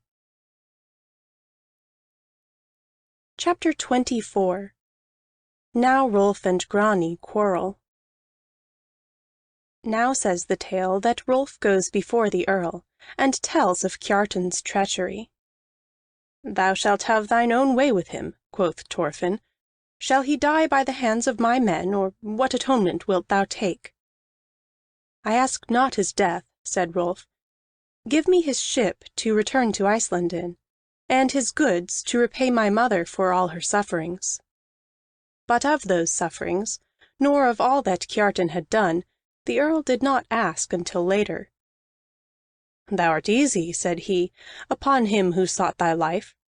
But all shall be as thou sayest." Then Grani spoke apart with the Earl, and after that Thorfinn gave orders to his men. Where the sward lay greenest, for no snow lay on southern slopes all that winter, they cut a strip of turf. Its middle they raised and propped aloft on spears, but its ends were still in the ground. Then the Earl called Rolf to come, and bade all men stand there and hear what Grani had to say. Before all, Grani told that he had wrongfully enthralled Rolf, and led by Kiartan had treated him unfairly. His sorrow he confessed, and he asked for pardon. Answered Rolf, "For this I grant pardon readily enough." "Meseems thou sayest that coldly, man," said the Earl. "Now here stands Grani to swear blood brothership with thee under this turf. What sayest thou to that?" Now blood brothership was a sacred ceremony, and those who swore it must uphold each other until death, if once the oath was taken under such a strip of turf, by letting blood from the arms mingle in the ground. And no greater honor might one man do another than to offer blood brothership. But again Rolf spoke coolly and said, "Mayhap I am willing to do that." "Come then," said Thorfinn, "lay aside thy sword, and step under the turf with Grani." "Once I swore," replied Rolf, "never to leave weapon from my reach. And another oath I call to mind, which later I may tell thee here. Now, since blood brothership is asked, here I name myself, Rolf, son of Hiarandi of Cragness above Broadfirth in Iceland. And remembering what Grani said when we were like to be burnt together, I ask his true name, and his father's name, and his birthplace." "Grani hight I," answered that one. "Years long have I been fostered here, and I remember little of my childhood. But Einar is my father, Felstead was our home, and the place is that same Broadfirth out in Iceland. So much I know, and no more." Then those who stood by saw Rolf draw his short sword and spring at Grani. At his forehead Rolf laid the sword, the flat to the skin. "Thus," cried he, "I laid this sword to thy father's head. But thus," and he turned the sword, "I lay it to thine, edge to thy flesh. And because I promised to do it, thus I draw thy blood." He drew the sword lightly across Grani's forehead, and the blood started out in little drops. Then Rolf dropped his arm, sheathed the sword, and stood quiet. But Grani, white with rage, snatched a spear from one of the Earl's men, and would have slain Rolf had not the Earl himself come between. "Now," quoth Thorfinn grimly, "here is an odd end to blood brothership. The cause of this shall I hear, from first unto last." Then Rolf told the story of his father's wrongs and his own, and Frodi said it all was true. Grani, though he learned what his father had done, stood still and said no word, except that he cried at the end, "Great insult hath Rolf offered me in drawing my blood, and for that shall he pay with his." "Meseems," answered the Earl, "that the weight of blood debt is still on thy side, and it is well for thee that Rolf took not payment in full. And this I advise, that here ye two make up the feud, and all money atonements I will make to Rolf, if so be I see ye accorded." "I will lay down the feud on these terms," said Rolf, "if Grani will get me my homestead again."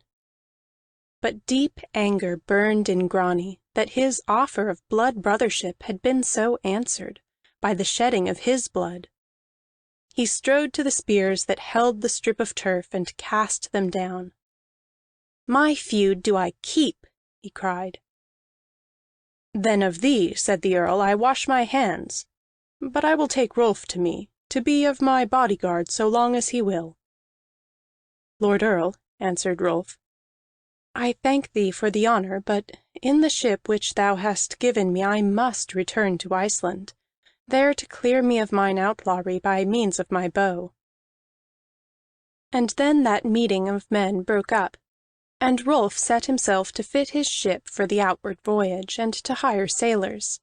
He had wealth enough in Kjartan's goods to pay for all his father had lost. But in the Viking's bow he had that treasure which he most prized, for it should win him his honor again, and the homestead which his fathers had built. He provisioned his ship, and he hired men and a shipmaster, and soon was ready for the voyage outward. Now the spring was early, without storms as yet. But Grani went unhappily about, knowing that danger was preparing for his father through Rolf, and seeing not what could be done. For in that place, except Rolf's ship, lay no vessels plying either north or south, and none to go to Iceland. So there was no way for Grani to send warning to Einar, and no means by which he himself might go to Iceland, to stand by his father's side. He would have challenged Rolf to the holm, but holmgangs and all duels were forbidden by the Earl. And now came the day when Rolf's ship was ready. The wind was fair from the east, and on the morrow they should start. Then Grani went and sat on the hillside at sunset, watching the men at a little distance as they worked about the ship where it lay upon the strand. But Rolf and Frodi had gone to the hall, and were feasting there with the Earl and his men. Grani thought, "To save my father I must sail on that ship. Now the night will be dark, and the men will sleep at the huts, but Rolf and Frodi at the hall. Naught hinders me from hiding myself on the ship, so that on the morrow they will sail with me." That pleased him well. But before dark Rolf and Frodi returned from the hall, having said farewell to the Earl. The ship was then pushed off, and all men got them aboard. They anchored off the boatsteads, ready to sail at first twilight in the morning. Then when Grani saw his plans spoiled, in great uncertainty of mind he went to the hall, and sat down on the lowest bench. Quoth the Earl, "Come forward, Grani, and sit here near the dais, for thou didst save my realm as much as did those other two who have just said farewell." "I know that well, my lord," answered Grani. "Come, sit here by my side," said the Earl, "and what thou askest in reward for thy deed, that I will give thee." So Grani sat there by the Earl's side until it was dark out of doors, and he knew the stars were out, but no moon. With the feast Thorfinn waxed joyous, for good tidings had come that day, and he began to press Grani to name the reward he would have for crossing the Pentland Firth to bring him news. So Grani said, "Stretch forth thy hand now, Earl Thorfinn, and promise to grant me that thing which I ask, which shall take from no man his right or his own." So the Earl stretched forth his hand in promise, and said, "Ask what thou wilt." Then all the Orkneyingers listened while Grani made his request. "O Earl," said he, "make me thine outlaw." "Nay," cried the Earl, "what request is this? Dost thou mock me and my power?" And his men were angry, and some drew their swords. But Grani said most earnestly, "I mean no insult, but much lies on it that thou shouldst make me outlaw." Wroth indeed were the Orkneyingers, and thronged around Grani to slay him. But the Earl signed them to give peace, and sat with his eye on the youth, and thought. Then at last he smiled in his beard, and said, "Thou art a clever lad, and bold withal. Here I grant thy desire." And he stretched out his hand and said, "Outlaw do I make thee in all my lands, not to be fed, not to be forwarded, not to be helped or harbored in any need, save only by masters of ships outward bound. I grant thee 3 days' space to seek shelter, and here I give notice among my men of thy full outlawry." Then Grani thanked the Earl with all his heart, and went from the hall. After him the Earl's men scoffed, but still the Earl smiled in his beard. Now that night a small boat rowed to the side of Rolf's ship, and a man climbed aboard, and the boatman rowed the boat ashore again. One of the ship's men told Rolf, who sent for that one who had thus come aboard. He stood before Rolf in the starlight, wrapped in a cloak. Rolf asked why he had come aboard the ship in that manner. "Outlaw am I," said that one, "and by law thou must give me shelter when it is claimed." "Good is the law," quoth Rolf, "and once it helped me ere now. But thy voice is muffled in the cloak, man. What is thy name?" "No man is my name," answered the muffled man, "and here is my faring money." Rolf laughed. "No man's fare costs nothing," said he, and would not take the silver. "Find thyself a place to sleep. Thou art welcome here." So that one found himself a place to sleep, and early in the morning the ship set sail. Now it is said that when the ship was gone, the Earl saw Kiartan on the strand bewailing his loss. Thorfinn ordered that Kiartan be set in a galley as a rower, and for 2 years did Kiartan labor at the oar. Then he escaped and fled away southward, but he became thrall to a chapman. and was a thrall to the end of his days. So now he is out of the story. But that outlaw who had come on Rolf's ship lay like a log all the first day, while the ship sped westward, and only at night did he rouse to take food. 4 days he did thus, while the ship ran before the wind, until the Faroe Islands were well astern.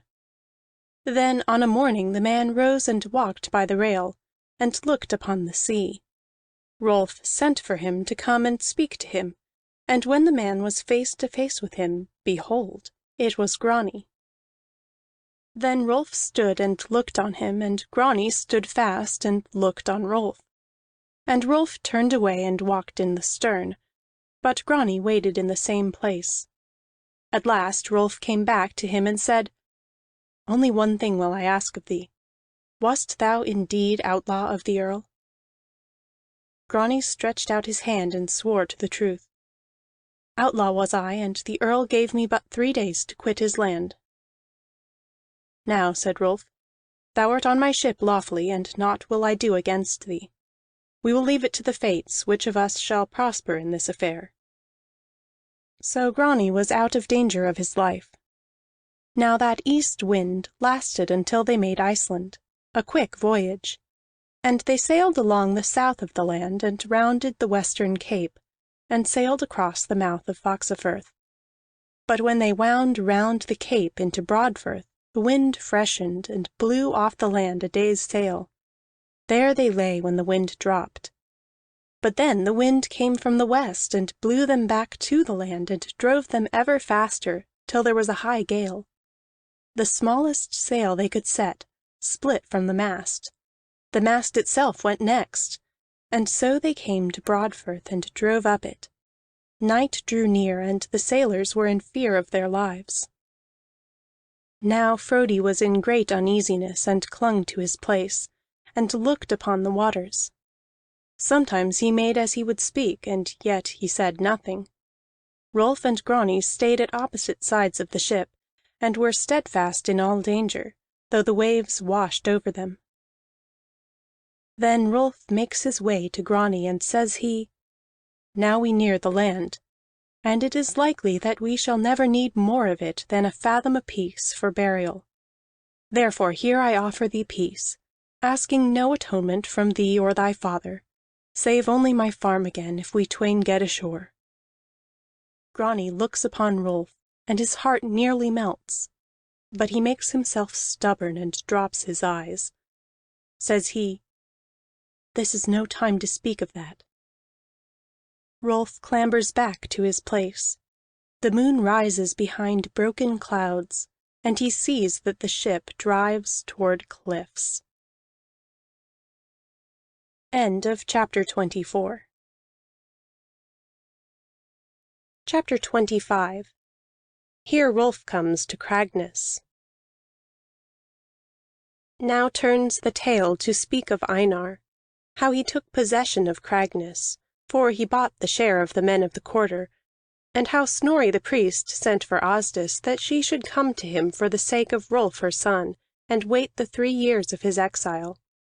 But Asdis answered the messenger of Snorri, "I go to our little farm in the upland, where I can look upon my home. We will see if Einar sends me away also from that." So she took what goods she might, and drove the milch ewe before her, and went to the turf hut in the upland, there to live alone. Now Einar might have sent her thence, and Ondott was urgent with him that he should, but for very shame Einar could not do that wrong. And that one good deed of his stood him after instead, as the saga showeth. Asdis overwintered there, and folk brought her meal, but Snorri sent her much provision of dried fish to keep her. Before they went away his men brought wood and drew it for her, and cut turf for burning. And on parting they gave her a purse of 1 gold piece and 6 silver pennies. So Asdis was safe from all want. But no happiness could come to her so long as each day she looked out upon the hall at Cragness and saw strangers there. Einar abode in great pride at his new hall, and kept high state, sending to fetch whatever travelers came that way. And when harvest came he had a great feast, with all his housecarls and thralls and bonders and neighbors bidden. Notable was the state of that feast. But Ondott, when all were merry, and those who were bidden were saying that Einar was a great chief on account of his open-handedness, Ondott let call for bows, and said that all should go down to the boundary. There by the brook he held a mock shoot, and one called himself Rolf, and made as if he would shoot to the oak tree, but shot into the brook, and wept and besought others to shoot for him. The lesser sort hooted and thought that sport, and shot toward the oak a little way. Then they cried that Hiarandi was lawfully slain, and Rolf was outlaw. But the neighbors of the better sort liked that not, and changed their aspect of cheer, and went away early. Einar said to Ondott, "Why didst thou such foolery?" "That we may know," said Ondott, "who are of thy friends, and who thy ill-wishers. And now we know who are with us." Einar let himself be pleased with that answer. So the harvest passed, and winter went by, and spring came on, an early spring without storms. All men looked to their ploughing and sowing, and Einar took pleasure in the home fields at Cragness, which were so fertile. But he disliked the lack of storms, for since he came to Cragness no wealth had come to him from wrecks, which he had counted on as part of his riches. And Einar had no custom to light beacons, but all through that spring he and Ondott looked for storms. Men said that storms must come, and that early-farers from overseas might be caught thereby. Then at last that steady wind which had blown from the east first dropped, and then shifted, and blew hard from the west, a great gale. All men housed themselves, and a murky night came on. Now in the hall at Cragness the old crone Thurid sat by the fire and sang to herself, and Ondott, who was ever prowling to hear what men said, came behind her and listened. She sang, "Bad luck and good are both abroad. If beacon light be set this night, comes Cragness feud to quickest good." "Hearest thou that?" said Ondott to Einar. He sang the song after her. Einar asked, "Shall we light the beacon?" For he was easily turned in his purposes. But Ondott smote the old woman and cried, "Thou singest otherwise than when thou wert with Hiarandi. Ill was it with Hiarandi when he made the beacon, and ill would it be with us." He asked if he should thrust the old woman from the house, but Einar had not the heart for that. The old woman said she would go ere the light came again, and was silent for an hour. Now it is said that had Einar lighted the beacon, good would have come of it, for he who saves life is minded to continue in right doing. Then after a while the carline sang again. She sang, "Thy rocks beneath men fight with death. Go see what woe lies there below." Einar hurries his men out into the storm, and himself after them. Now though the gale continues, the moon is bright at last, and men can see their way. On the rocks was a ship, and her timbers were breaking away from her and driving down into the cove to the lee. Thither Einar sent most of his men, to save what they could from the sea, of wood, chests, cloths, and all merchandise. But he watched from the cliffs with Ondott and Hallvard and Hallmund, to see if men escaped from the fury of the sea. He saw no living thing at all, until at last one man came climbing the cliff toward him. That one had a rope around his waist. When he reached a shelf of rock, he made the rope fast and drew on it, and pulled up a long case and a bundle. He cast down the rope again, and drew up weapons, and cast again, and drew up clothes. "Fishes he," asked Einar, "with a hook on that rope?" Said Hallvard, "Other men must be below, helping him." Then that man threw down the rope again, and waited a while, and held the rope securely. It seemed as if a weight were on it. Then another man climbed to his side, a large man, and they two pulled on the rope together, drawing it up. There came into sight what seemed a dead body. But now, where climbing was easier, those two carried the body to the top of the cliffs, and then drew up the case and the arms. Einar and his men went thither in the moonlight, but ere they reached the place the men took the body between them, and carried it to the hall, and into the hall, those others following. Einar went to the door to see what the men would do. They laid the body down before the fire, and Einar saw it was a handsome youth. Then the men looked about them as they stood. Their backs were to Einar, but the crone Thurid saw their faces, and she hobbled up and said, "Welcome." "There is no welcome for me here," said the shorter of those men, "till these strange hangings are gone from the hall, and it has been purged with the smoke of fire from their contamination."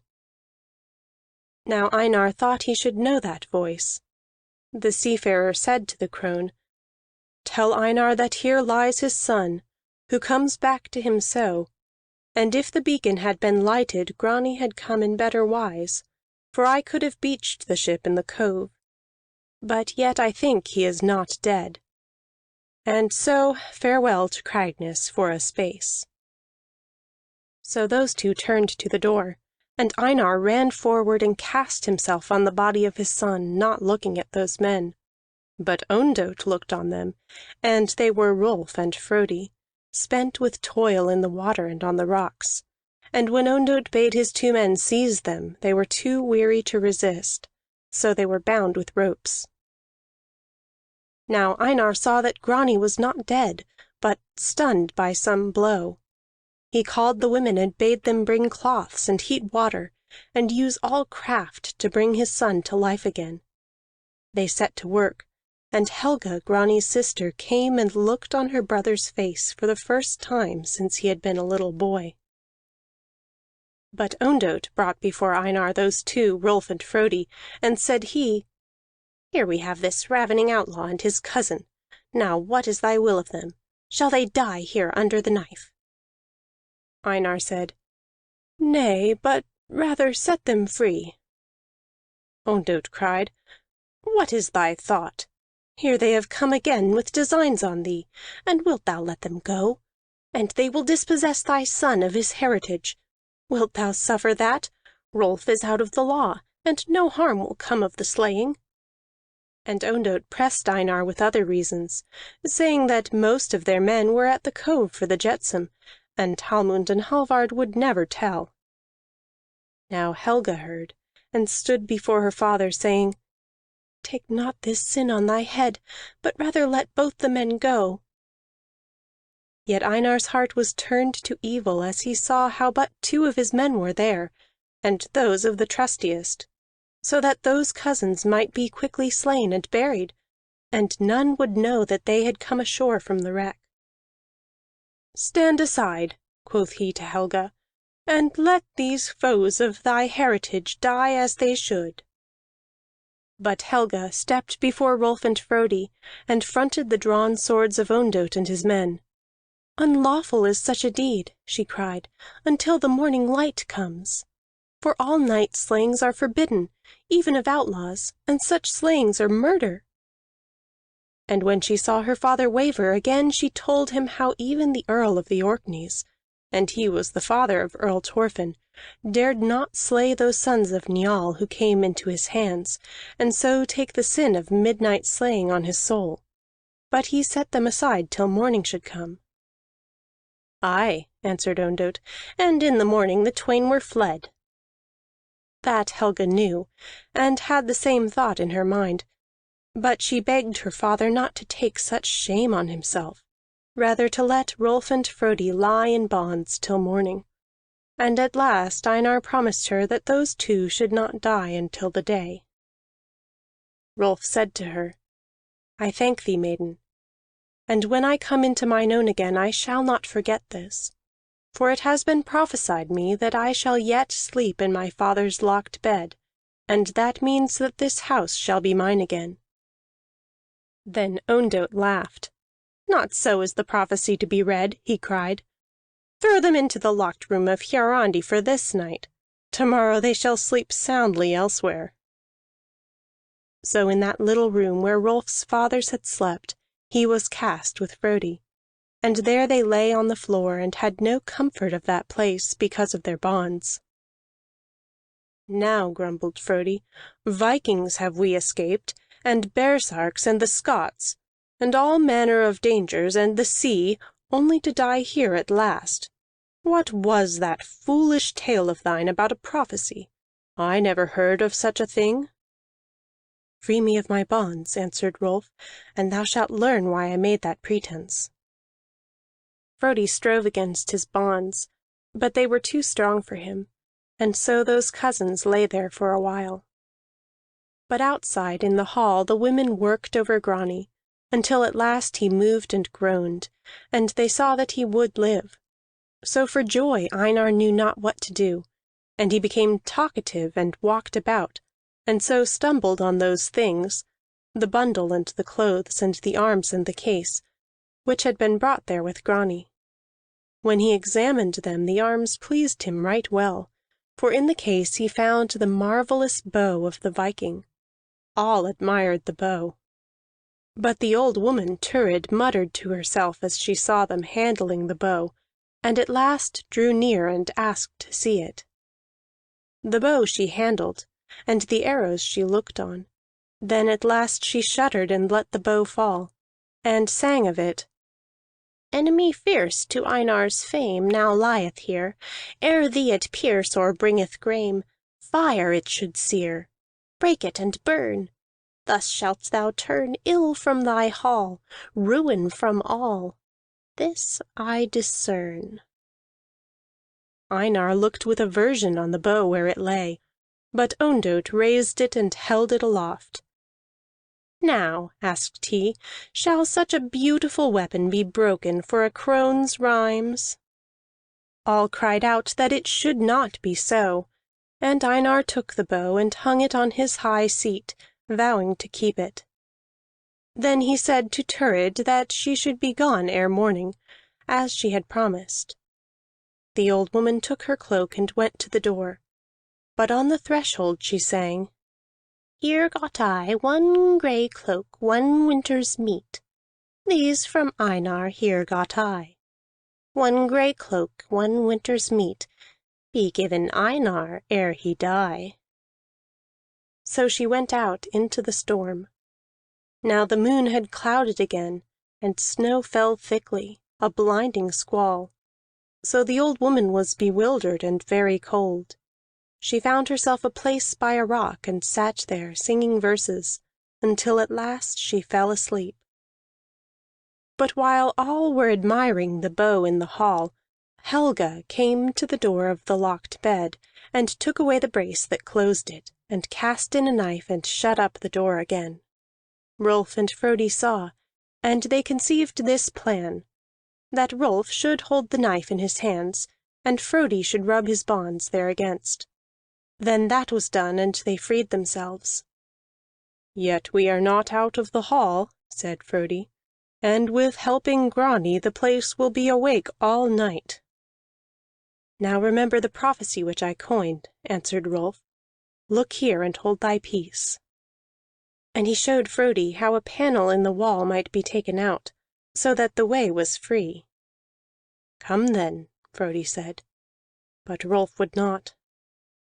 "Why stay we here in danger?" asked Frodi. "I must have my bow," replied Rolf. "How else shall I win my heritage again?" But when they tried the door into the passage which led to the hall, it could not be opened without great noise, and ever they heard the women walking about as they tended on Grani. "Remember," said Frodi at last, "the choice which Grani once offered thee, thy bow or thy freedom. Freedom was then thy choice, and afterward thou didst win the bow. Show now the like wisdom." So they stole away in the first light of the morning. End of chapter 25. Chapter 26. Of Grani's Pride. In the early morning Grani slept quietly at last, and the household of Einar had peace. Then Ondott called Hallvard and Hallmund, and bade them come with him. To the locked bed they went, but though the door was still secure, no sign of those two cousins was to be found, nor any way of their escape, and outside the wind had so drifted the snow that no marks of feet were to be seen. Ondott and his men searched, and came at last to the cove where men watched for the wreckage. He asked if they had seen those two. Thither had come, said the men, two whom they knew not, bearing between them old Thurid the crone. Now at that hour a spar from the ship had just come ashore, and in it was fixed a great bill, its blade driven so deep into the wood that with all their might 3 men could not draw it forth. They were about to hew it out with their axes. Then the taller of those 2 men came down to the shingle, and said naught to Einar's men, but he lay hold of the bill, and with one tug plucked it forth from the spar, and went off brandishing it and muttering to himself. Next the 2 took the old crone again and went away. Ondott and his men hurried on their track, and when they had passed down into the hollows, there the marks of feet were found, pointing straight to the little hut on the hillside where Asdis dwelt a league away. So Ondott took more men and went thither and knocked on the door. Within were Asdis and Frodi, and the carline Thurid, but no sign of Rolf was to be seen. Frodi sat by the fire and handled the great bill, and Thurid lay muffled on the floor as she was wont. There was a smell of cooking, while very pleased did Asdis seem. "Where is thy son?" asked Ondott. "Find him who can," answered Asdis. They searched that place and found him not, and there was no room to have hidden a man. So Ondott was angry, and he said to Frodi, "Give us that bill, which is Einar's, since it came ashore on his beaches." Frodi answered mildly, "I pray thee leave it me." But as he spoke he thrust the butt of the bill down upon the floor, where the earth was trampled as hard as any stone, and the butt made a great dent in the floor. Ondott thought it best not to meddle with him, and went home empty-handed. Grani lay 2 days sick and weary, but then he was himself again. Neither Einar nor any of his men told him how he came ashore, but spoke as if they had saved him. Einar sent men everywhere to find Rolf and seize him, yet in all the dales no man had seen or heard of him. So when Grani asked if others got ashore from the wreck, Einar answered, "That outlaw Rolf, and his cousin Frodi, and Frodi is at his smithy again there not far from the ferry to Hvamm." "Where is Rolf?" Grani asked. "No man knows save Frodi," answered Einar, "and he sayeth naught." Then spoke Grani, lying on his bed. "Father, Rolf told a hard tale against thee in the Orkneys, how thou slewest his father foully, and now holdest his land in spite of right. Now tell me the truth of all this, ere I accept aught from thee." Then Einar was greatly frightened, lest Grani should learn the truth and despise him. He made as if he were offended, and went away, saying, "And canst thou think that of me?" But when he was out of Grani's sight, he sought Ondott in haste, and asked him what he should do. Quoth Ondott, "Leave it all to me, I will settle this." So he went to Grani, and Einar with him. Einar said, "I have brought Ondott to tell the truth, for thou wilt better believe some one else, speaking in my defence." Then Ondott told a long tale of Hiarandi, how he was overbearing and insolent, and preyed on Einar's crops and cattle. Moreover, Hiarandi was a dangerous and violent man, going always armed, so that one day when he was in the act of theft, and Einar's men were about to seize him, but Einar had commanded not to harm him, Hiarandi had so attacked those men that to save their own lives they had slain him. And Rolf had no right to the land, being outlawed at the Althing. "Now tell me," said Ondott, When ye twain were together in Orkney, did not Rolf offer peace if thou wouldst but get him this homestead again?" "Twice he did that," answered Grani. "See now," cried Ondott, "the guile that is in him." Then Grani believed all that Ondott had said, and thought evil of Rolf, and craved his father's pardon. Einar forgave him, and when Grani was well again, Einar showered him with kindness. For fearing lest his son should learn evil of him, he did all that he might to earn Grani's love, sparing neither words, deeds, nor money. Einar gave the finest of clothes, and horses, and attendants, so that not with Ar the Peacock had Grani had such state. Wherefore he took to himself such pride as had been his in the Orkneys. He went abroad among the Iceland folk, and saw that they were a simple people, each man living upon his own farm and dressing in plain clothes, loving direct speech and homely ways. So Grani missed the best that was in the people, but thought them mean-spirited.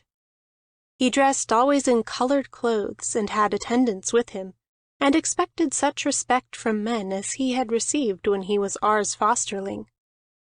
Now at Cragness honor was always showed him, but the neighbors of Einar were to Grani blunt of speech, sometimes biting, and he loved them little, thinking them rough. Two more matters troubled Grani, for he had little happiness in his sister, who seemed almost always downcast and as if disappointed in him.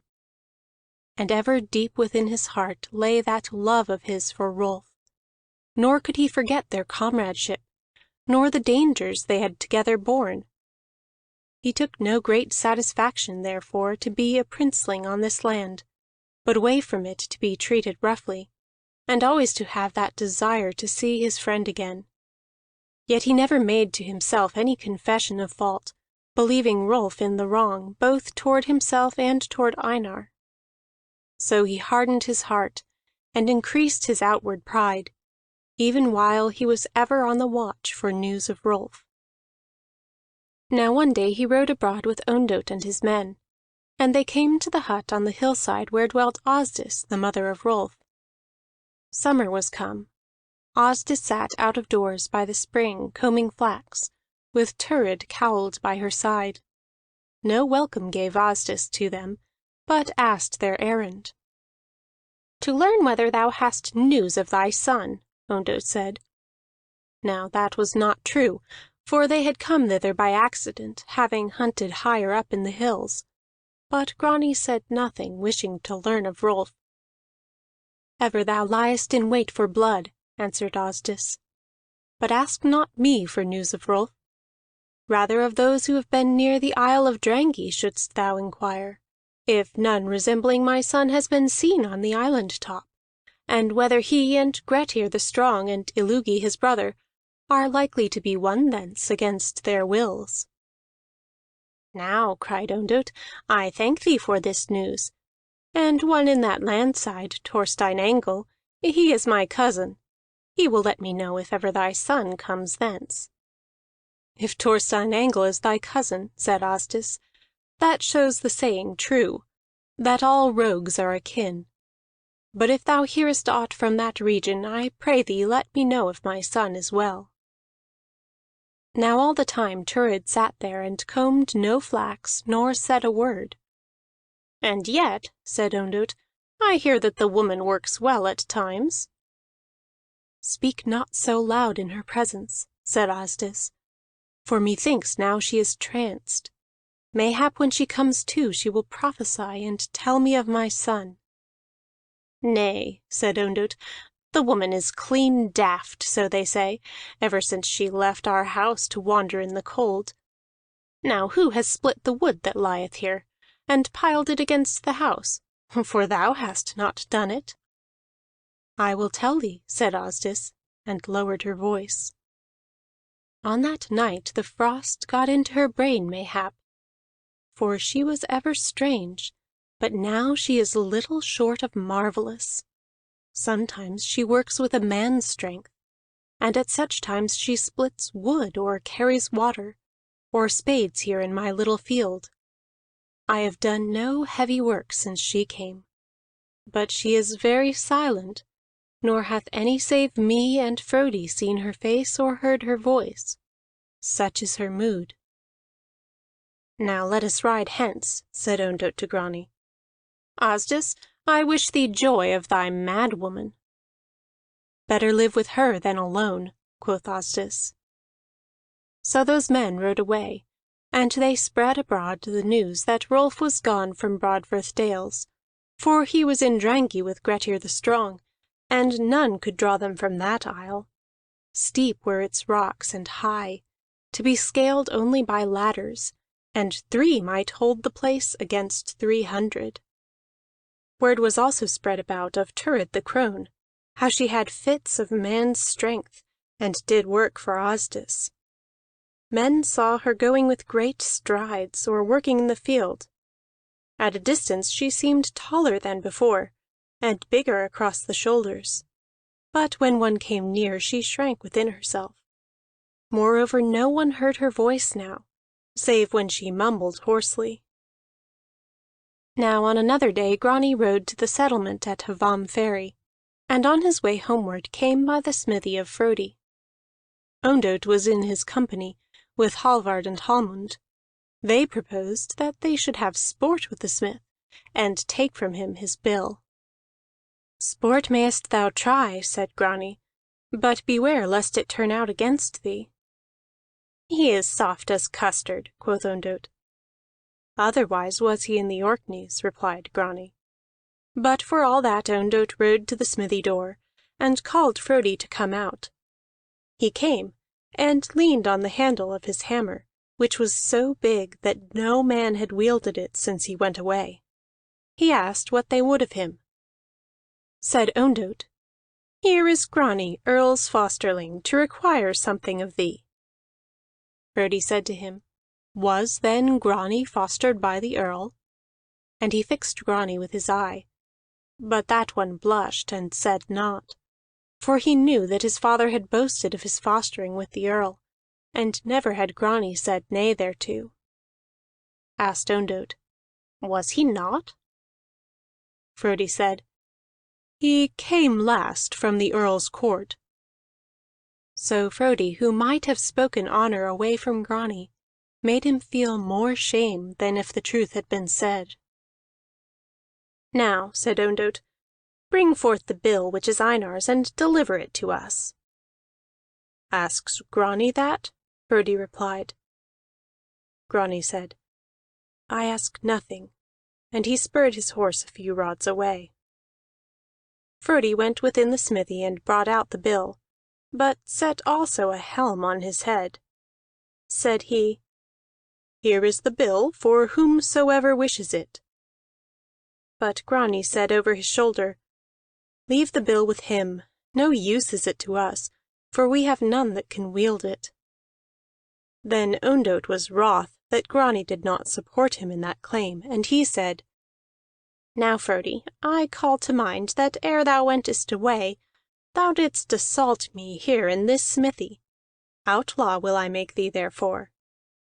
Frodi made a sudden step, and behold, there he was within reach of Ondott, holding the bill in such wise that he might have thrust Ondott through, albeit Frodi neither raised the weapon aloft nor brandished it. He said, "Now, for the love which has always been between us, be so kind as to speak me free of guilt in that manner, when I drew weapon on thee." In a fright Ondott stretched forth his hand, and spoke Frodi free of that guilt. So Frodi suddenly shifted the bill in his hand, and the point touched the ground. None who had not looked close would have supposed any threat had been made. Said Frodi, "See how kind Ondott is to me, in asking no atonement, being in no danger from me. Witness ye all that I am clear in that matter." Grani smiled and rode away, and the men next. Ondott followed, mightily vexed that that simple one had so bested him. Now the time came for men to ride to the Althing. and with all state Einar rode thither with his son. Then for the first time Grani saw the power of that land which he had despised. For chiefs met there who were greater in riches than Orkney thanes, having great followings, all richly dressed. But all were obedient to the law, and a wonderful thing that was, to see men of such power yielding in lawsuits to lesser men, and bringing no cases to weapons. And Grani learned that his father was of no consequence at all in that place, for men passed him by and gave him no honor. Yet for all that Grani's pride grew, and he said that men should some day recognize him there, and he rode home moodily behind his company. Now as men rode again toward the west, Grani saw one man whom he had oft remarked at the Thing, Kolbein, the son of burning Flosi, destined to be a leader among men. Grani wished friendship with him greatly, and Kolbein rode to Grani and said, "Keeps thy father his harvest feast this year as before, asking company thereto?" "Yea," answered Grani. "Wilt thou come?" "Gladly will I come," answered Kolbein, "and will bring friends with me, if so be we shall be welcome." "Welcome will ye all be," said Grani, and rode home cheered. Now when they were come to Cragness, Helga met them at the door and welcomed them in. They asked if aught had happened in their absence. Said she, "Nothing, save that the carline Thurid was here yestreen, and I am the first that has heard her speak since she left here in the spring." They asked what were her words. "I was here alone in the hall," Helga said, "for all the women were making cheeses in the outbower. And Thurid came in and shuffled about the place, looking at things. I bade her be seated, for I would bring her milk and oat cake. But when I brought them, she had the great bow in her hands, and looked at it, but would not eat. So I set the food away again, and when I returned she had the bow and the quiver, and was near the door as if to take them away. She said nothing when I asked what she did with those, so I stood in her way, thinking I was stronger than she. With one hand she set me aside, and I might resist her no more than if she were a man. So she bore the bow and arrows from the house, and I thought they were gone. But on a sudden she was back again, and laid them on the bench, and she said in a deep voice not like her own, 'Not with women do I strive.' Then with great steps she went out of the hall, and came not again." Those three, Einar and Ondott and Grani, looked at each other with alarm.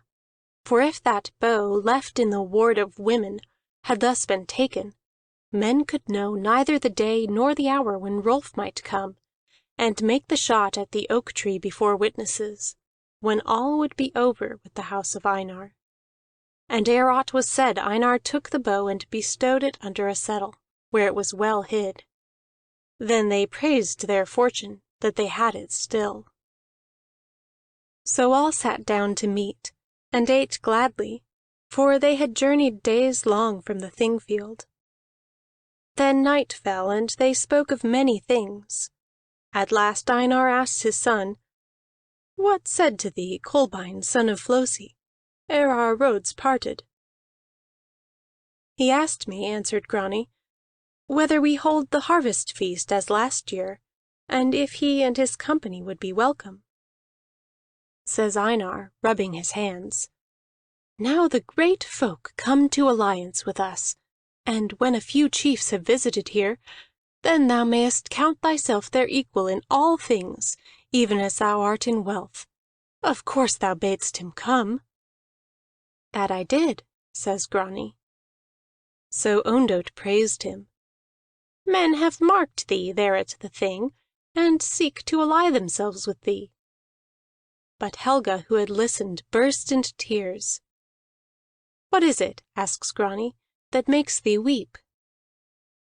Helga dashed the tears from her eyes, and stood before those two, her father and her brother. "Much had I hoped," says she, "that wicked doings would cease in this house, for to mock the dead and the unfortunate is wicked. And if ye hold the feast as last year, and shoot at the boundary as then, laughing at Hiarandi's fortune, then ye tempt your own fate, for such deeds go not unpunished long."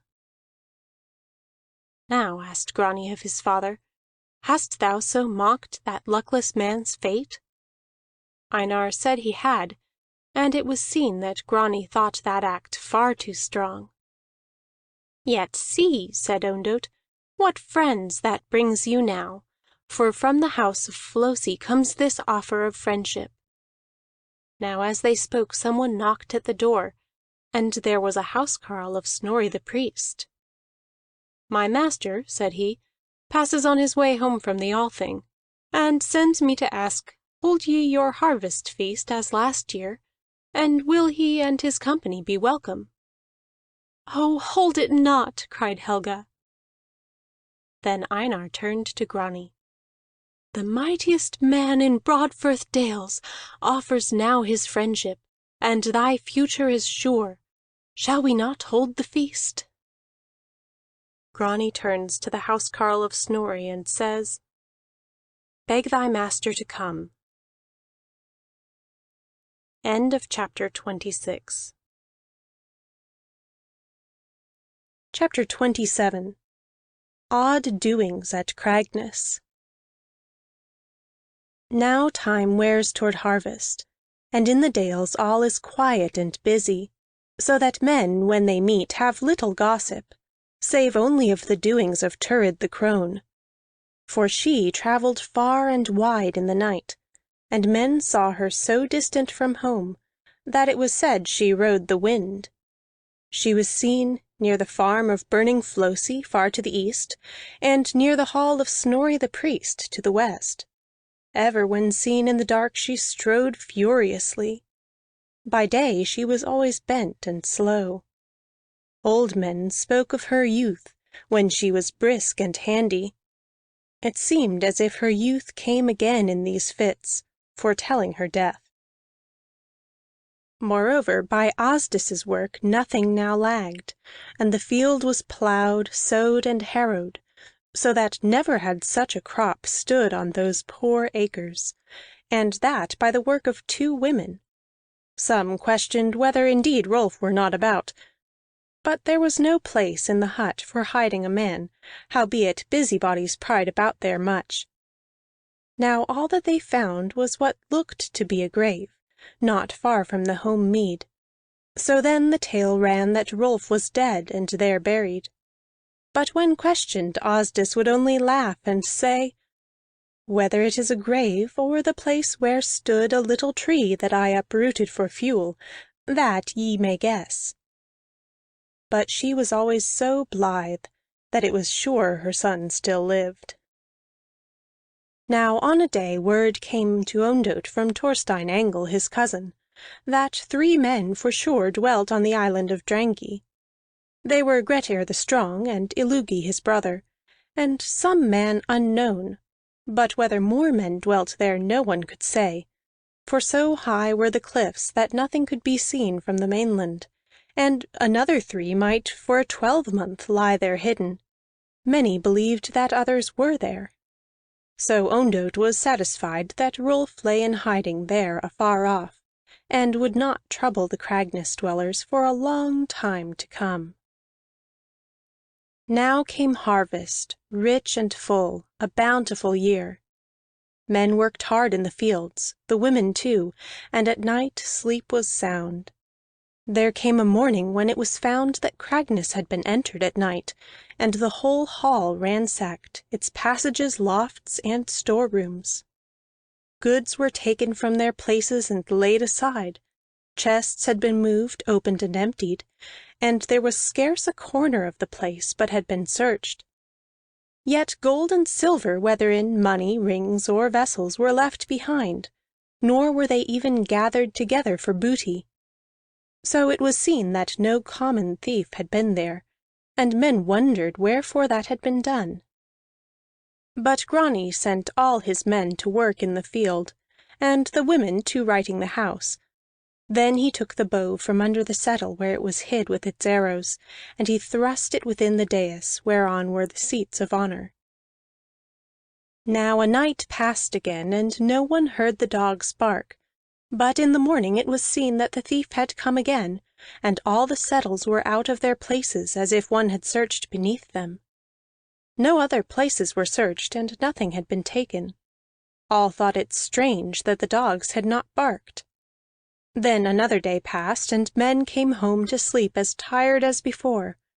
So then Grani took the bow and hid it up under the thatch, when all had gone to their beds.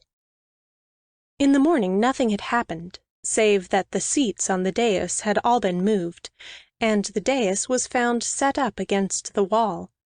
Now the dais was heavy, and that work had been done with much strength. While men were marveling, the neatherd came in, and said he had been awake early in the byre with a sick calf. Before sunrise he looked out of the window. The light was not strong, but he could see a little way. There he saw the crone Thurid standing near the house, but when he ran out to speak with her she had moved toward the cliffs. Whether she saw or heard him he could not say, but suddenly she began to go with long strides. A little mist hung above the crags.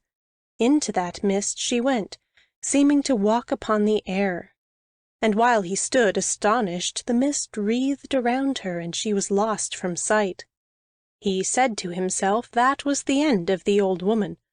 But in an hour, looking toward the upland, he saw her walking to the hut of Asdis, and that matter he could not explain.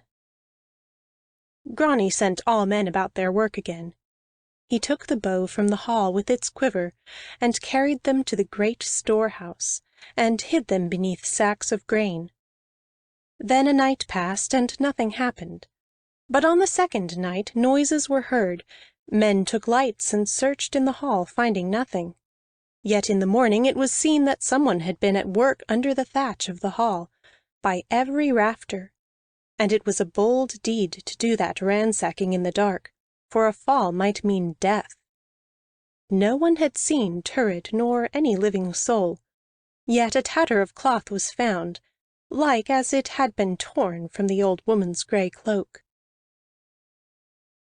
Now Grani takes the bow from the storehouse, and thinks much by himself, and at last hides it in a haystack, an old one, and there the bow lies deep within.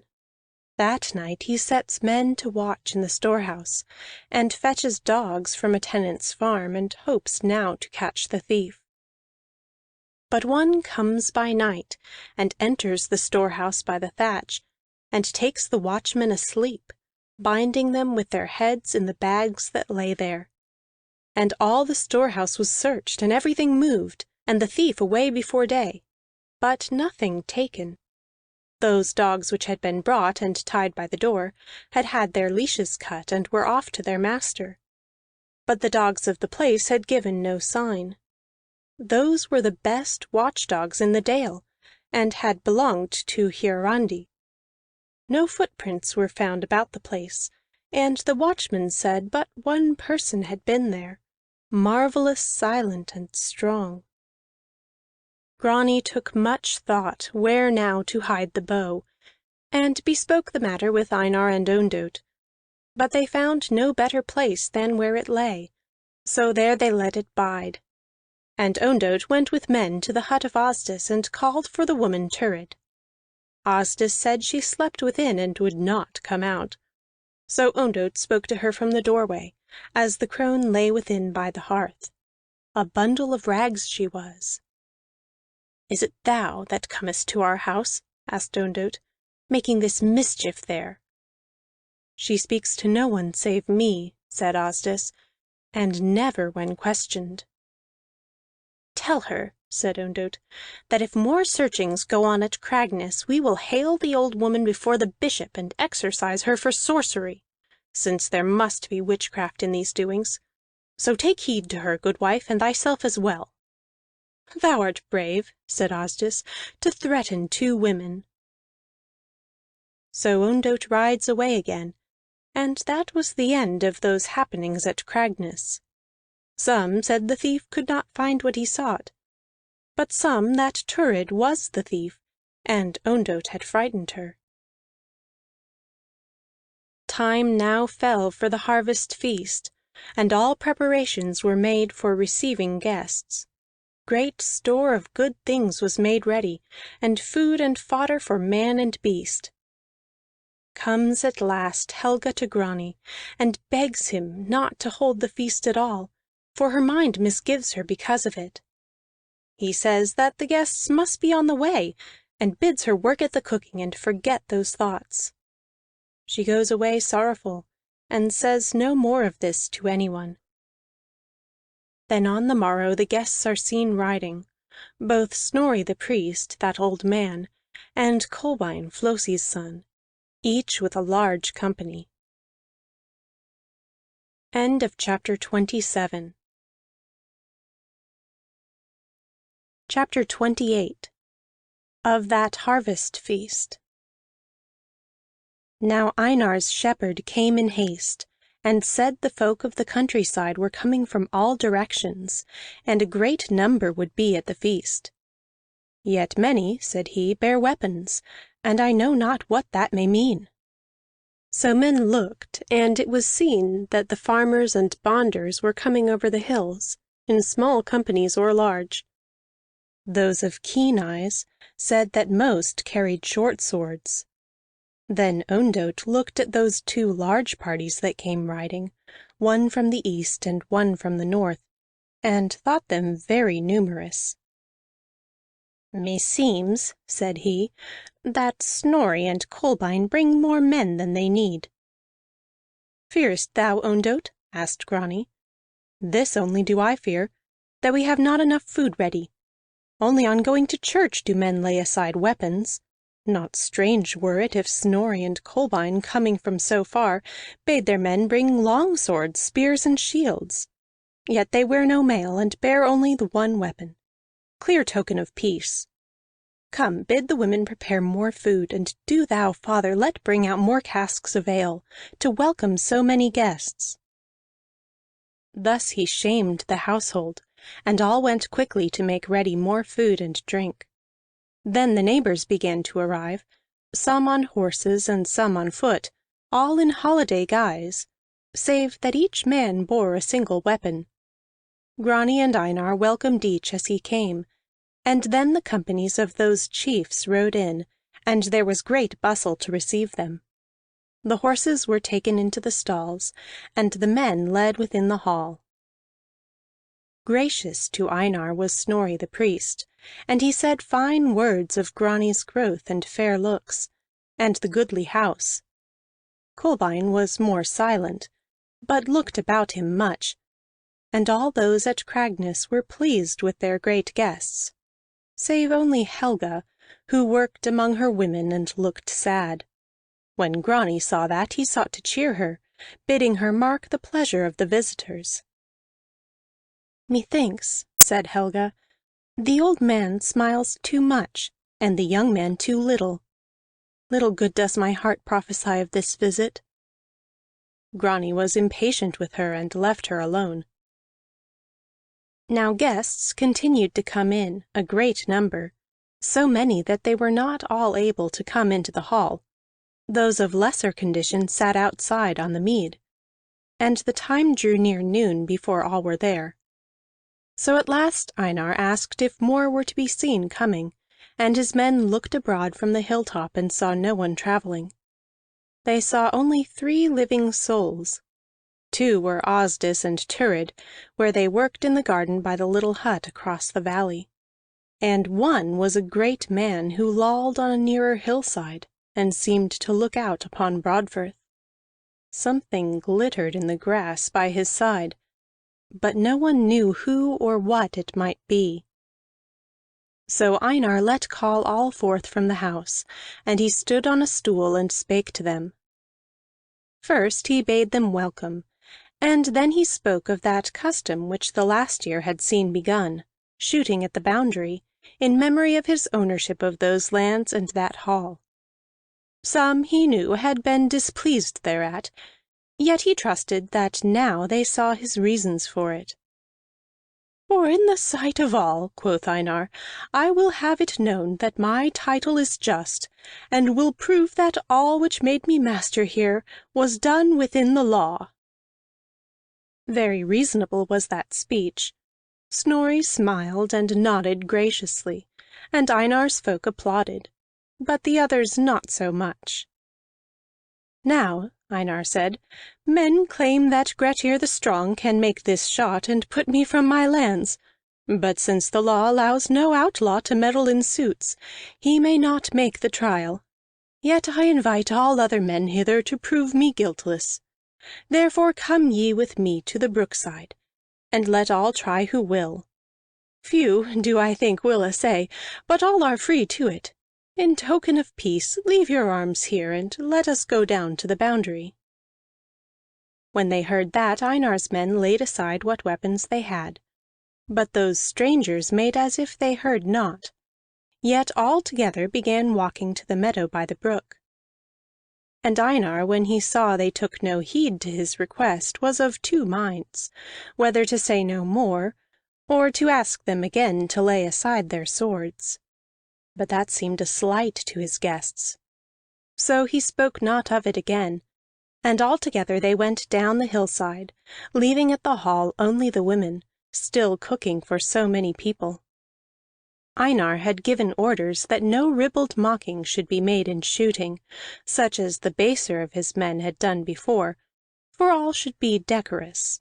So bows were brought, the best there were, his bowmen made ready, and one by one they shot before the guests. Snorri sat on a dais which Einar had let make, and Kolbein and Einar sat on either hand, but Grani stood. He was very anxious to see how near the arrows would fall to the oak. But the nearest fell roods away, and he said to himself, "Now my father is completely justified, for not even Grettir could shoot so much farther than these men."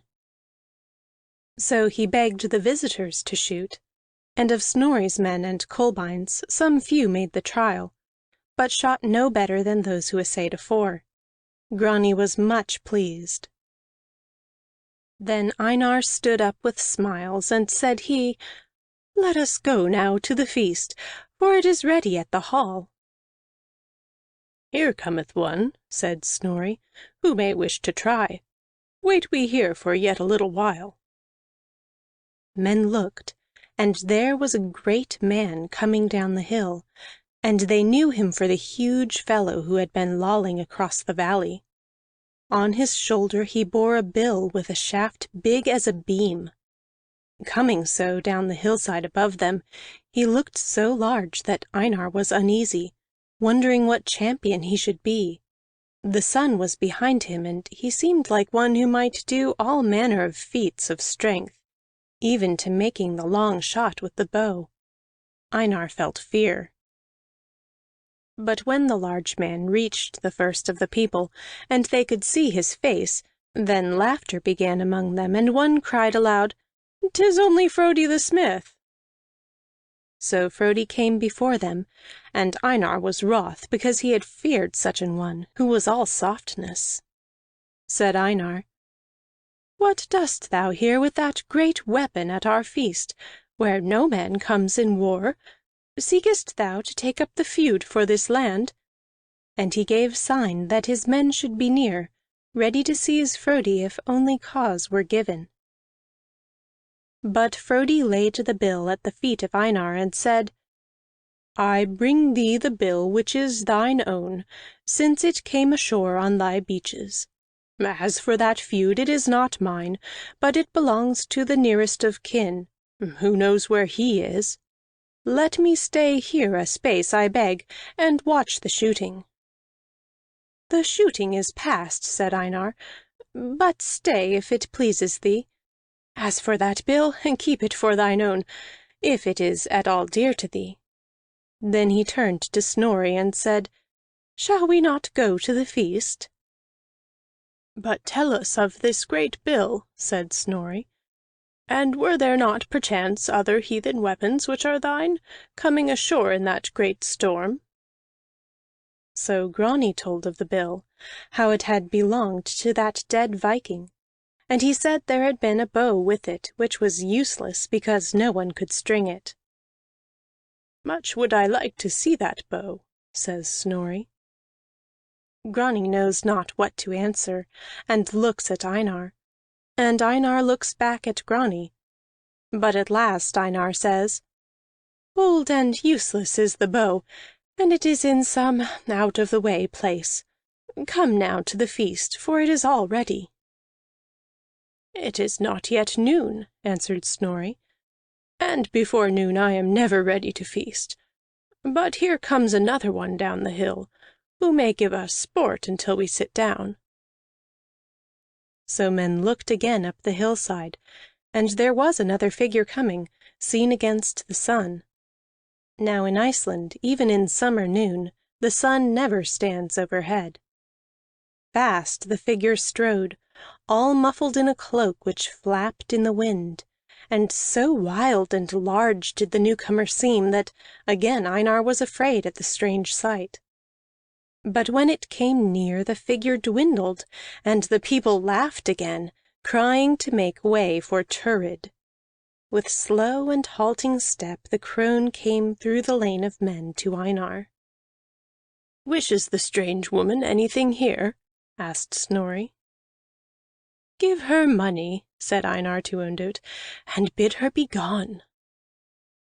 But she turned her back on Ondott with his purse, and went nearer Einar. And then she saw the bill which Frodi had left lying at Einar's feet. A strong shudder seized her, and there she stood shuddering, gazing beneath her hood at that great weapon. "What is wrong with the woman?" asked Snorri, as if impatient. "Bid her to speak." "She speaks never," answered Einar. But it seemed as if she were talking to herself.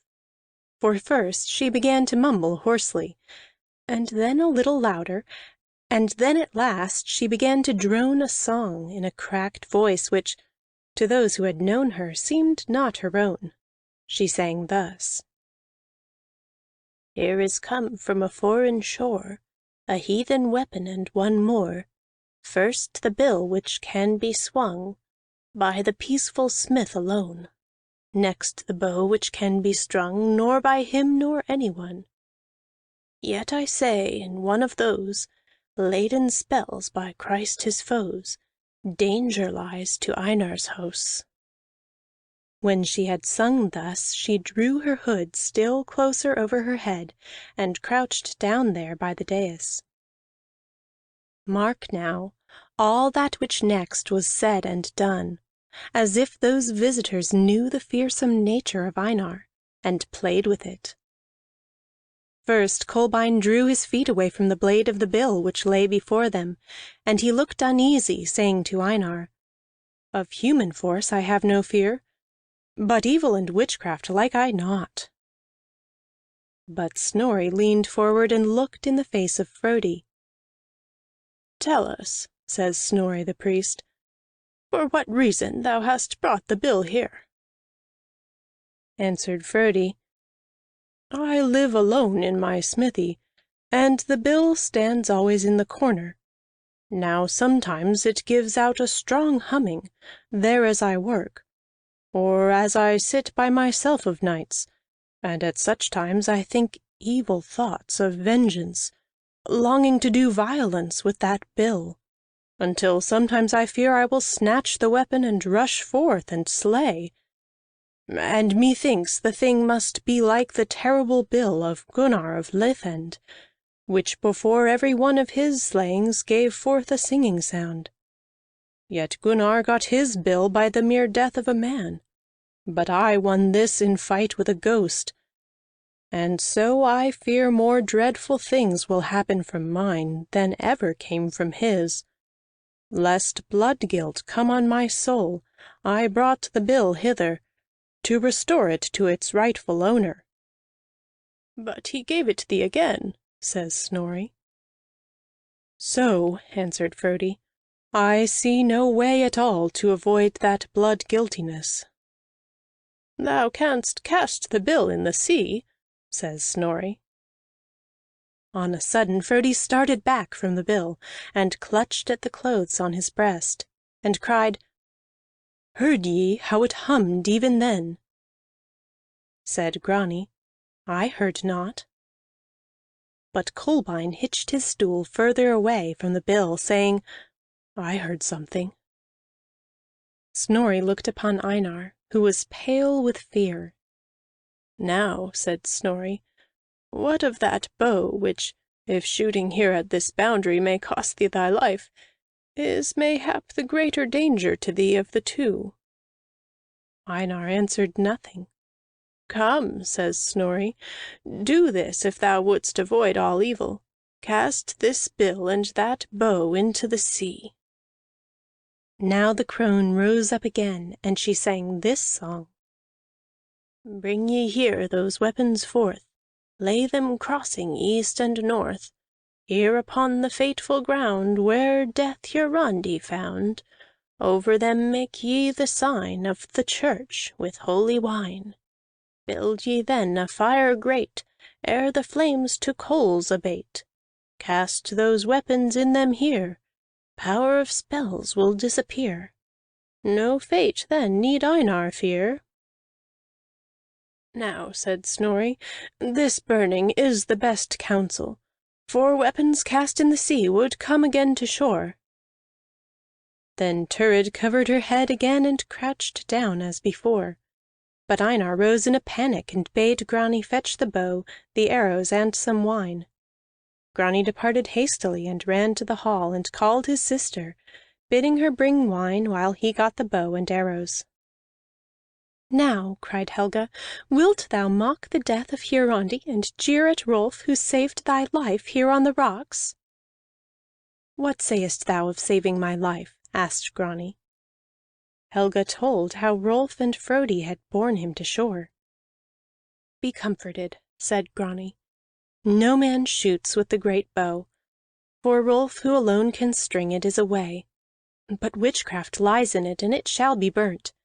And when this feast is ended, I will send for Rolf and offer him peace and friendship." "No peace comes from Rolf," answers Helga, "while we own his lands, nor friendship while we sit in his hall. Violence meets violence, so says the good book." But she went and got the wine, and Grani seized the bow and its quiver from out the rick, and bore all to the brookside again. There the fire was already built. Snorri received the bow in his hands, for neither Kolbein nor Einar would touch it.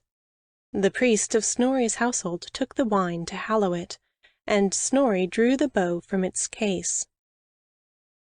"Let all give back," said he. "Make space for the fire and the burning of the bow. Let the crone say when all is ready." So all men gave space, and the home men and the guests, mingled together, made a great circle round the spot where the bow should be burnt with the bill.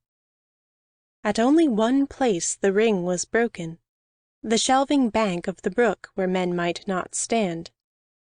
Then Thurid rose, and began to circle the fire.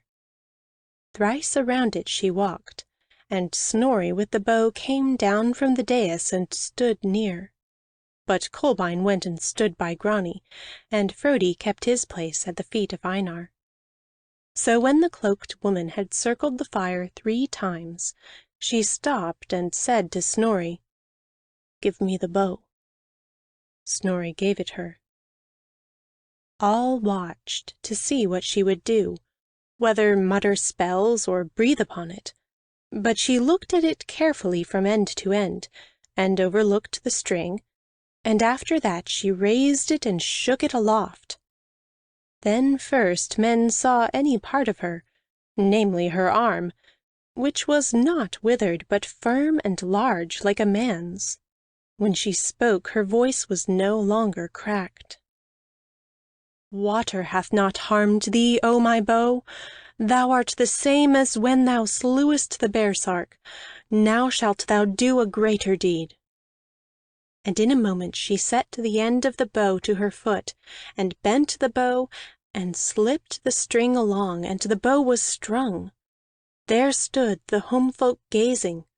But the crone cast off the cloak. No woman was she at all, but Rolf in his weapons. Then Frodi laid his hand on Einar's knee and said, "Sit still." Kolbein set a knife to Grani's throat, saying, "Thy life if thou stirrest." And Snorri cried on high, "Where are ye, men of Tongue and Swinefell?" All those guests drew their short swords, and it was seen that by every one of the home folk was a man of Snorri's or Kolbein's, or haply two of them.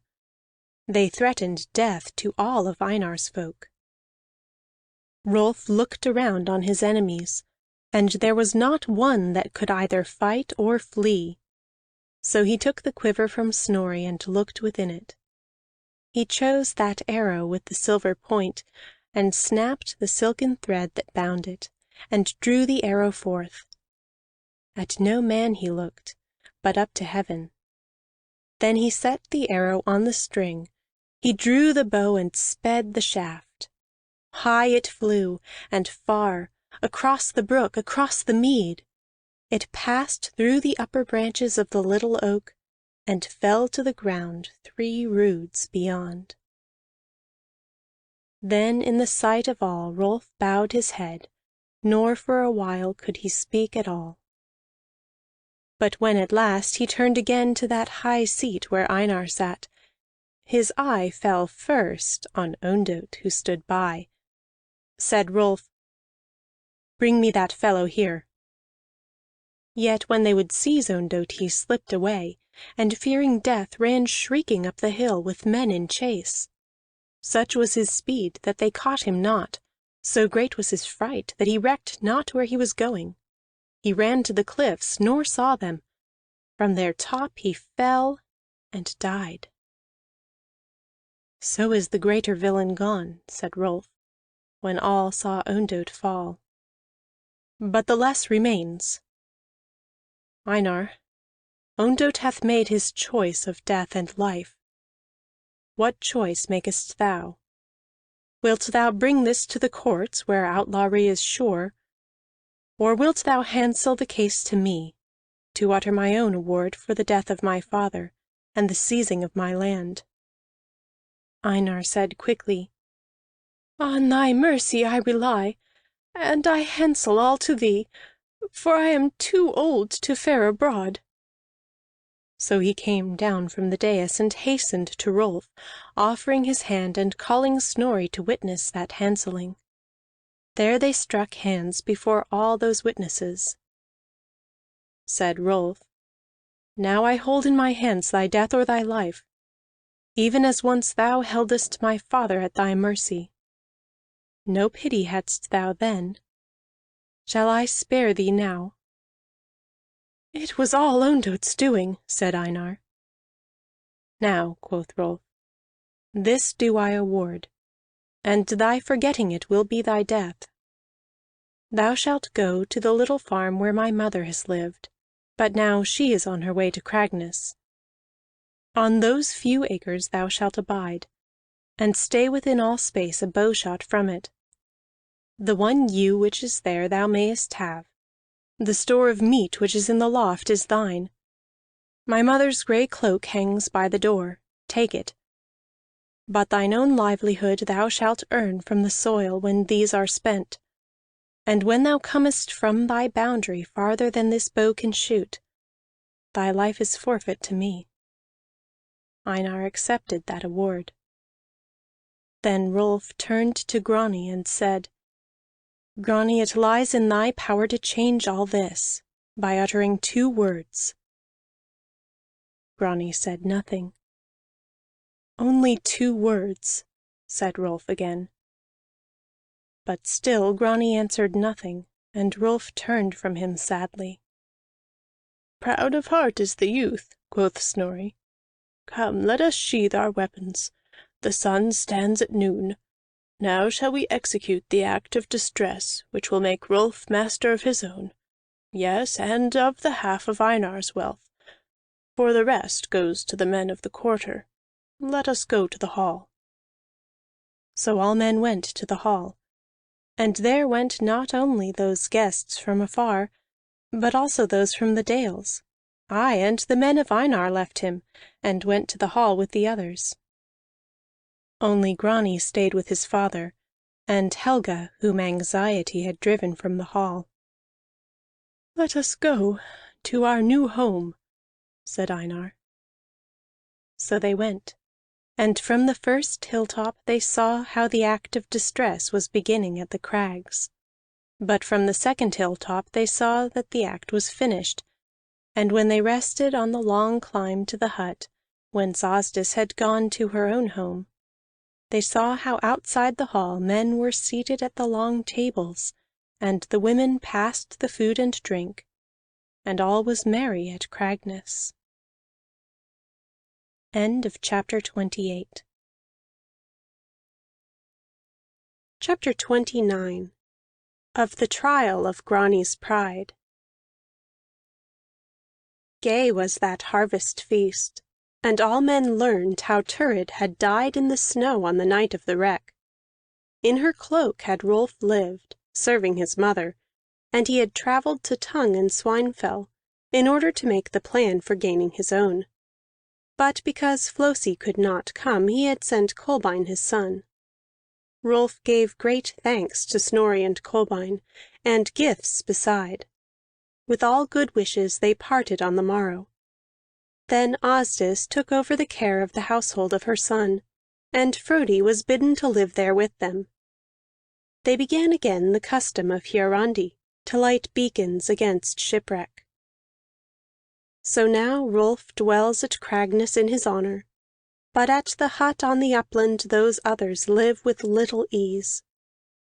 Rolf looks out sometimes at the little farm, and sees Grani and his father working in the field to get in the small harvest, hay for the ewe and grain for themselves. Now for Asdis alone that store had been enough, but for three the outlook was not so good.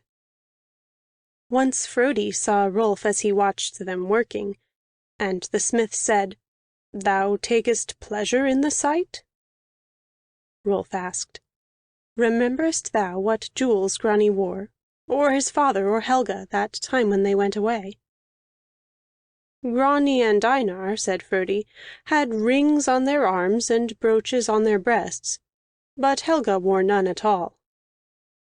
"Silver pennies also they had in their purses," said Rolf. "What is their wealth to thee?" asks Frodi. "Much," answers Rolf. Now the time draws toward winter. The tale tells next how Rolf kept many people by him in the hall, to do the field work and to tend the cattle and horses. But the sheep were in the fold, save 20 which had not come in. Now some of those folk of Einar still dwelt at Cragness, having deserted their master, and none at the hall bade them either go or stay. Yet both Asdis and Frodi showed them little favor, and one by one they slipped away to seek livings elsewhere, save only those two, Hallvard and Hallmund, men of loud talk, strong of growth but not given to work. Evenings in the hall they spoke much, and Frodi scowled thereat. But Rolf sat in his seat and seemed neither to see nor to hear them.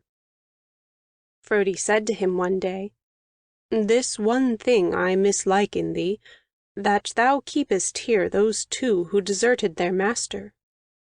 Rolf asked, "Was their master worth devotion?" "Maybe not," says Frodi, "yet ingrates are they both." "They are free," said Rolf, "either to stay or go." Frodi grumbled to himself, but said no more to Rolf. Now October comes in very cold, but no snow as yet, and all harvests are in. Grani had stacked his neatly in ricks against the weather, for there was no room in the hut. There was a pen outside for the ewe. She was a good beast, and never wandered, coming home at night.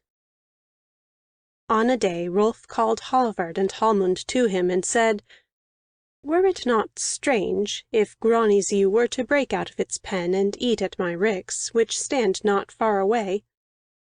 and he looked hard at Hallvard, who was the slyer of those two. Said Hallvard with a grin, "That is likely to happen." Rolf gave them each a piece of money and said, "Beware of that ewe." On a morning not long after came those two, leading the ewe. "Master, here we have found this ewe eating at thy ricks, nor know we whose it may be." Said Rolf, "The ewe is Einar's. Take it to him and ask payment for the hay which has been eaten." So they take the ewe to Einar and bring back silver. "Keep that for yourselves," Rolf said. "But will the ewe stay now at home?" "Her pen is not strong," Hallvard said. So on the morrow those two came again, bringing the ewe a second time. Rolf sent them for money as before. This time they brought back a gold arm-ring, so Rolf knew that Einar and Grani had taken with them nigh empty purses, and he was glad. He took the ring, giving the men silver, and said to them as before, "Will the ewe stay now at home?" Hallvard answered, "We left Grani strengthening the pen, but still it is not high." And on the morrow they brought the ewe, saying, "See how fat she hath gorged herself, master." Then said Rolf, "Go now and say to Einar, a third time hath thine ewe trespassed.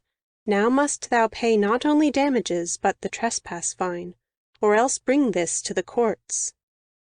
They went and brought back jewels, 1 arm-ring and 2 brooches, and Hallvard said, "All that he had Einar gave rather than trust himself to the law."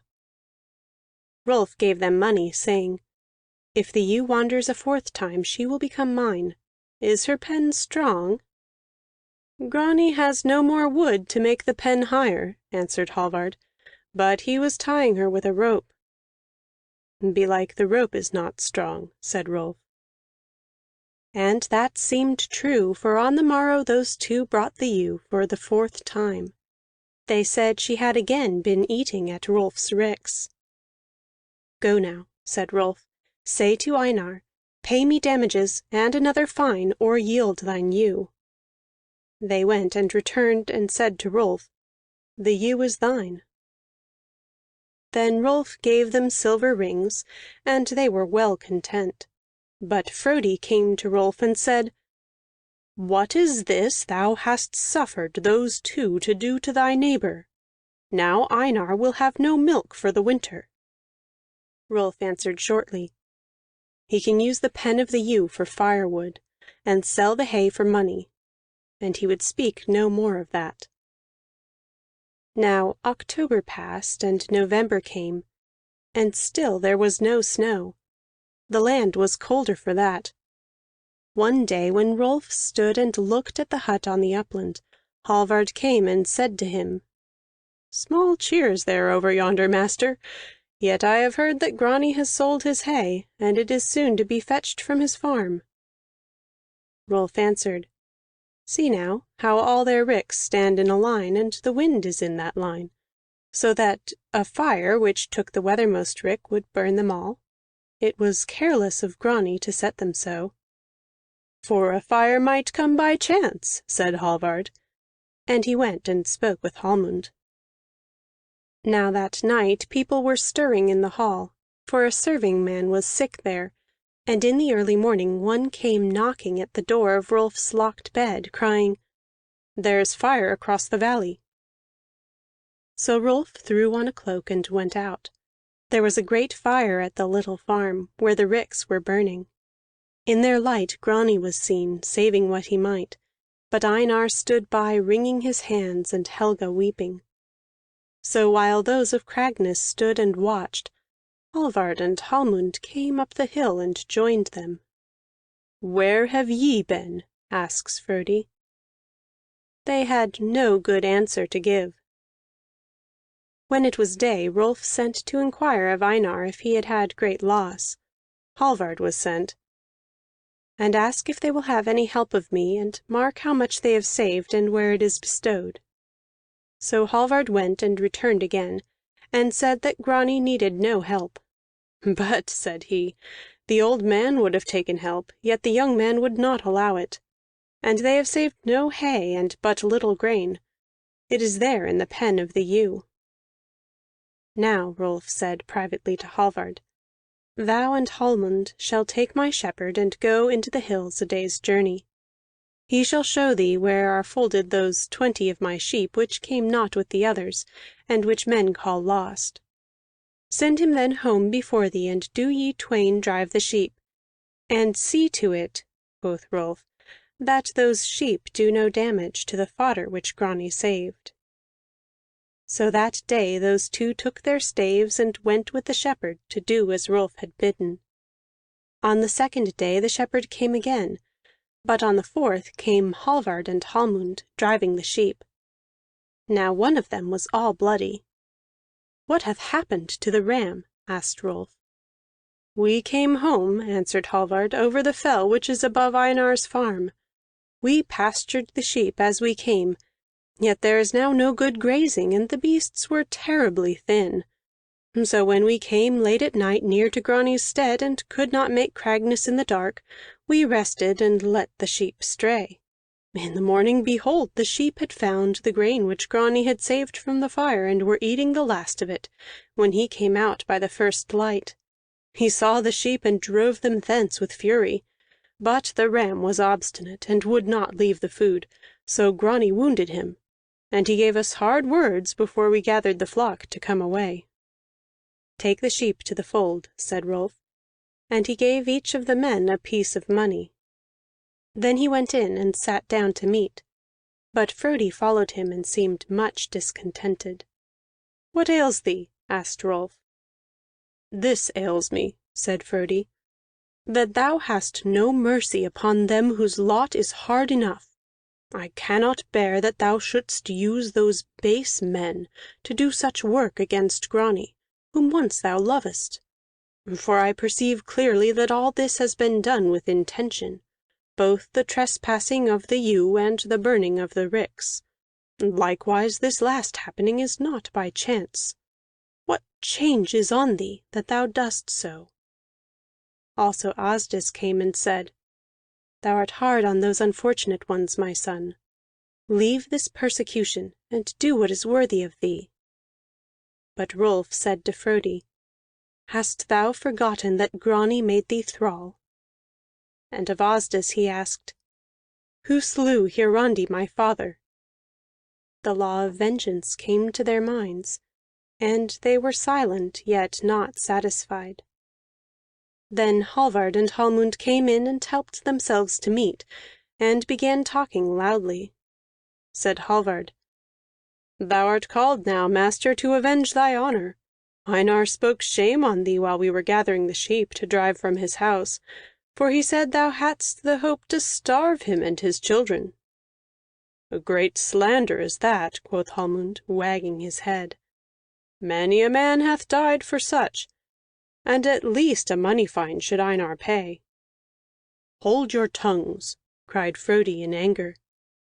But Rolf rebuked Frodi and said to those twain, "I give thanks for your thought of mine honor, but I do not desire blood, only money atonement for the slander.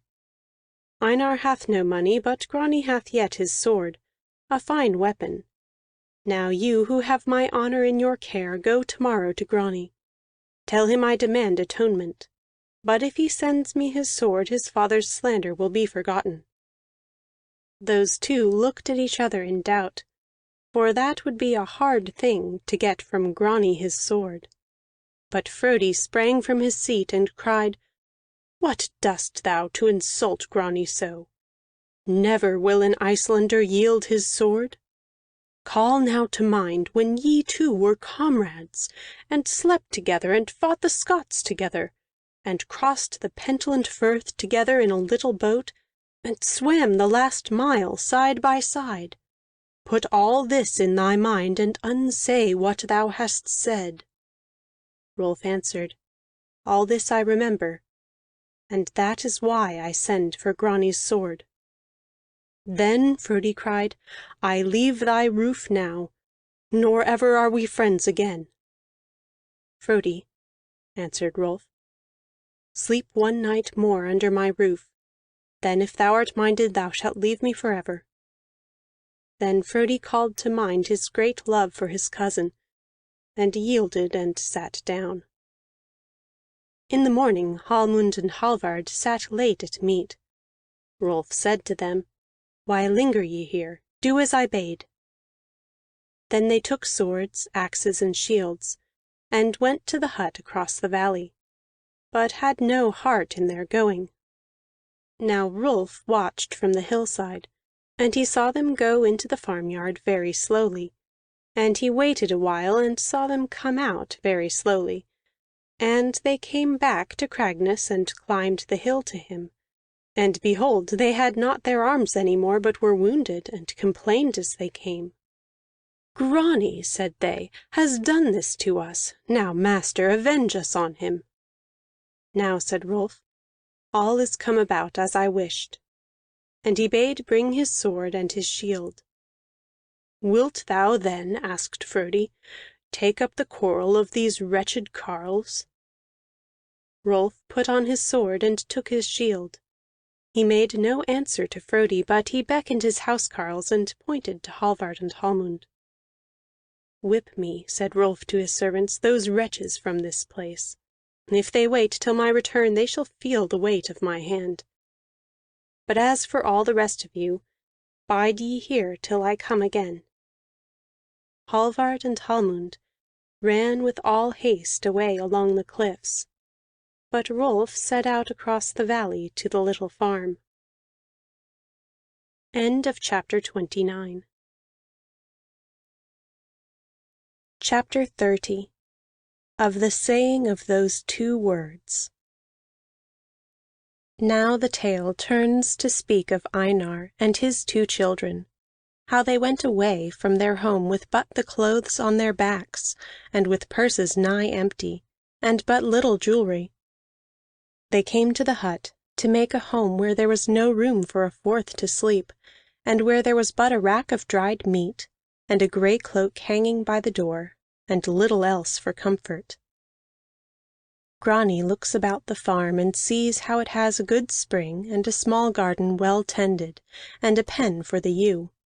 Beyond the garden were the other crops, yet the hay had not been cut, nor the grain reaped, and there was nothing stored against the winter.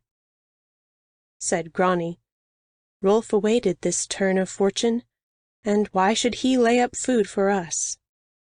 Then he turned about and looked off from the hillside. There he saw Cragness and the folk feasting, and he saw Fellstead and many other farms. There lay Broadfirth and the sea beyond, fishing vessels were thereon, and he saw the ferry to Hvamm, with all the four roads which led to it, where people travelled. But the little farm was far away from all these things. Now it was a bright warm day, and the ewe bleated in the pasture, and the birds called to each other above his head. Then Grani's heart fainted within him, and he cried to Einar, "Better hadst thou chosen exile for us all, rather than condemn us to die in this place." Einar sought to excuse himself to his son, but appeased him not. Then Helga said, "Is this all thou didst learn in the Orkneys, thus to meet the fate which thou hast brought upon thyself?"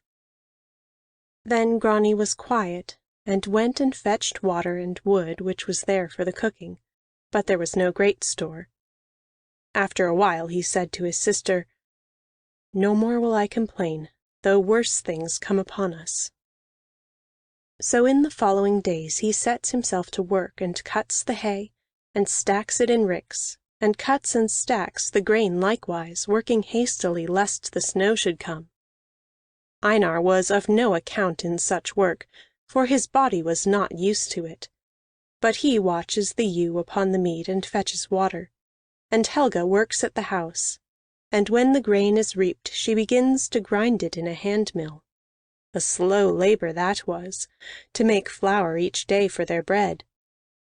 Now when Grani had finished harvesting, he began to cut peat and stack it near the house. It was hard work, for the cold was severe and the ground freezing. Einar began to complain as the cold came on. He was not warm enough under the gray cloak, but sat much of the day by the fire. He disliked his food and wanted better, although not better was to be had. It was not easy to bear his complainings, but Helga was patient, and Grani sought to lighten her labors, doing woman's work. Yet he was troubled for the shame of his life, and slept badly and lost flesh. Now hard frost and bitter winds came, but still no snow. Grani's clothes were thin, and he was not used to the rough life. His hands cracked with the cold, all his joints ached, his feet were sore from his thin shoes, and it seemed as if he would perish with the wind. Yet still he cut peat, hewing it from the frozen ground in a little boggy place, and he brought it home with fingers all bleeding. Then Helga bewailed the weather, how without snow the ground froze ever deeper. But though at first Grani was minded to complain with her, he bethought himself and spoke cheerily. Helga asked, "Why dost thou conceal thy thoughts?" "The worst of my thoughts," said Grani, "are so bad that I dare not dwell on them. But the better is that I must be manly, and I have a memory to help me." "What is that memory?" asked Helga. So Grani told of that time when he and his thralls were lost in the snow in Orkney, and those 2 Icelanders bore the cold, but he complained of it. And they gave me the cloak and the warmth of their own bodies, yet I could not be brave. So now when I shiver in the cold I call to mind their hardiness, and strive to copy it. "That is well said," quoth Helga, "and I will show courage even as thou."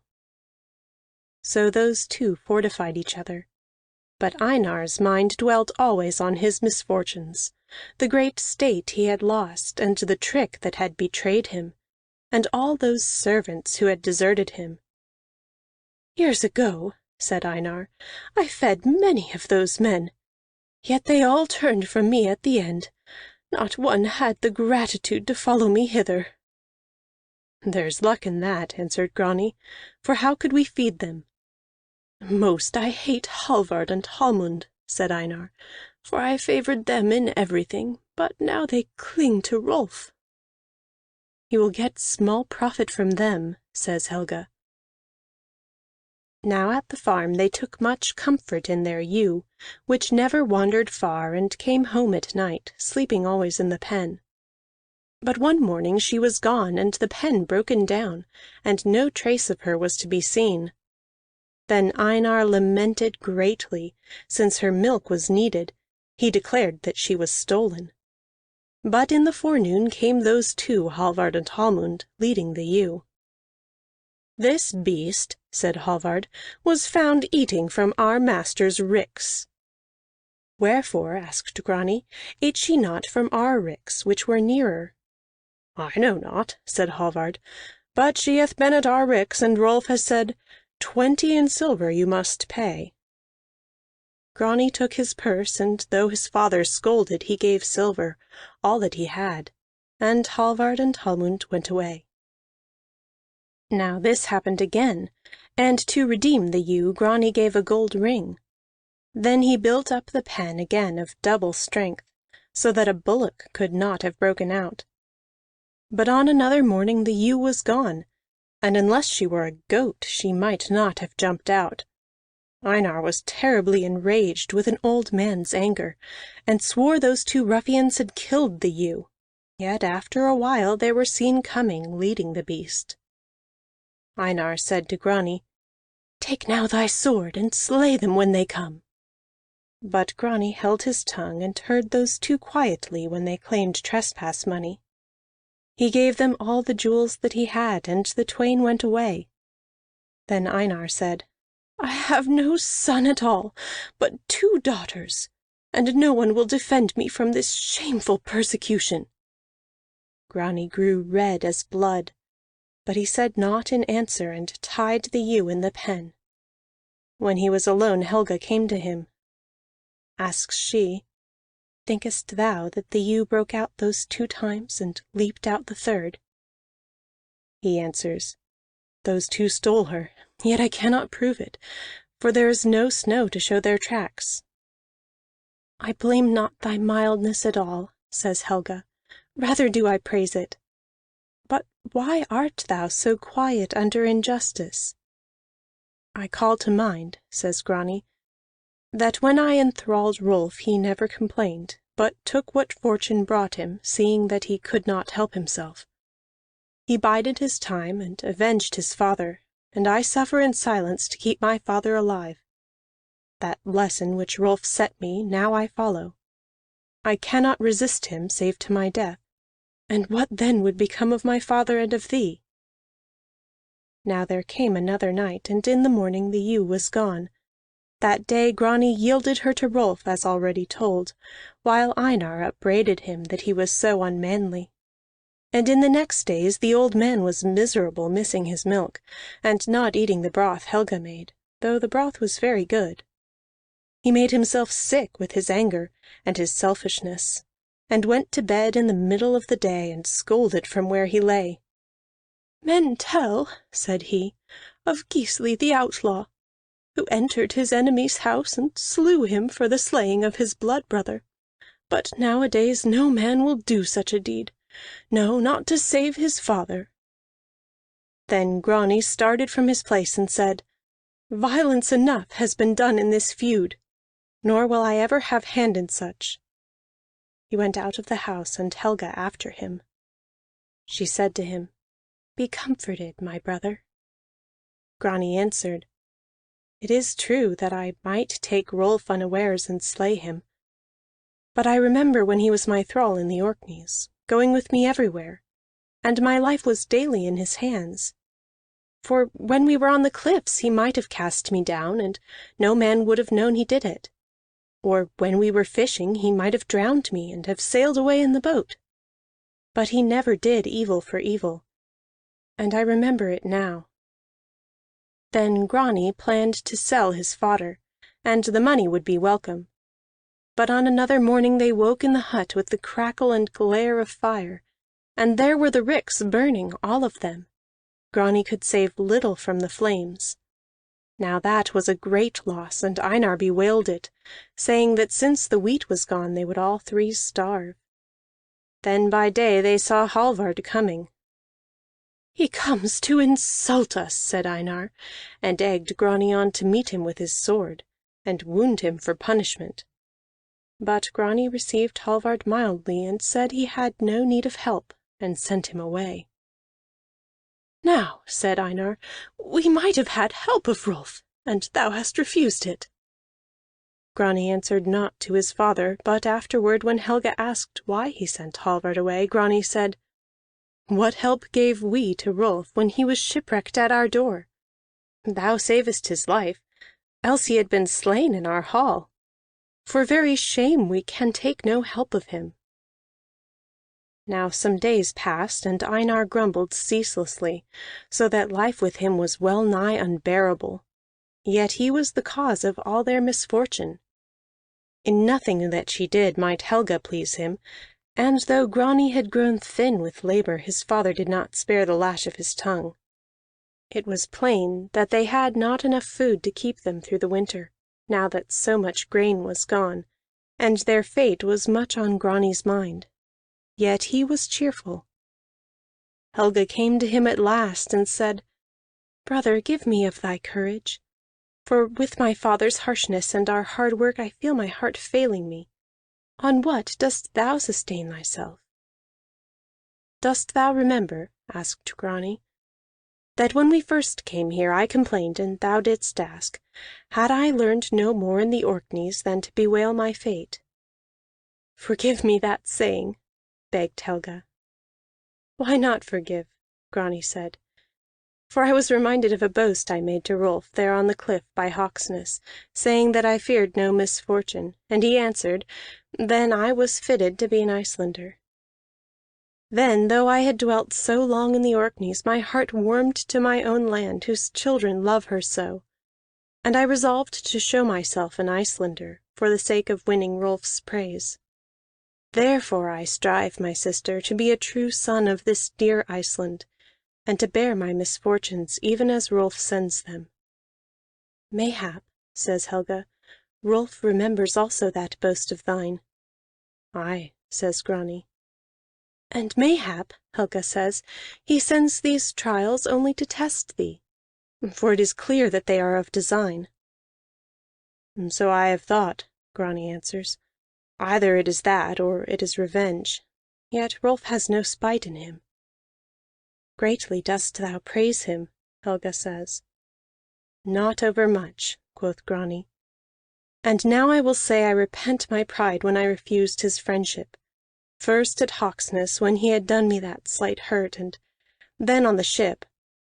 But I have most shame that I offered him no atonement when I was prosperous here in Iceland, and he was in hiding."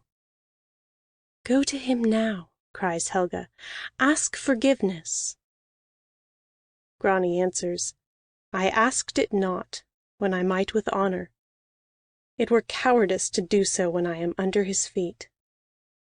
Now Helga wished to argue against that, but their father called them, complaining, and there was no more of their talk. But Grani, while Helga tended on Einar, ground corn in the handmill, but there was little of the grain left, and sang this song: "Once I, most fortunate, met swords in fight. Now sin to expiate I show this plight. Grind corn to make my bread, evil pursues my head." And it seemed to him that scarce had ever a warrior, not in thraldom, come to such fortune. Then when he had ground enough meal for another day, he stacked the grain carefully against the weather, and went about other tasks, and that night slept soundly. But in the morning, waking with the first light, he heard as it were a scuffling of feet close outside the door. When he opened, he saw sheep there, a small flock, eating eagerly at the grain, which was almost all gone. In despair he rushed out upon them and drove them away. They all fled before him but one lean old ram, who stood his ground and still would eat. Then Grani took a club and smote the ram, and wounded it so that it ran away. Next he saw how at a little distance were Hallvard and Hallmund, who came and excused them of the doings of the sheep, which had strayed while the men slept. Grani answered nothing, though his sister wept. But Einar was nigh out of his mind for anger and despair, and cursed those twain and Rolf their master, until Grani took him and led him into the house, when those two drove the sheep away. Einar was so spent with rage that he fell at last in a stupor, and Grani went and gathered all that remained of the grain. There were but 2 measures of it left. Then as he gleaned those few stalks from the ground, where the sheep had trodden them, and as he cleansed them of dust and saved every small particle, bitterness grew in him, and then wrath, and he nursed his wrath all that day. Now Helga was busy with her father, and saw not how Grani brooded. There was not much food for him, but he fed on his despair, and he slept ill that night, and rose early, and went without food to dig in the garden for roots. There those twain found him, Hallvard and Hallmund, when they came into the yard that day for his sword. Now his back was toward them, and they asked each other, "Shall we rush on him and wound him, or slay him, and so search the place at our will for his sword?" That seemed to them the best counsel, and they stole upon him. He was so busy that he heard them not, and but for Helga he had been slain. But she saw the men and cried, "Beware!" So Grani turned with his spade uplifted, and they rushed at him. Then he dashed the sword from the hand of Hallmund, and struck fiercely at Hallvard. Hallvard he wounded with the spade, but Hallmund with his own weapon, and with their wounds they limped away. Then all of Grani's anger left him, and he sat in the house by the hearth, and his father waked and looked at him. Said Grani, "Much didst thou do to Hiarandi for my sake, and harshly has Hiarandi's son repaid me for thy sake. But let us forgive each other, father, before the end of life comes to us." Asked Einar, "How comes the end of life now?" Helga says from the doorway, "I see Rolf coming across the valley, and he is armed." "Thus comes the end," says Grani. And they embraced and kissed each other, all three, and Grani made ready for death, and he went out to meet Rolf.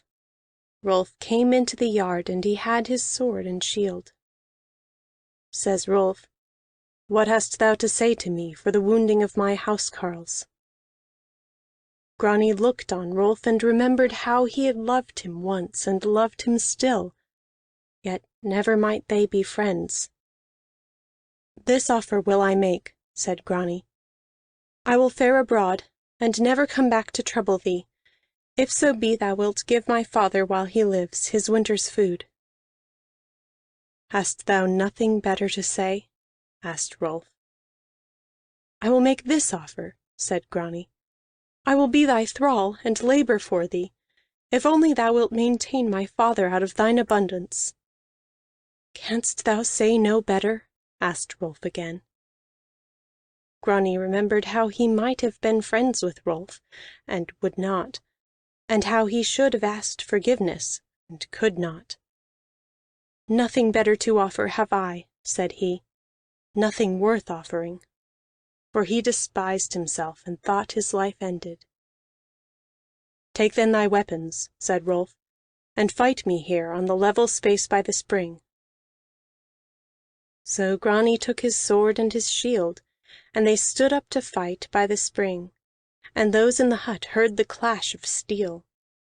The two looked strangely fighting, Grani gaunt and ragged, and Rolf well fed and in holiday clothes.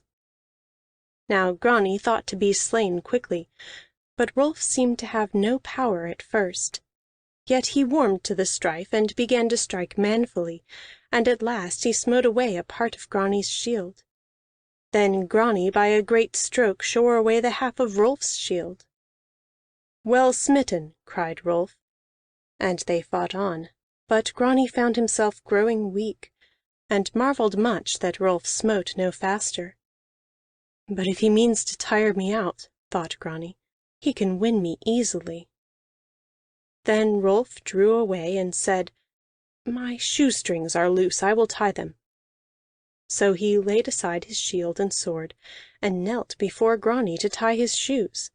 Grani might have slain him there, but he waited, and not to be tempted to that treachery, Grani looked about. He saw the hut where were his father and sister, and looked off on the firth and the wide land, and waited for Rolf to rise. Then they fought again.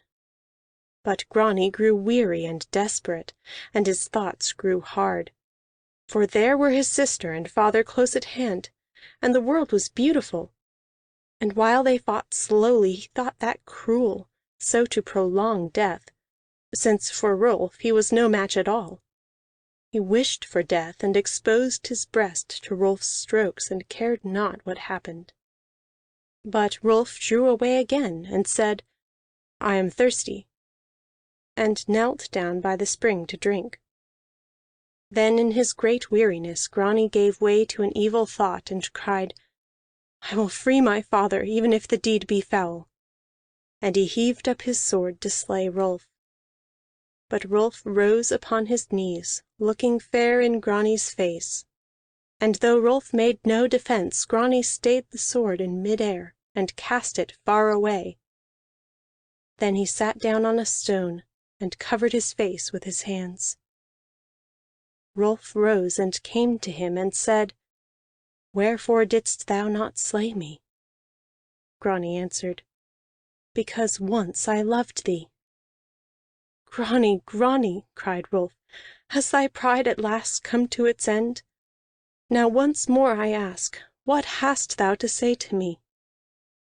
"For the wounding of thy henchman, and for all I ever did to thee since we first met," said Grani. "Only this I beg, forgive me."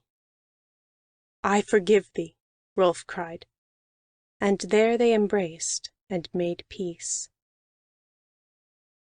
This is the end of the tale, that Frodi slept yet other nights at Cragness than that one, and lived with Rolf his life long. But Grani took his father home to Fellstead and dwelt there, he and Einar and Helga. Grani was ever the greatest friend of Rolf, but Einar never came into Rolf's sight so long as he lived. And that was not long, for the old man was broken with his shame. Then after that Rolf took to wife Helga the sister of Grani, and the curse of the Soursops never troubled their children. Between the households of Cragness and Fellstead was ever the closest bond, and famous men are come of both Rolf and Grani. So here we end the story of Rolf. End of chapter 30. End of The Story of Rolf and the Viking's Bow by Alan French.